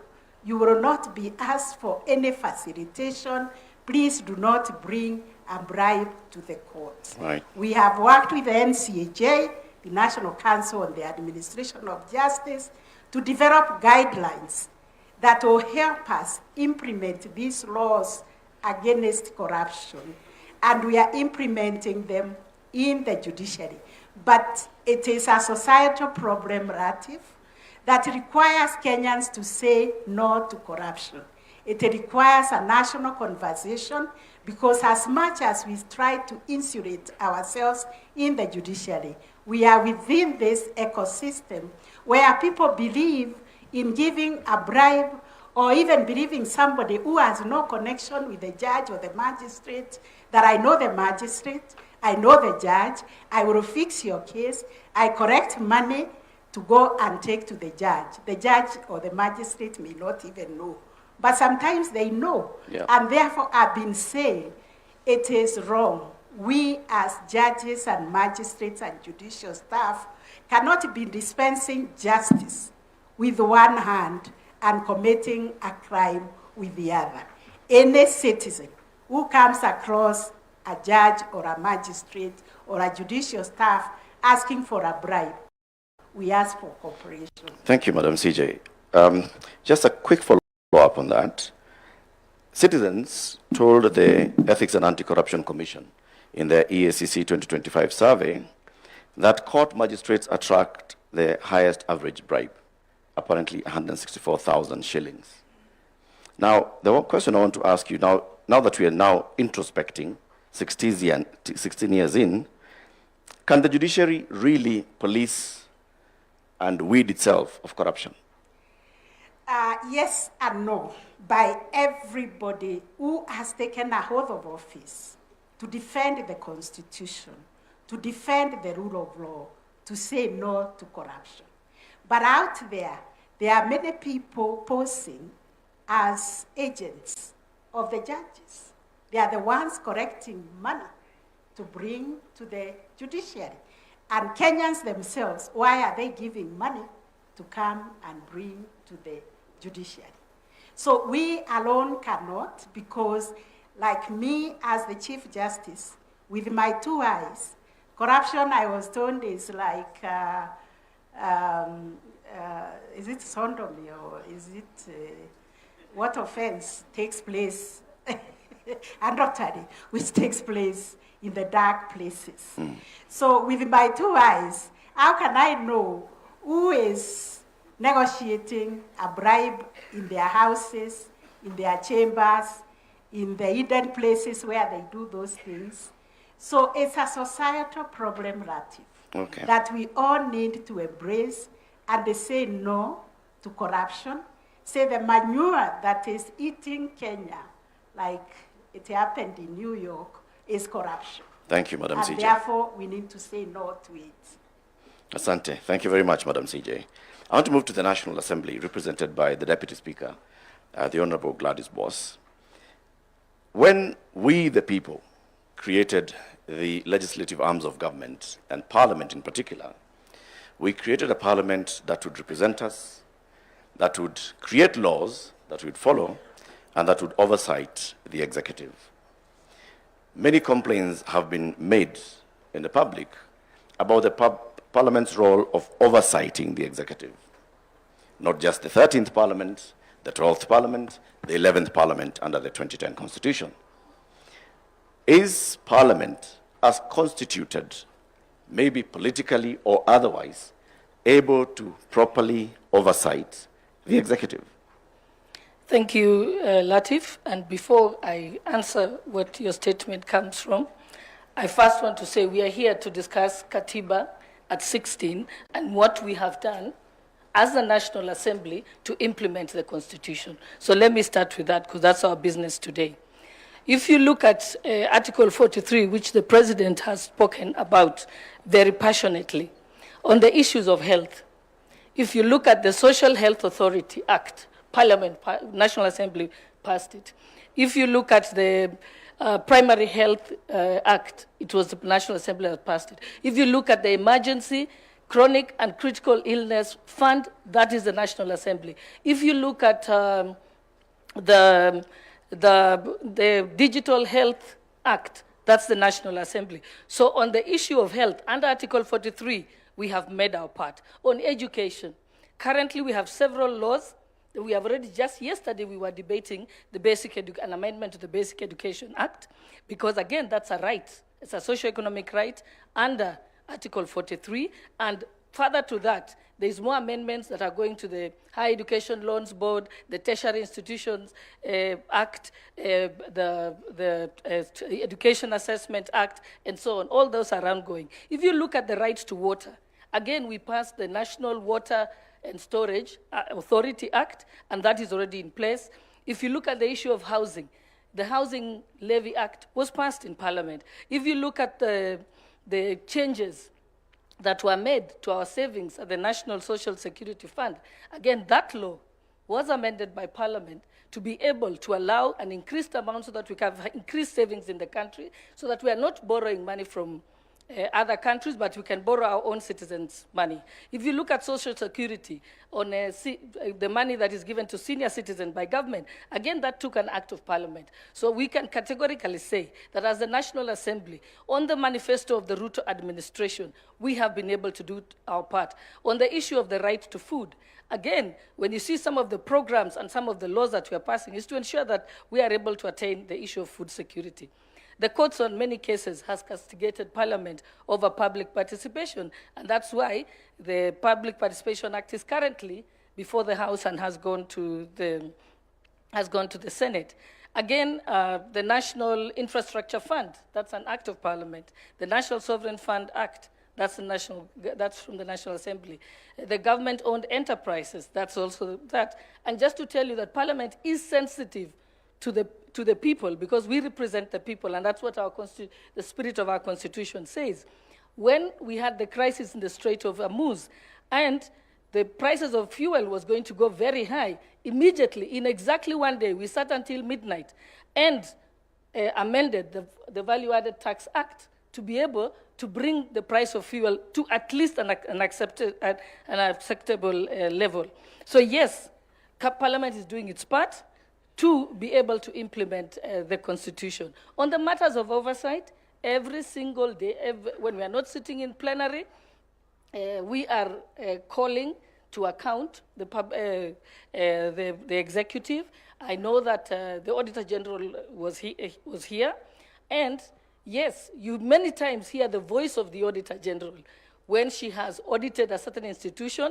Most of the time, it's announced publicly, even before it comes to Parliament. Remember, it does not end with the Auditor General.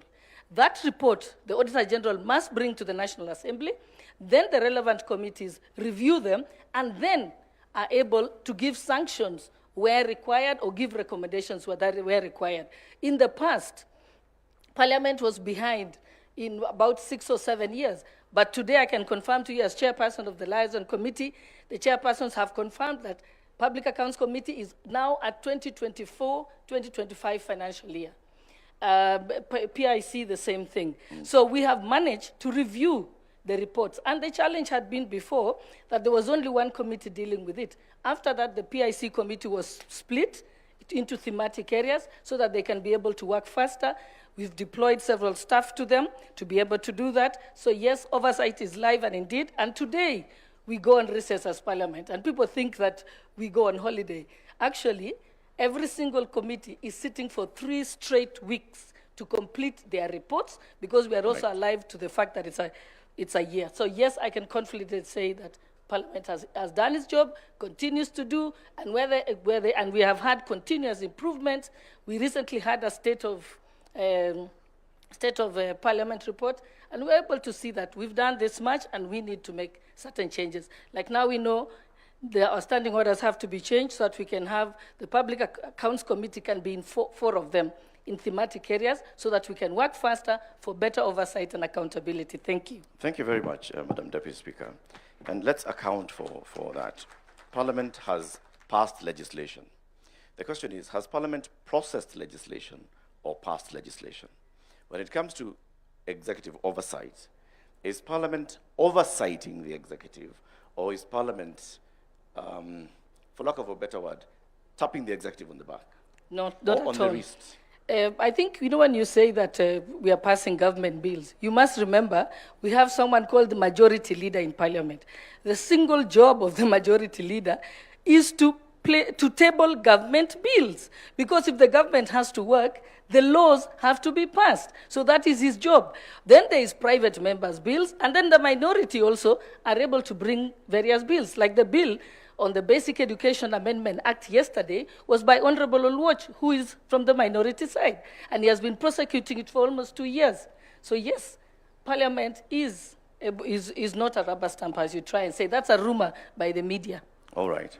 The Honorable Speaker, Moses Wetangula, recently spoke of some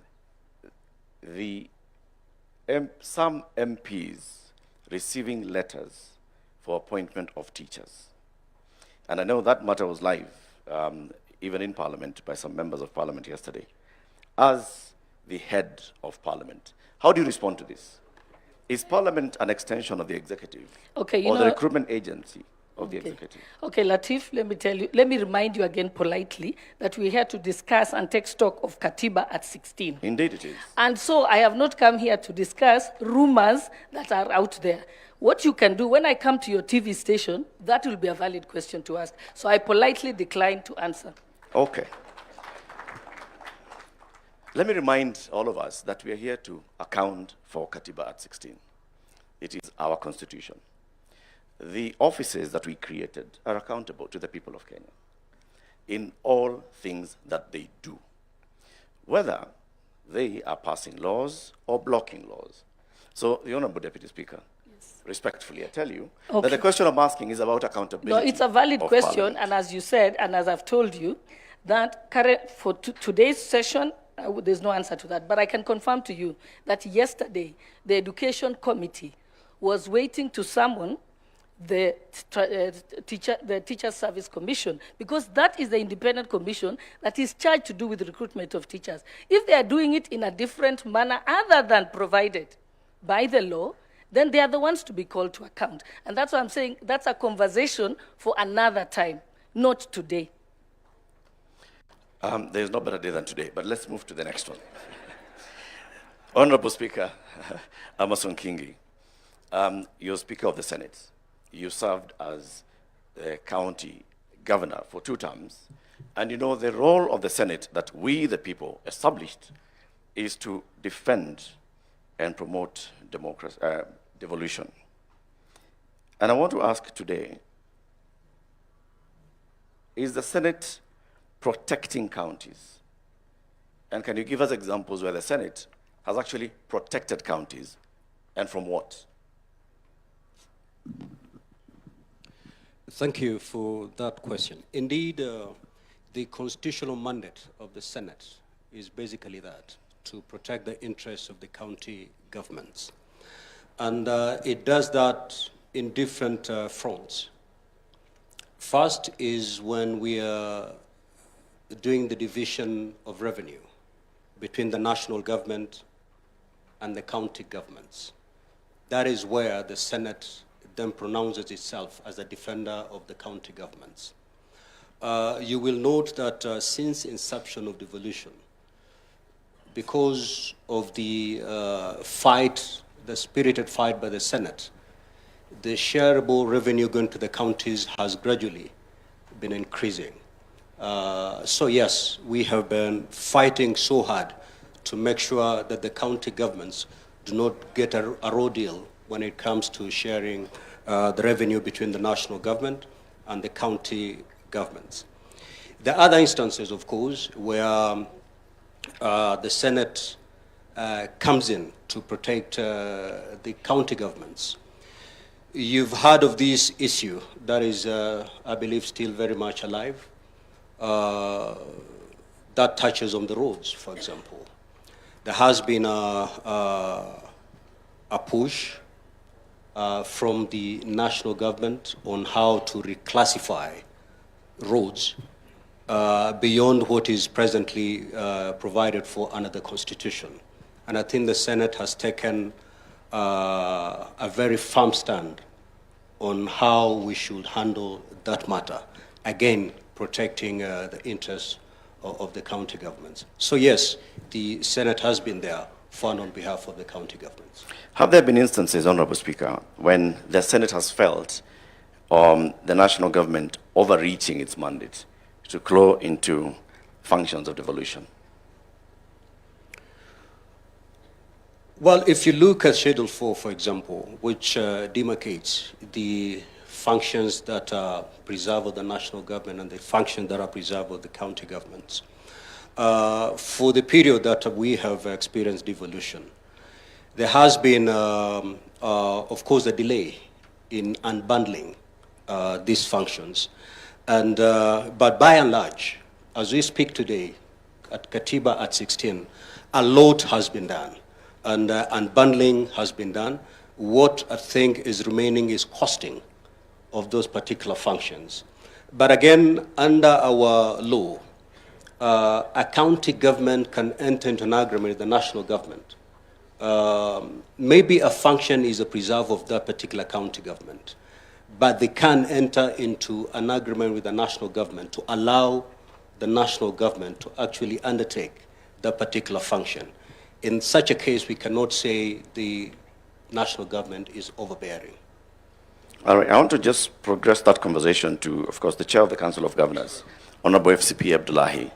As governor who's also in your second term, are there instances where, as governors, you felt that the national government, and I'm not talking about the administration, I'm talking about the national government, has overshot its mandate to claw into devolution? Thank you very much, Eric. Before I answer your question, let me set mine like everyone else was doing. Devolution has done extremely well, and it's the that everyone here that has been on this podium has said it's that one single takeout that has been very beneficial to Kenyans out of our 2010 constitution.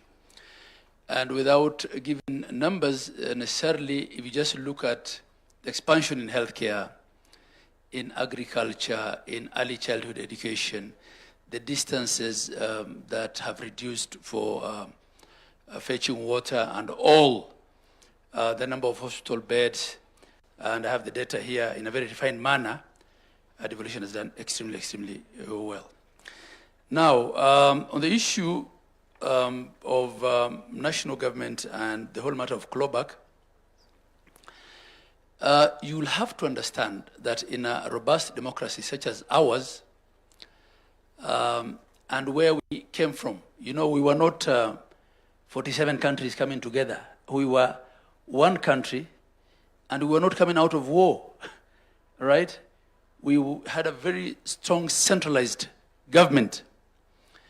And the clamor for the new constitution was partly to spread that power at the center and devolve resources and decision-making over those resources. So there'll always be areas of conflict between national and county government. And this is why we have a very elaborate architecture of intergovernmental relations. And we try as much as possible to solve disputes intergovernmentally right? And at times then when we don't quite agree, that's why we have courts.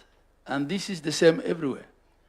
I was just checking the number of cases that US states filed against the Trump government in the last 2 years. There are over 100.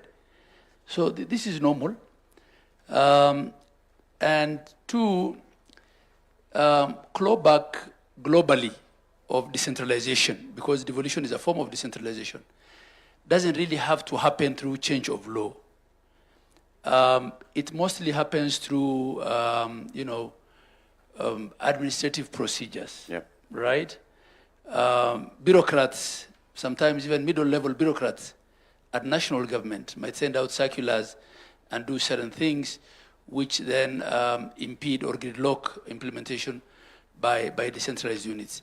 And this is why we have IBEC, the Intergovernmental Budget and Economic Council, headed by chaired by the Deputy President, where we meet and discuss these things.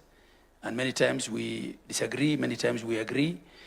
We have summit, where as a body of governors, the council, we may even disagree with the president, right? And we come back together again to see how we refine, certain procedures. So I would say, largely, we've done very well. Right. And sometimes some of those administrative interventions are necessitated not so much by, the clamor for clawback, but just to get things more standardized, right? Especially in the area of health, technology, equipment, for instance. We might be quite protective of that space as governors, but again, when you look at what, for instance, the NESP, the National Equipment Support Program, has done, and sometimes we ask ourselves, could we have done this individually, as single counties? So clawback is something that we always, as governors, have to be wary of.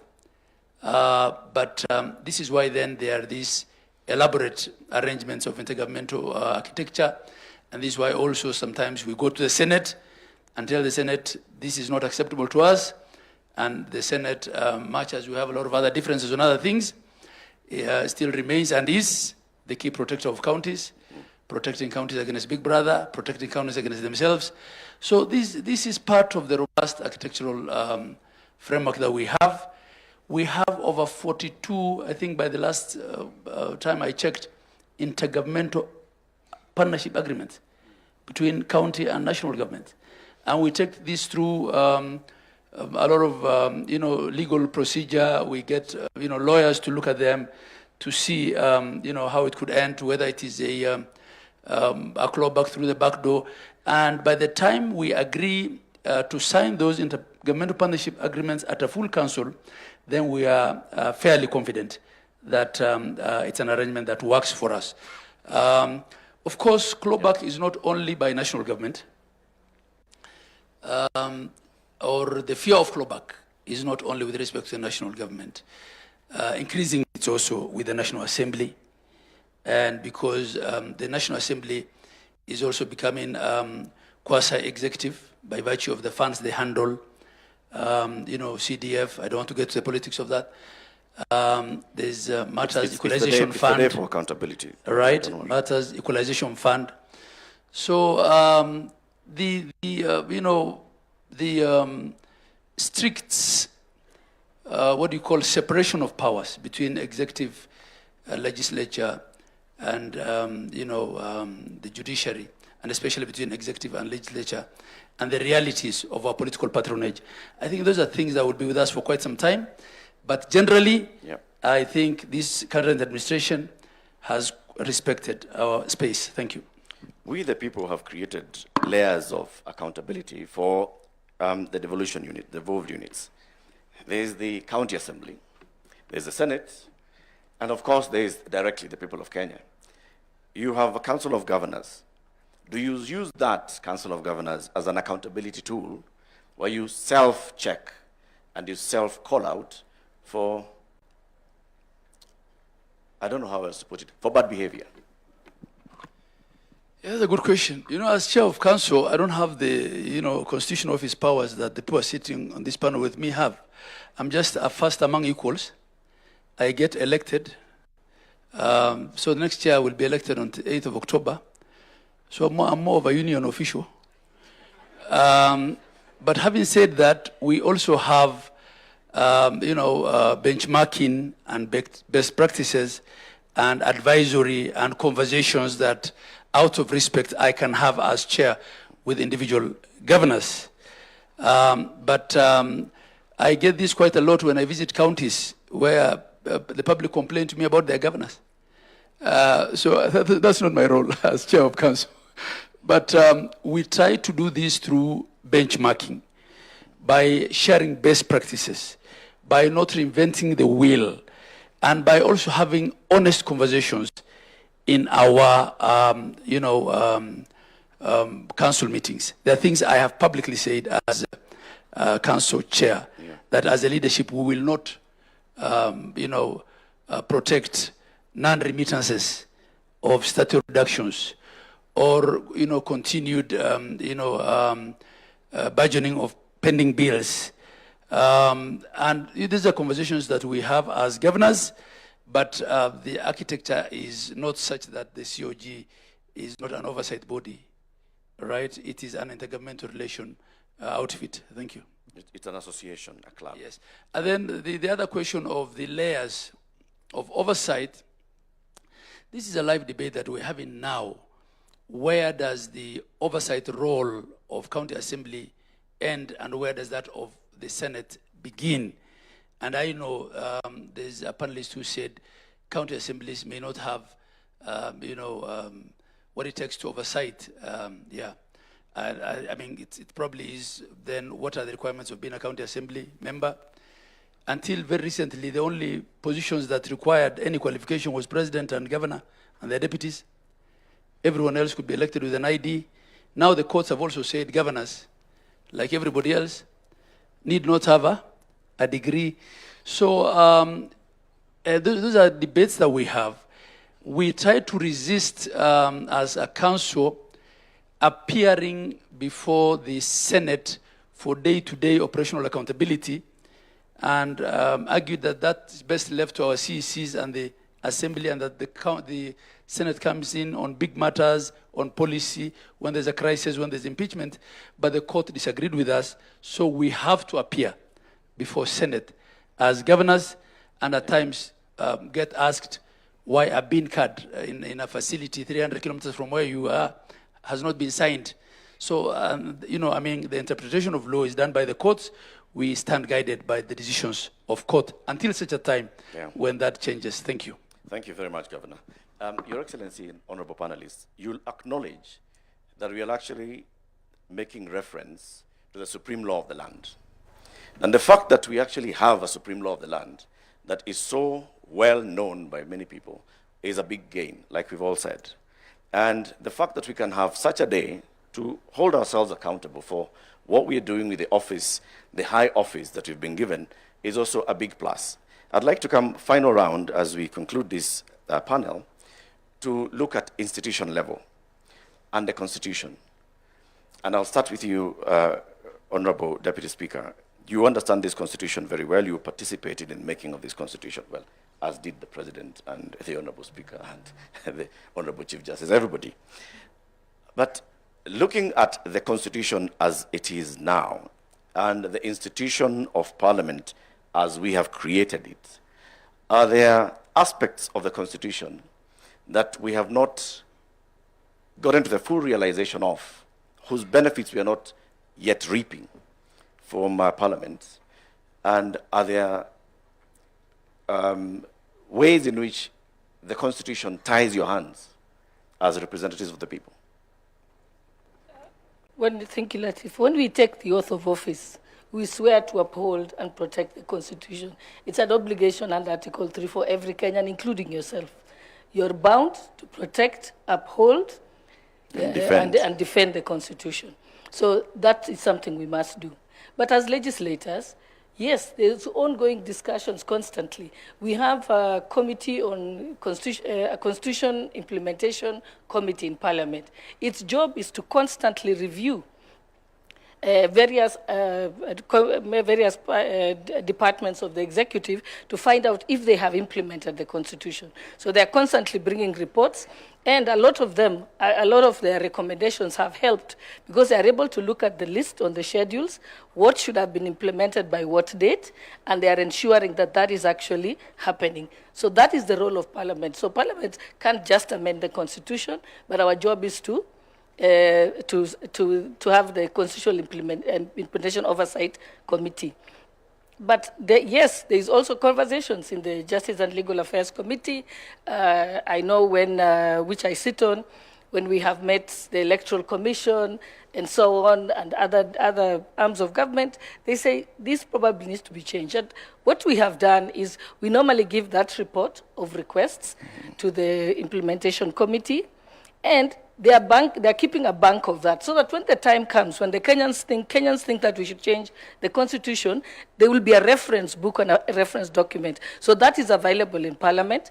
And they've also taken stock of what needs to go to a referendum and what can be changed under parliamentary initiative.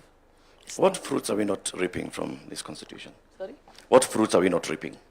Are there any fruits that are contained in the tree of the Parliament that we are not enjoying yet? Within Parliament or the Constitution? As the people of Kenya, we the people. No, I think, like I said, having a constitution is not an event. It is a process. So we are walking that journey now. And that is why I want to thank Your Excellency for convening this, because this is a time for self-reflection as a country. It's giving us a chance to make this a conversation. And just the way His Excellency also said that we need to look at Vision 2060. And again, that is something that the public will be involved in it. And I think this is probably the first time it has happened in the country, because that is how we improve our country. Thank you. Thank you, Honorable Deputy Speaker. Honorable Speaker Kingi, what are we not getting out of the Senate? Well, I think you're getting everything from the Senate. What more could we get out of the Senate? One area that we felt as a Senate need to be, clarity ought to be brought to bear is the mandate of the Senate and the working relationship between the Senate and the National Assembly. And for this Parliament, the working relation has been pretty good because I and Senator Wetangula tend to agree on a number of issues. But take, for example, the last Parliament. The Speaker of the Senate and the Speaker of the National Assembly are not seeing eye to eye. So we do not want to see this based on personal relationship between the office holders.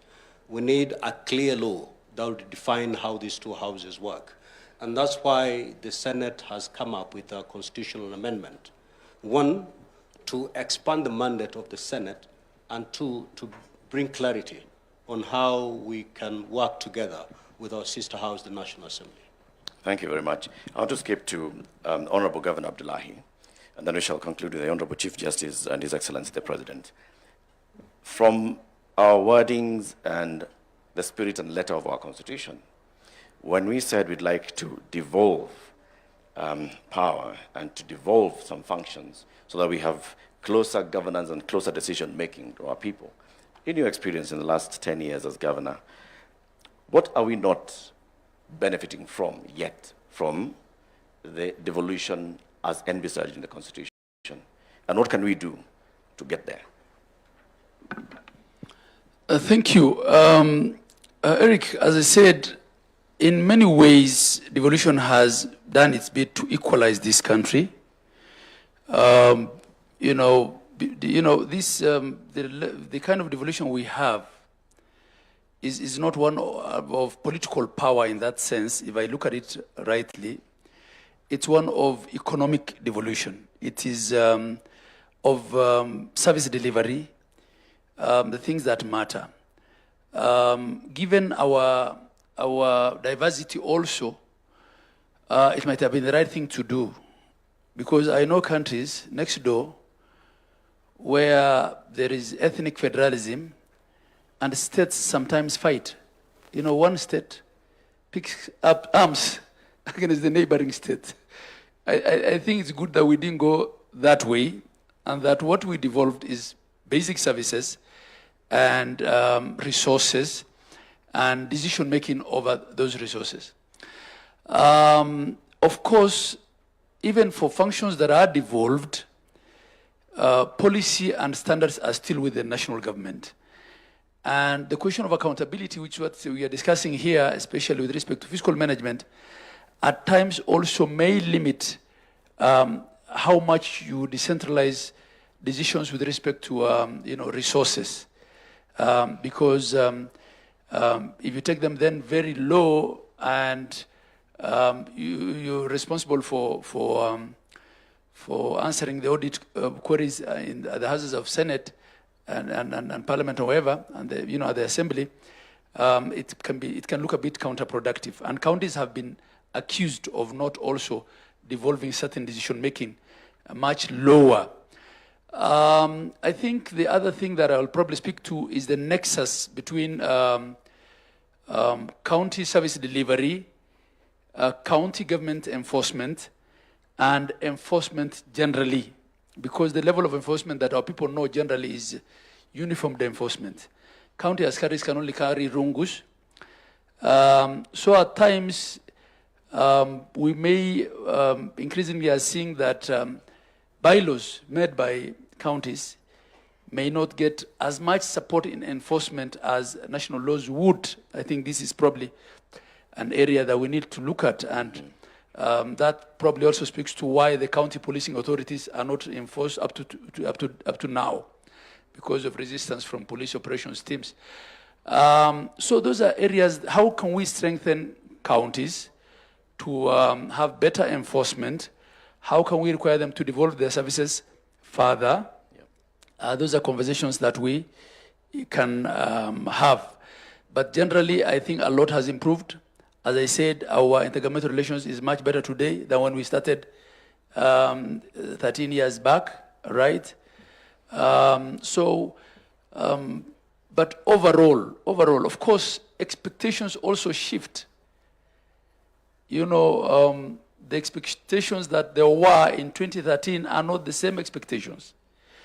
And a lot of times, a county's performance may be judged by what the loudest MP from that county said on the floor of the House, as opposed to actual reports by oversight authorities. This is part of our politics, which we have to deal with. Lastly, maybe to protect counties, I have a lot of respect for my brother Abdul Qadir Mohammed there, and I don't think I have the qualification to argue with him on matters legal. I'm a simple accountant, but I have disagreed bitterly with him on the question of impeachment, and as to whether impeachment is a political decision or a legal decision in a presidential system.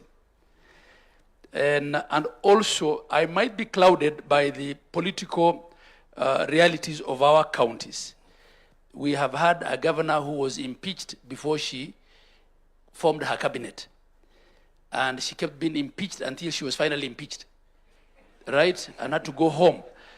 So I think the courts have some role in protecting, such governors, where for sociocultural reasons, probably people thought they made a mistake in electing so-and-so, and will get rid of so-and-so regardless.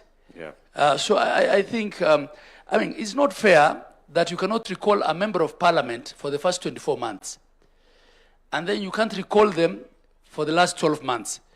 But you can impeach a governor before they have formed government.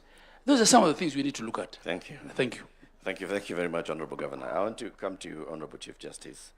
Again, as we take stock of 16 years of our Constitution, as the third Chief Justice under this Constitution, and having served in the judiciary even before rising to the highest office in the judiciary, what do you think we could gain more from greater cooperation and interdependence with the other two arms of government? And so we'll start by saying what we are not getting. Thank you. Thank you very much.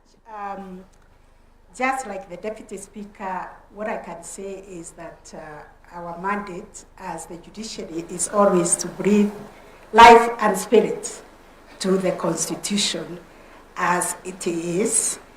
And what I can say is that Kenyans have full confidence in our Constitution and in the institution of the judiciary because they keep bringing disputes to us. And judiciary has courageously interpreted the Constitution. I heard some of the panelists saying that the judiciary overreaches. When there is an issue of overreach, because also the jurisdiction is given to the courts by the very, very Constitution, that is why we have the hierarchy of courts. If you are dissatisfied with the decision from the magistrates, you can appeal in the High Court, Court of Appeal, and if the law allows, you can come all the way to the Supreme Court. Now, when it comes to challenges, we have many. For instance, the Constitution created the Judiciary Fund. And I'm surprised that if you did not ask the other colleagues what they are doing about corruption. Judiciary gets only 1% of the national, actually less than 1% of the national shareable budget. And when you ask about corruption, you should have asked, where does the other 99% of the shareable budget go? Good question. Are there corruption also in the ministries, in the procurement, in other things? Because you only zeroed in on judiciary. You should have asked the other question, because here people said we have huge poverty levels in our country. That is a problem, because if we implemented this Constitution the way it is supposed to be implemented, then we cannot be talking about high levels of poverty, and even these people come to us in the judiciary, they need legal services, they need legal aid, and they, we see it. So because we live in this country, but we say this is our country. Whatever is not working, we must fix it. And that is the spirit within which we are meeting here today, to introspect and see what it is that we can do better as a country. How can we work together as the three arms of government supported by the constitutional commissions to fix all the things that are not working? For instance, we in the judiciary do not seek for cases. Kenyans come to court. And because this Constitution has given them the right, when you compare this Constitution with the old Constitution, you could not take the government to court. You could not obtain an injunction. You could not obtain a conservatory order against the government. But this one allows any citizen even to come to court on their own right on behalf of another citizen. It allows everybody the right to bail. It doesn't matter what offense they have committed. So we are grappling also with understanding our mandates. We are grappling with understanding the checks and balances. But what I can say is that we need to sustain this institutional dialogue. Right. Because at the end of the day, we are all serving one Kenyan.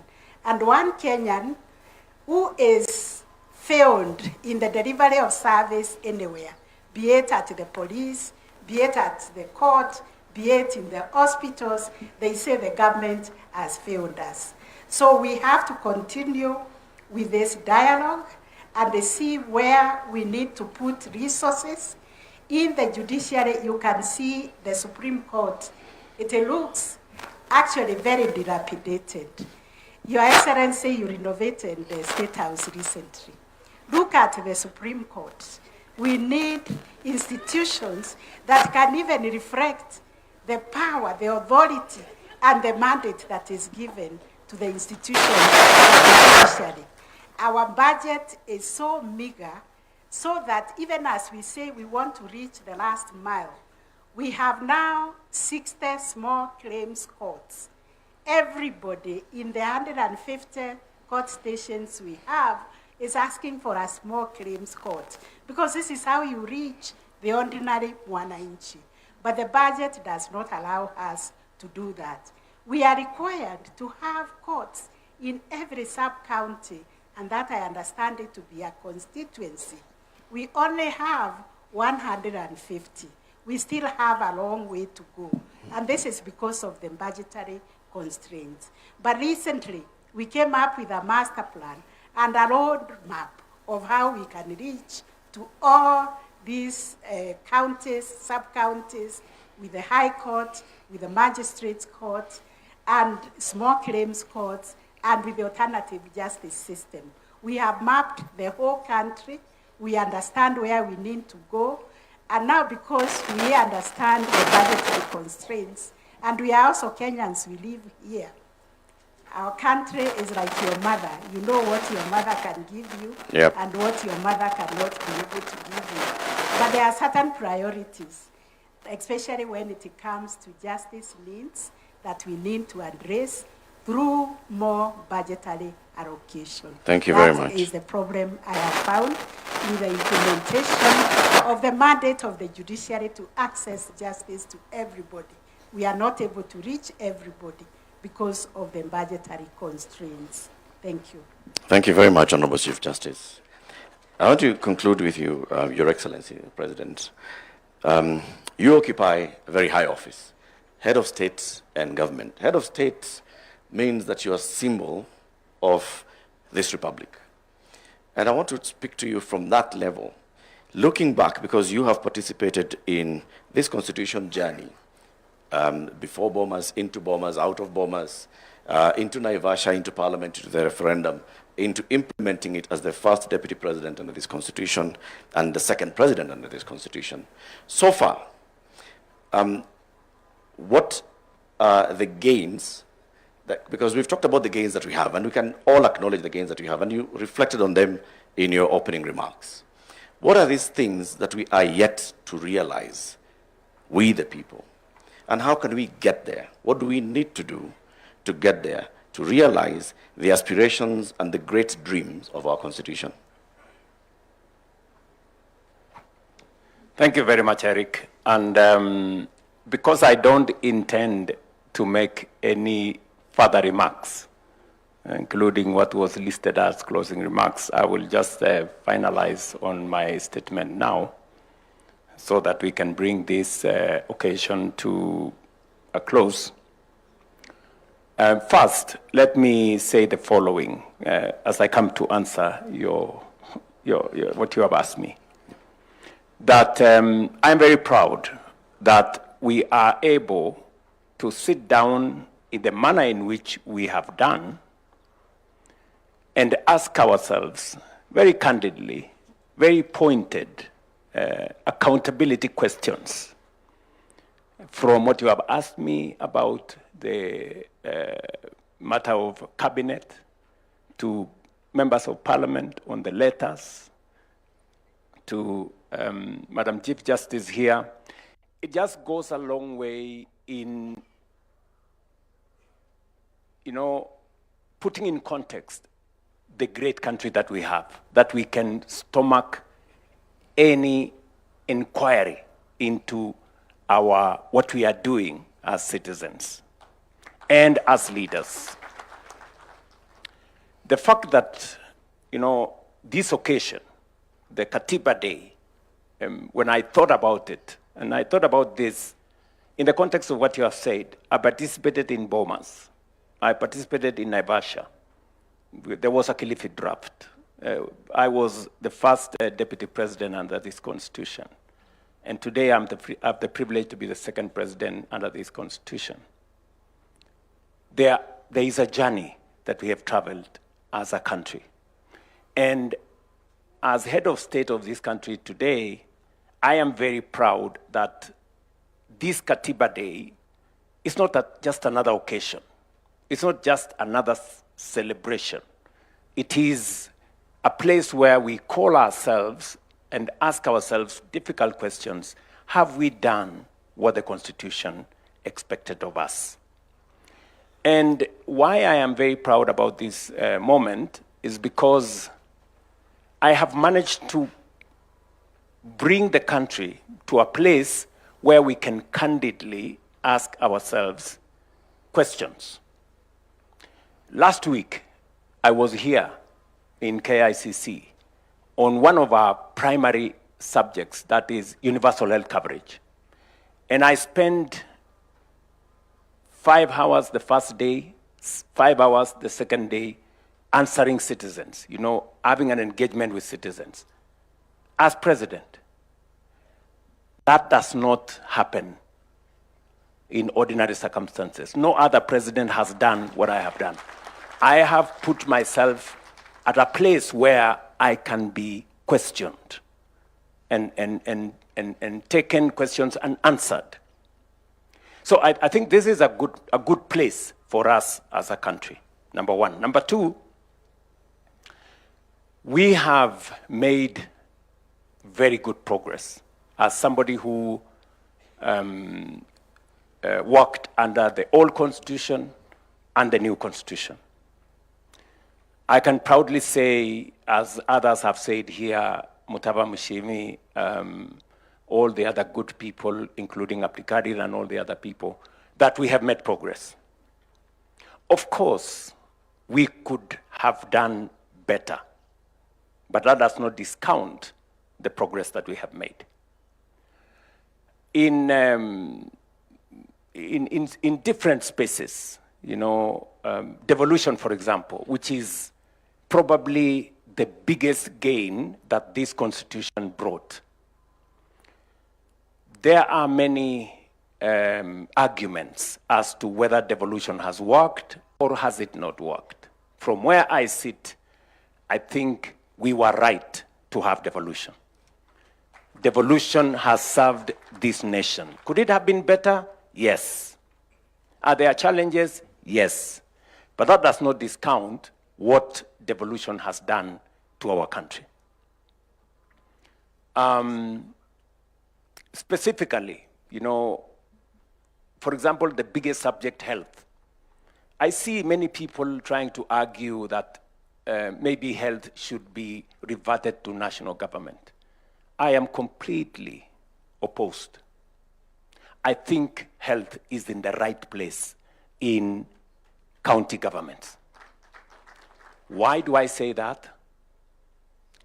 If you look at delivery of health, there are counties where we had only one doctor. Example, Wajir here. Today, there are 70. There are many more health workers. Supervision has been devolved from the national government to the county. County workforce, health professionals are held to account.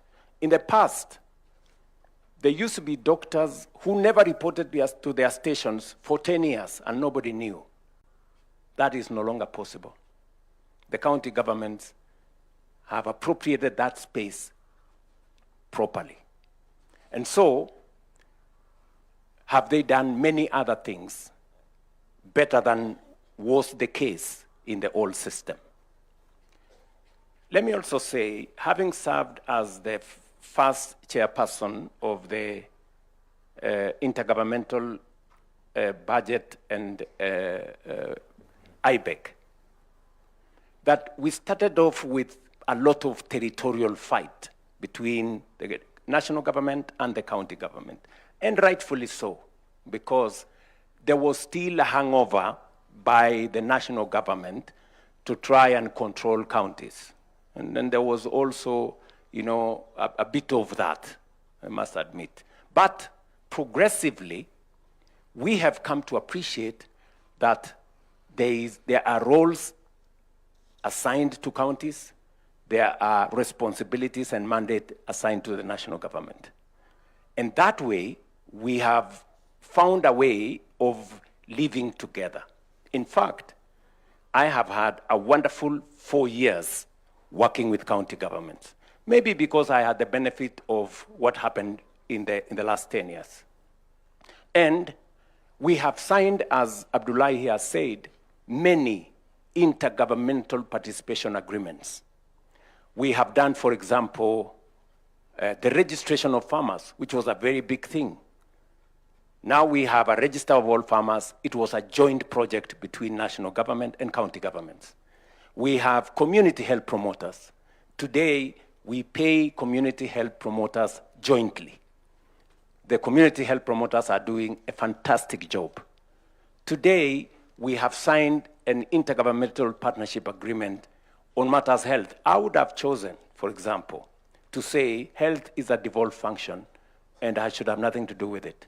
But we sat down with counties and we said there is a role where national government can support counties in delivery of a mandate that is assigned to counties, and that is purely constitutional. The Constitution, provides for that kind of mechanism.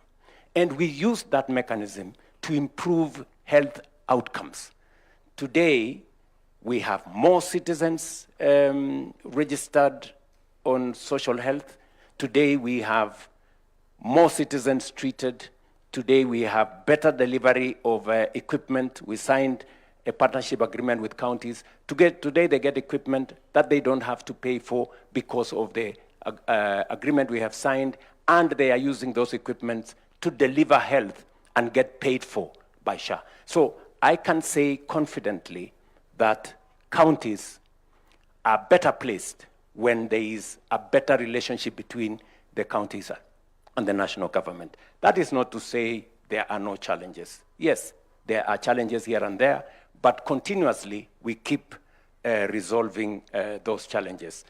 Let me give you one challenge, for example. On matters to do with housing, there was a challenge on whether housing is completely devolved or there is a role for national government. And we managed to resolve it, by making sure that we established under the housing fund a place where the housing fund has representation from the national government and the county government, and it made it easier for us to make steps to go forward. Let me leave that there. And having said that, I can say with confidence that our decision as a people, as a nation, to have counties in place was the right decision. But I hear what Mutava Mushemi is saying. That is it too expensive? Can something be done about it? That is a conversation Kenyans can have, on how do we make them much more effective. That is, or the size of parliament for that matter. That is a conversation we can have as a nation. Let me come to what was said by my elder sister here, the Madam Chief Justice. I think if there is one very progressive area that we can confidently say as a nation that we did very well under this constitution is our judiciary. I think the judiciary today has maybe more latitude than they need, if I may say that. I think we overgave ourselves the space around judiciary because they can literally do anything, which is possibly a good thing, so that they can limit the power of government. They can also interpret legislation in this or the other way. But what I can say about the judiciary is that even as we celebrate the place of any citizen being able to go to court and challenge everything, there is always the argument that I want to make, and I have brought it up with the Chief Justice. For example, we go to the people and we tell the people housing is a mandate, a command under Article 43 for government to provide adequate, dignified housing. You go to the public with a manifesto, you tell the people how that right is going to be realized, and the people give you the mandate. 7-8 million people, Kenyans, vote, and they say, proceed. And then one person, possibly the name that comes into mind is the one you know, goes to court and stops the whole process, you know? Now, the question you ask yourself is, what is the place of this one person in the context of the 8 million who voted for this right? And secondly, this right is in the Constitution. So that's the question, again, that maybe the judiciary, on their own wisdom, may want to think about balancing the right of every citizen to challenge whatever is being done as against the right of others who believe that that right should be achieved. And also the right of government to live up to the constitutional demand for them, for citizens, to have decent housing. You know? So this is, again, a place where we possibly may want to have a conversation around. I don't think it amounts to changing the Constitution. I think it is by way of practice, and all of us looking at what are the possibilities. Because, and I will come to this later, in terms of my perspective as to what areas haven't we, I will come to answer that question. But having said that, I think I have had a wonderful relationship with the judiciary under my administration. They have cornered me in many places. They have brought down some of the things I wanted to do. But in some cases, they have made very useful proposals. You know, they have told us, for example, go and change the law so that it's not just those who are salaried who pay for housing, let all others pay. Very, very progressive, you know.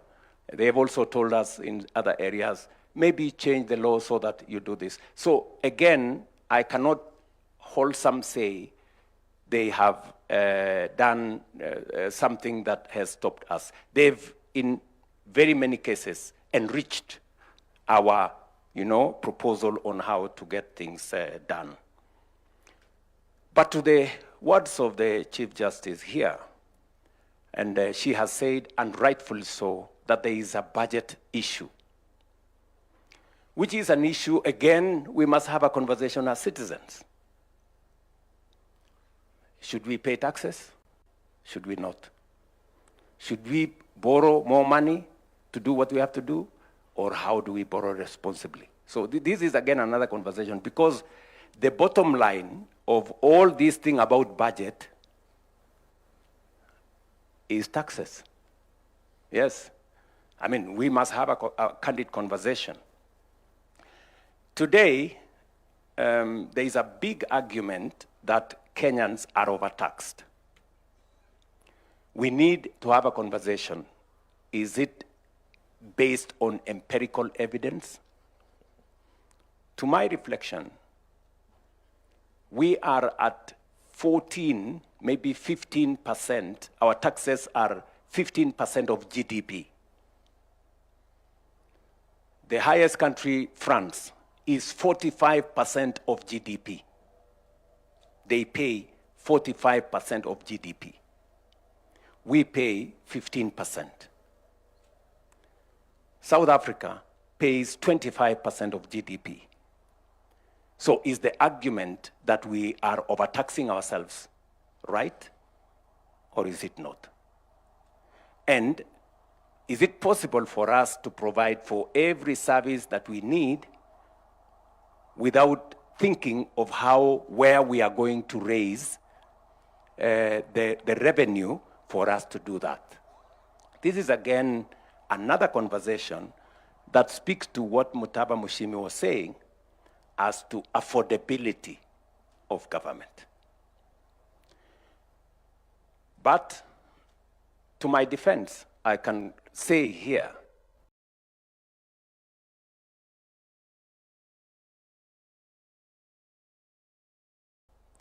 that we have increased the budget for the judiciary from 18 billion when I came into office to 30 billion today. We have almost doubled the budget. That's the correct position. Under my administration, I think, together with the Judicial Service Commission, we have hired the highest number of judges any administration has hired. In my 4 short years, I think, Madam Chief Justice, I think you, myself, and your JSC has hired close to 100 judges. So we have made a contribution. Maybe we have not reached where we should. I sympathize that the building at the judiciary is not in very good shape. But I don't know whether you really want to renovate, because you have to be ready for the consequences of renovation.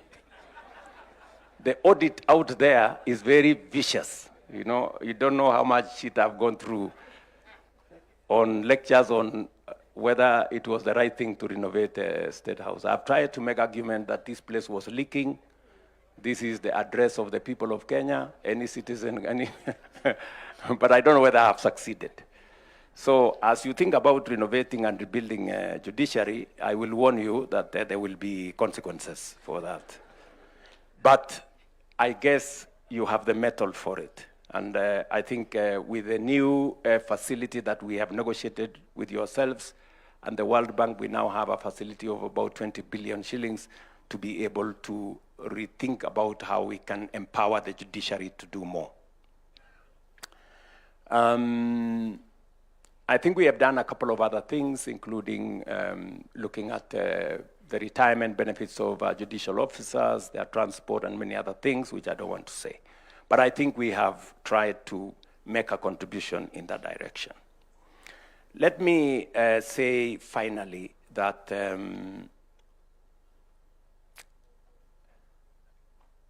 from where I sit, maybe I should say from where I stand, the whole space around accountability is a space that I think we need more work. To your question now, Latif, the whole space around accountability is a place we need to do more work. Why do I say so? We have had arguments on who needs to prosecute. We have had issues raised by citizens on why the DPP enters, withdraws cases.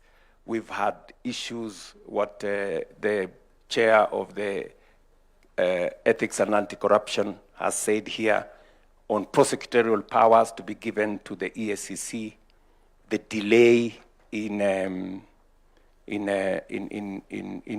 the processes. There are too many processes that ultimately that becomes a challenge. I think those are very valid. You know, even from where I sit, these are very valid proposals that we must internalize and do something about. But having said that, there is more that we can also do by way of prevention. And I remember making this statement before the last election. I said, in my administration, there will be no money to steal. And I meant it. And how have we stopped or prevented loss of public resources? Number one is what was said here by somebody, digitization. Just by digitizing government services and payment, we have significantly reduced transactions in cash that end up being areas of corruption. Today, I can confidently say we have eliminated paying for government services using cash. And this is to enhance accountability, traceability, and who pays what. We had 1,000 plus government pay bills, all in shady places. Today we have one.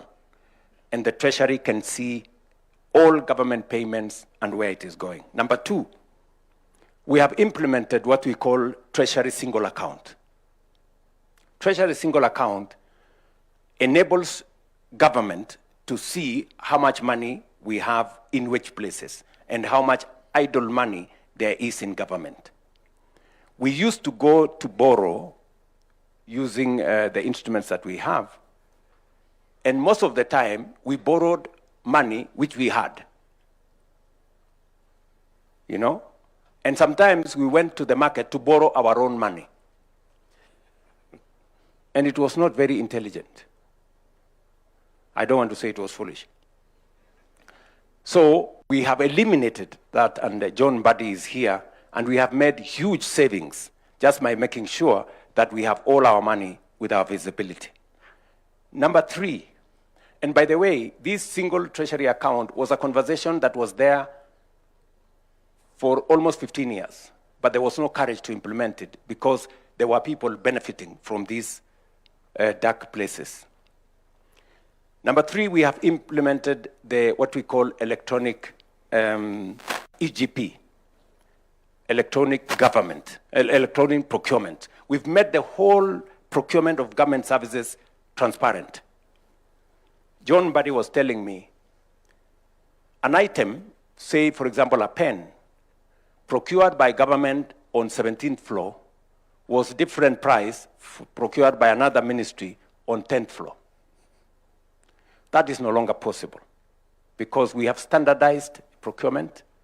We know how much it costs, and every government entity pays the same for the same service or for the same commodities or other procurement products. Again, we are possibly saving up to 10% of all our procurement just by making e-procurement possible. I can tell you, we've gone through hell trying to implement this. The amount of requests we've been asked to excuse, or you know, our issues are very urgent, or you know, these issues are very sensitive, or these issues. But I want to thank John Buddy, he has said no. And we are forcing everybody to go through the mill. We've also done one thing, which Abdikadir will tell you how difficult it is to do. The issue of the government-owned enterprises law. This man, Abdikadir, came with it, I think 15 years ago, 13 years ago. But it was not possible to implement it. Because what did it say? It set the bar for the people who are appointed into boards of government agencies. It actually said that we need to advertise for those positions. And it was very difficult politically, you know, to do it. Because you go into an election with many friends, partners, people who have supported you, people who have gone to the trenches with you, you win an election, and then they are there. You have to do something about them. You know? And you know, politically, you can't just wish them away because they will make demands and say, my friend, you wouldn't be there if it was not for us. Legitimately so. But what have you done now? We went to Parliament, and I want to say this about Parliament. I know there are many accusations that Parliament has gone through, that they are a rubber stamp for the executive. I don't know, they are not holding government to account. If there was a difficult bill to pass, and I must give credit to the 13th Parliament, they passed it. It is the government-owned enterprises law. Literally saying that those people passing the bill will not qualify to be appointed into parastatals when they are not sitting in parliament. You know how, and you know, all these politics are very slippery place. You are in today, you can be out tomorrow. So, but I want to credit the 13th Parliament. They passed this law. I signed it into law. And today, many of my friends who I had appointed to boards in KenGen, in Kenya Airport Authority, in Kenya, I don't know where, Kenya Pipeline, and many other places, they have had to exit. Because now the law says those who participated in the last election cannot be board members. I have lost a few friends, but it comes with what it is.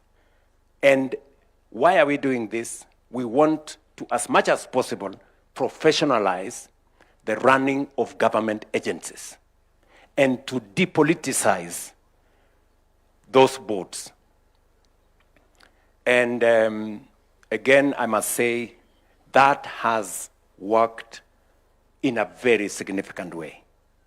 And then finally, we have, and I'm talking to accountability, we have also, number 5, we passed the conflict of interest bill into law. Again,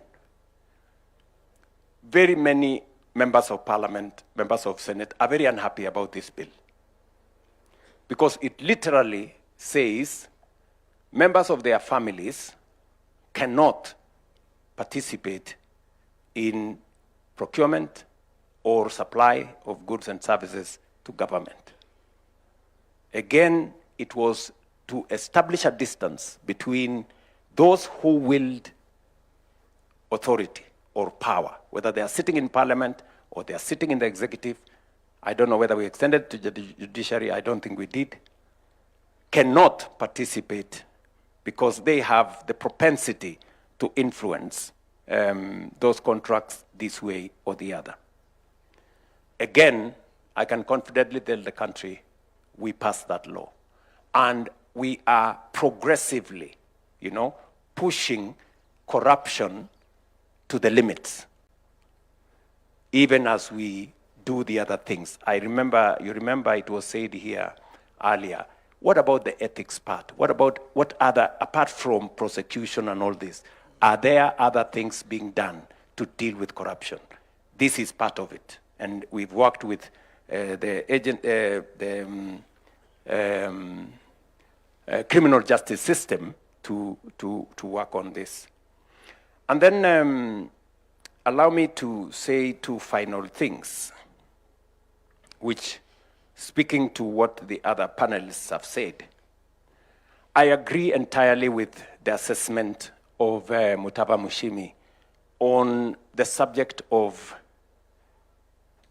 us having and what we are doing about poor people in our country. There is a message that Mutava Mushimi is saying, that those of us in positions of responsibility, myself and these great people and all of you seated here, which we cannot lose focus on. What are we doing about equity? How are we working to make sure that every citizen has meaning in Kenya? It's okay, for us to defend our salaries, for us to demonstrate, ask for more salaries, but what about the people who have no salary? What about the people who have no jobs? What about the poor people? This is something that we must pay attention to. There are some people, and I'm afraid to say this, that believe that there are citizens who are born to be poor. I think that is tragic.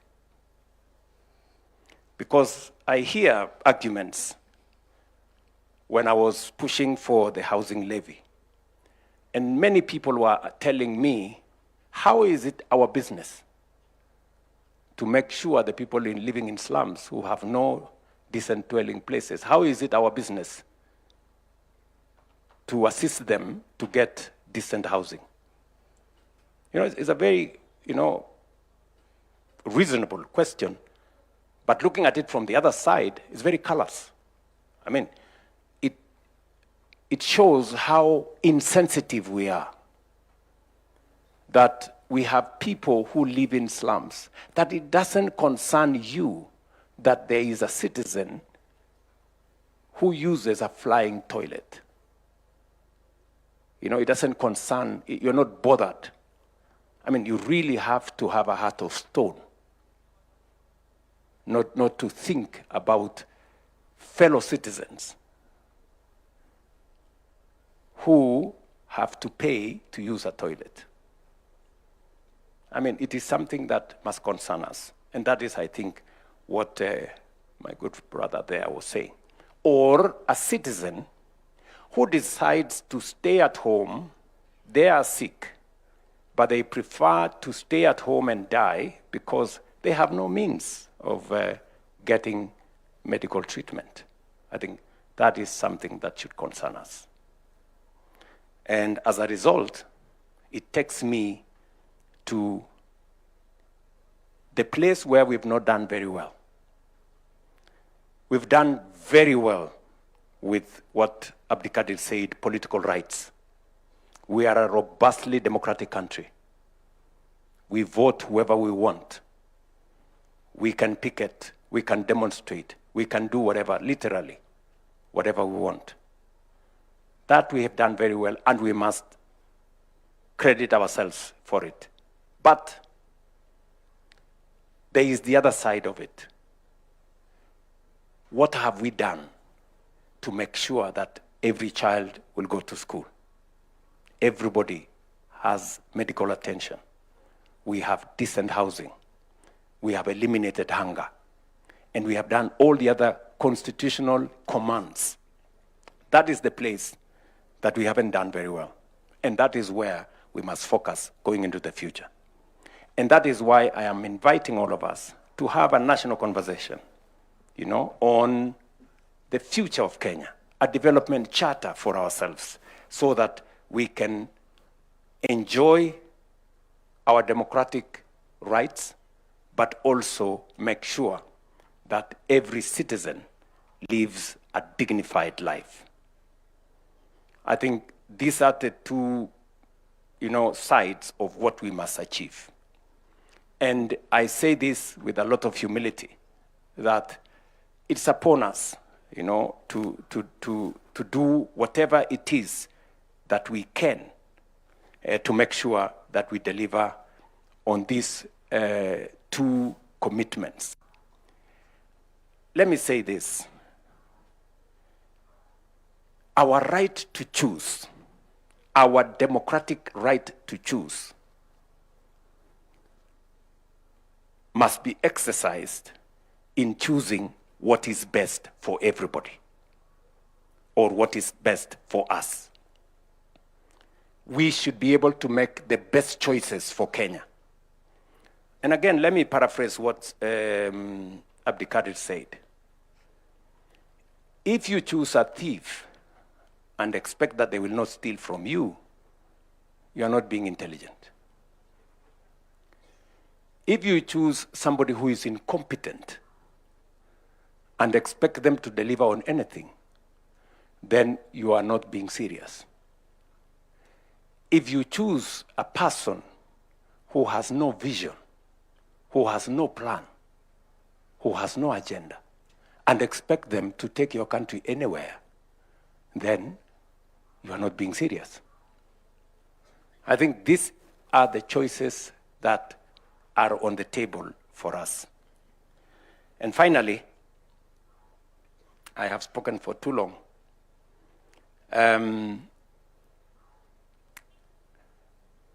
Why I like this meeting, and it is good that we are talking about our constitution in a forum like this, that intellectuals are present, is that Mutava Mushimi can say some of the things politicians cannot say. And Abdikadir can say some of the things politicians cannot say. And my good bishop can also say some of the things that are difficult for politicians to say, but they must be said. So this is a good forum for us to engage without defending ourselves that much. And finally, I think we need to do more. We have gaps in matters to do with our gender equity. I think we can do something about the 2/3 gender rule. And I think I can do something about making the, not just the 2/3 gender rule, but also the constitutionality of our cabinet. I think that is a space that even me, I have some homework to do on matters to do with gender and all that. If I was given an opportunity, I would try to mitigate my situation by saying, at least I have the first ever Attorney General who is a woman, whom I have appointed. And I can also try and mitigate my case by saying, by appointment, maybe the cabinet does not meet the 2/3 gender rule, but by operation, it does, because I not only have the AG, but also the Secretary to Cabinet sitting in my cabinet. But anyway, that's a conversation for another day. So I want to say to all of us, this is a very good conversation, Madam Chief Justice, I think. And Abdullahi, my good friend from the Council of Governors and the Houses of Parliament, I want to say to all of us, thank you very much. I think this is time we have spent very well. And thank you, Eric, for provoking us. Asante sana. Ladies and gentlemen, let's give a standing ovation to our panel, please. And a round of applause as I welcome Michael Gitonga to come and take over to the next space. I'd like us to do something. Every 27th of August going forward, always remember it's a day of victory for we, the people. And I'd like us to say this together. 16 years ago, we, the people, gave ourselves this constitution. And our head of state went ahead to say, our responsibility today is to fulfill its promise and build a democratic, prosperous, and transformed republic. So repeat after me. Our responsibility today is to fulfill its promise and build a democratic, prosperous, and transformed republic. Thank you very much, Your Excellency. Thank you very much. I'll request that we remain standing, and as His Excellency takes back his seat and the panelists, kindly let's take back our seats. And I'll request just one thing as we do that, because we'd like to clear the stage. We have one more thing we'd like to do, the conferment of Katiba Awards, which is going to be a very short part of it. I want us to just keep standing, and let's play a song to Shangilie Kenya as we empty the stage for the next session. Please, let's give us a song. We've been sitting for 6 good hours.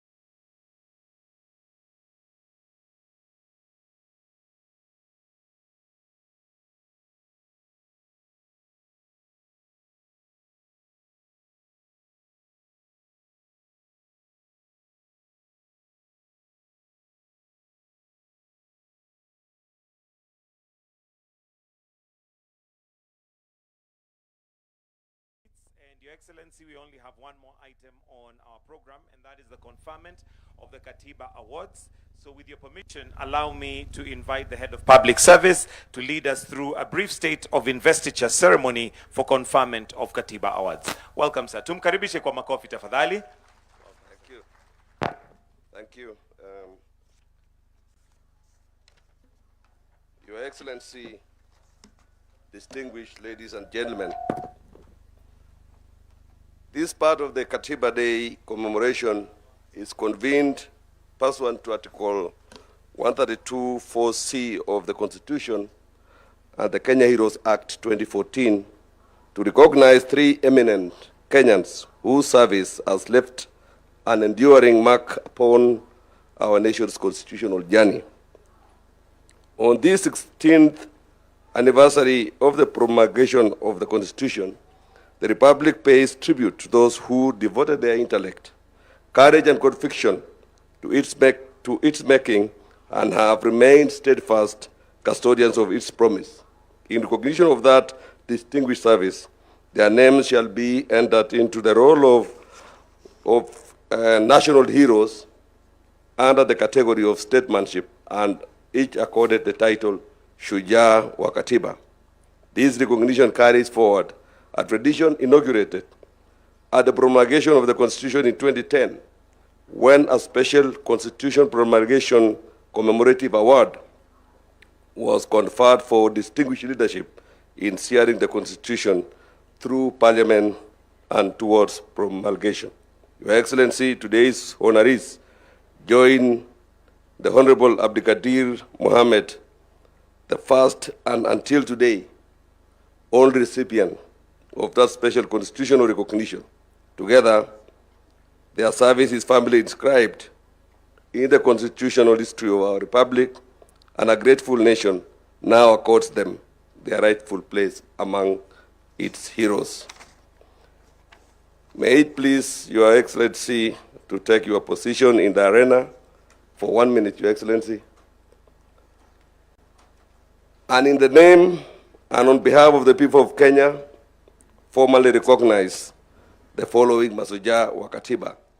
The first is Professor Yash Pal Gai. With uncommon wisdom and unwavering dedication, Professor Yashpal Gai led Kenya's constitutional dawn. As chair of the Constitution of Kenya Review Commission, he forged a people-driven charter that enshrined in the powerful Bill of Rights, devolution, and rule of law. Through the Katiba Institute, which he founded with Dr. Jill Cottrell Gai, he has tirelessly defended these democratic pillars, often without fee. A scholar of global renown, his counsel has shaped constitution across more than 20 nations. The award will be received on his behalf by the President of the Law Society of Kenya. So let's put our hands together as they come to receive it on behalf of the statesman, mentor, and guardian of the Kenya Katiba, Professor Yashpal Gai, who embodied the highest ideals of public service, deserving of being entered into the role of our national honors as a Shujaa wa Katiba.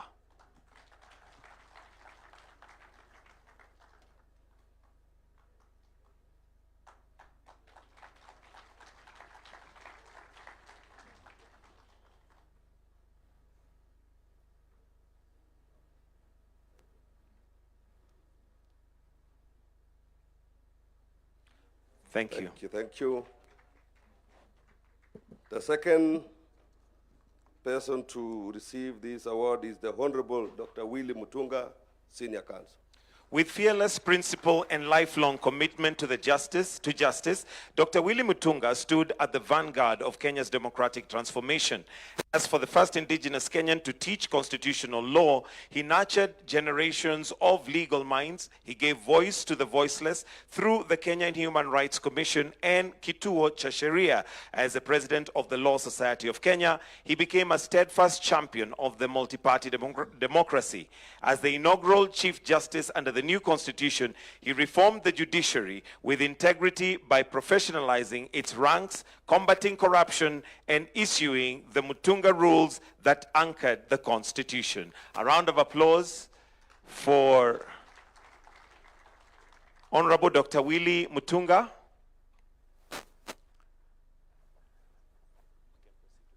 Perhaps we'll proceed to the next one, maybe. A member of the judiciary, perhaps to receive it on his behalf. Honorable Chief Justice Martha Koome to receive it on his behalf. A round of applause, please.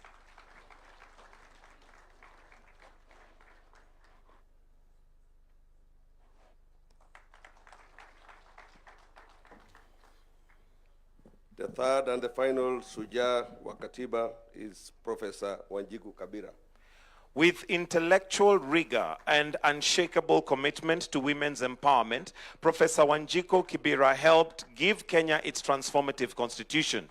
As Vice Chair of the Constitution of Kenya Review Commission, she led nationwide civic education that brought the Katiba to the people. She championed women's economic rights, enshrining in Article 43 of the Promise Opportunity of Dignity. As a professor and founder of the University of Nairobi's African Women Studies Center, she cultivated generations of women's leaders and now shapes the nation. Scholar, advocate, and architect of equality, Professor Wanjiku Kibira stands as a beacon of justice and progress. For her immense contribution, she is entered into the role of National Heroes of Shujaa wa Katiba.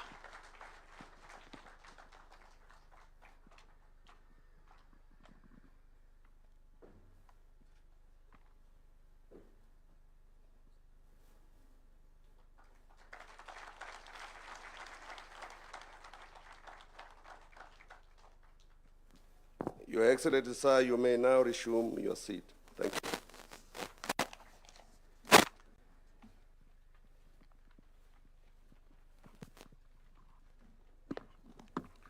We are now getting closer to the end of our session this afternoon, well, which started literally 6 hours ago. So 6 hours of sitting through this. You need to give yourselves a hand.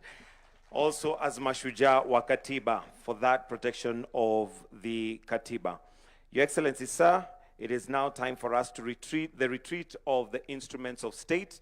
So I'll request that we be upstanding as we retreat the instruments of state.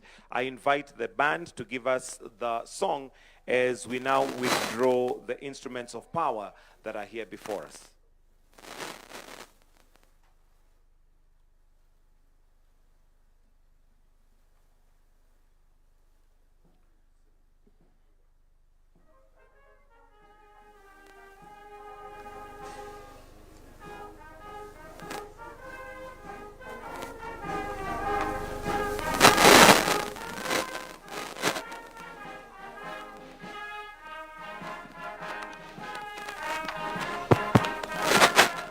Asante sana Mheshimiwa Rais. Nitaomba kwa heshima mwanasheria mkuu aweze kuondoa nakala ya katiba mahali ambapo iliweza kuwekwa ili wanajeshi wetu waweze kuendelea na shughuli za kuondoa vyombo hivi vya mamlaka tunapokamilisha hafla hii siku ya leo.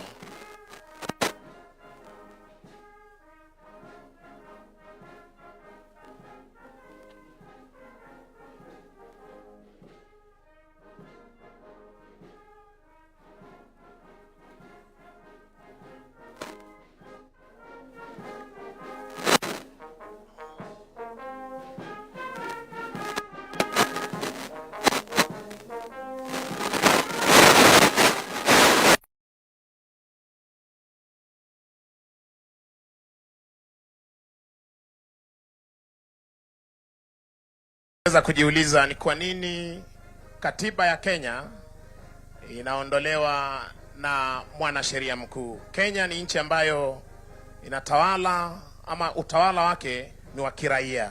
Ndiposa vyombo vyote vya mamlaka ambavyo vimesalia vinaletwa na kuondolewa na majeshi ya Kenya. Chini yake Regimental Sergeant Major Warrant Officer 1 Kiprono, wanajeshi hawa wakiweza kuchukua nafasi zao kuondoa vyombo hivi vya mamlaka.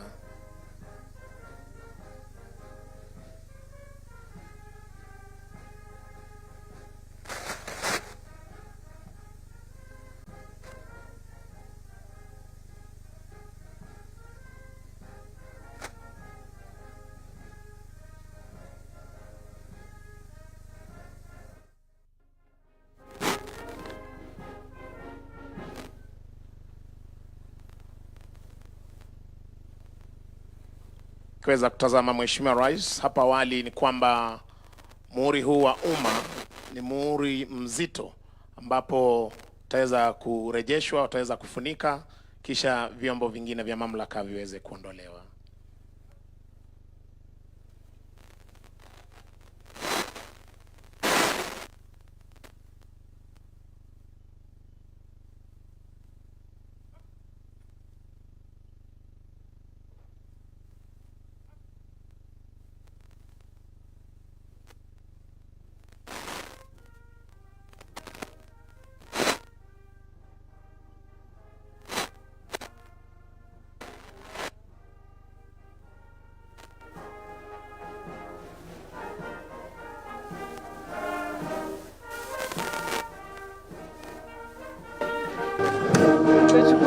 Asante bendi yetu, asante bendi.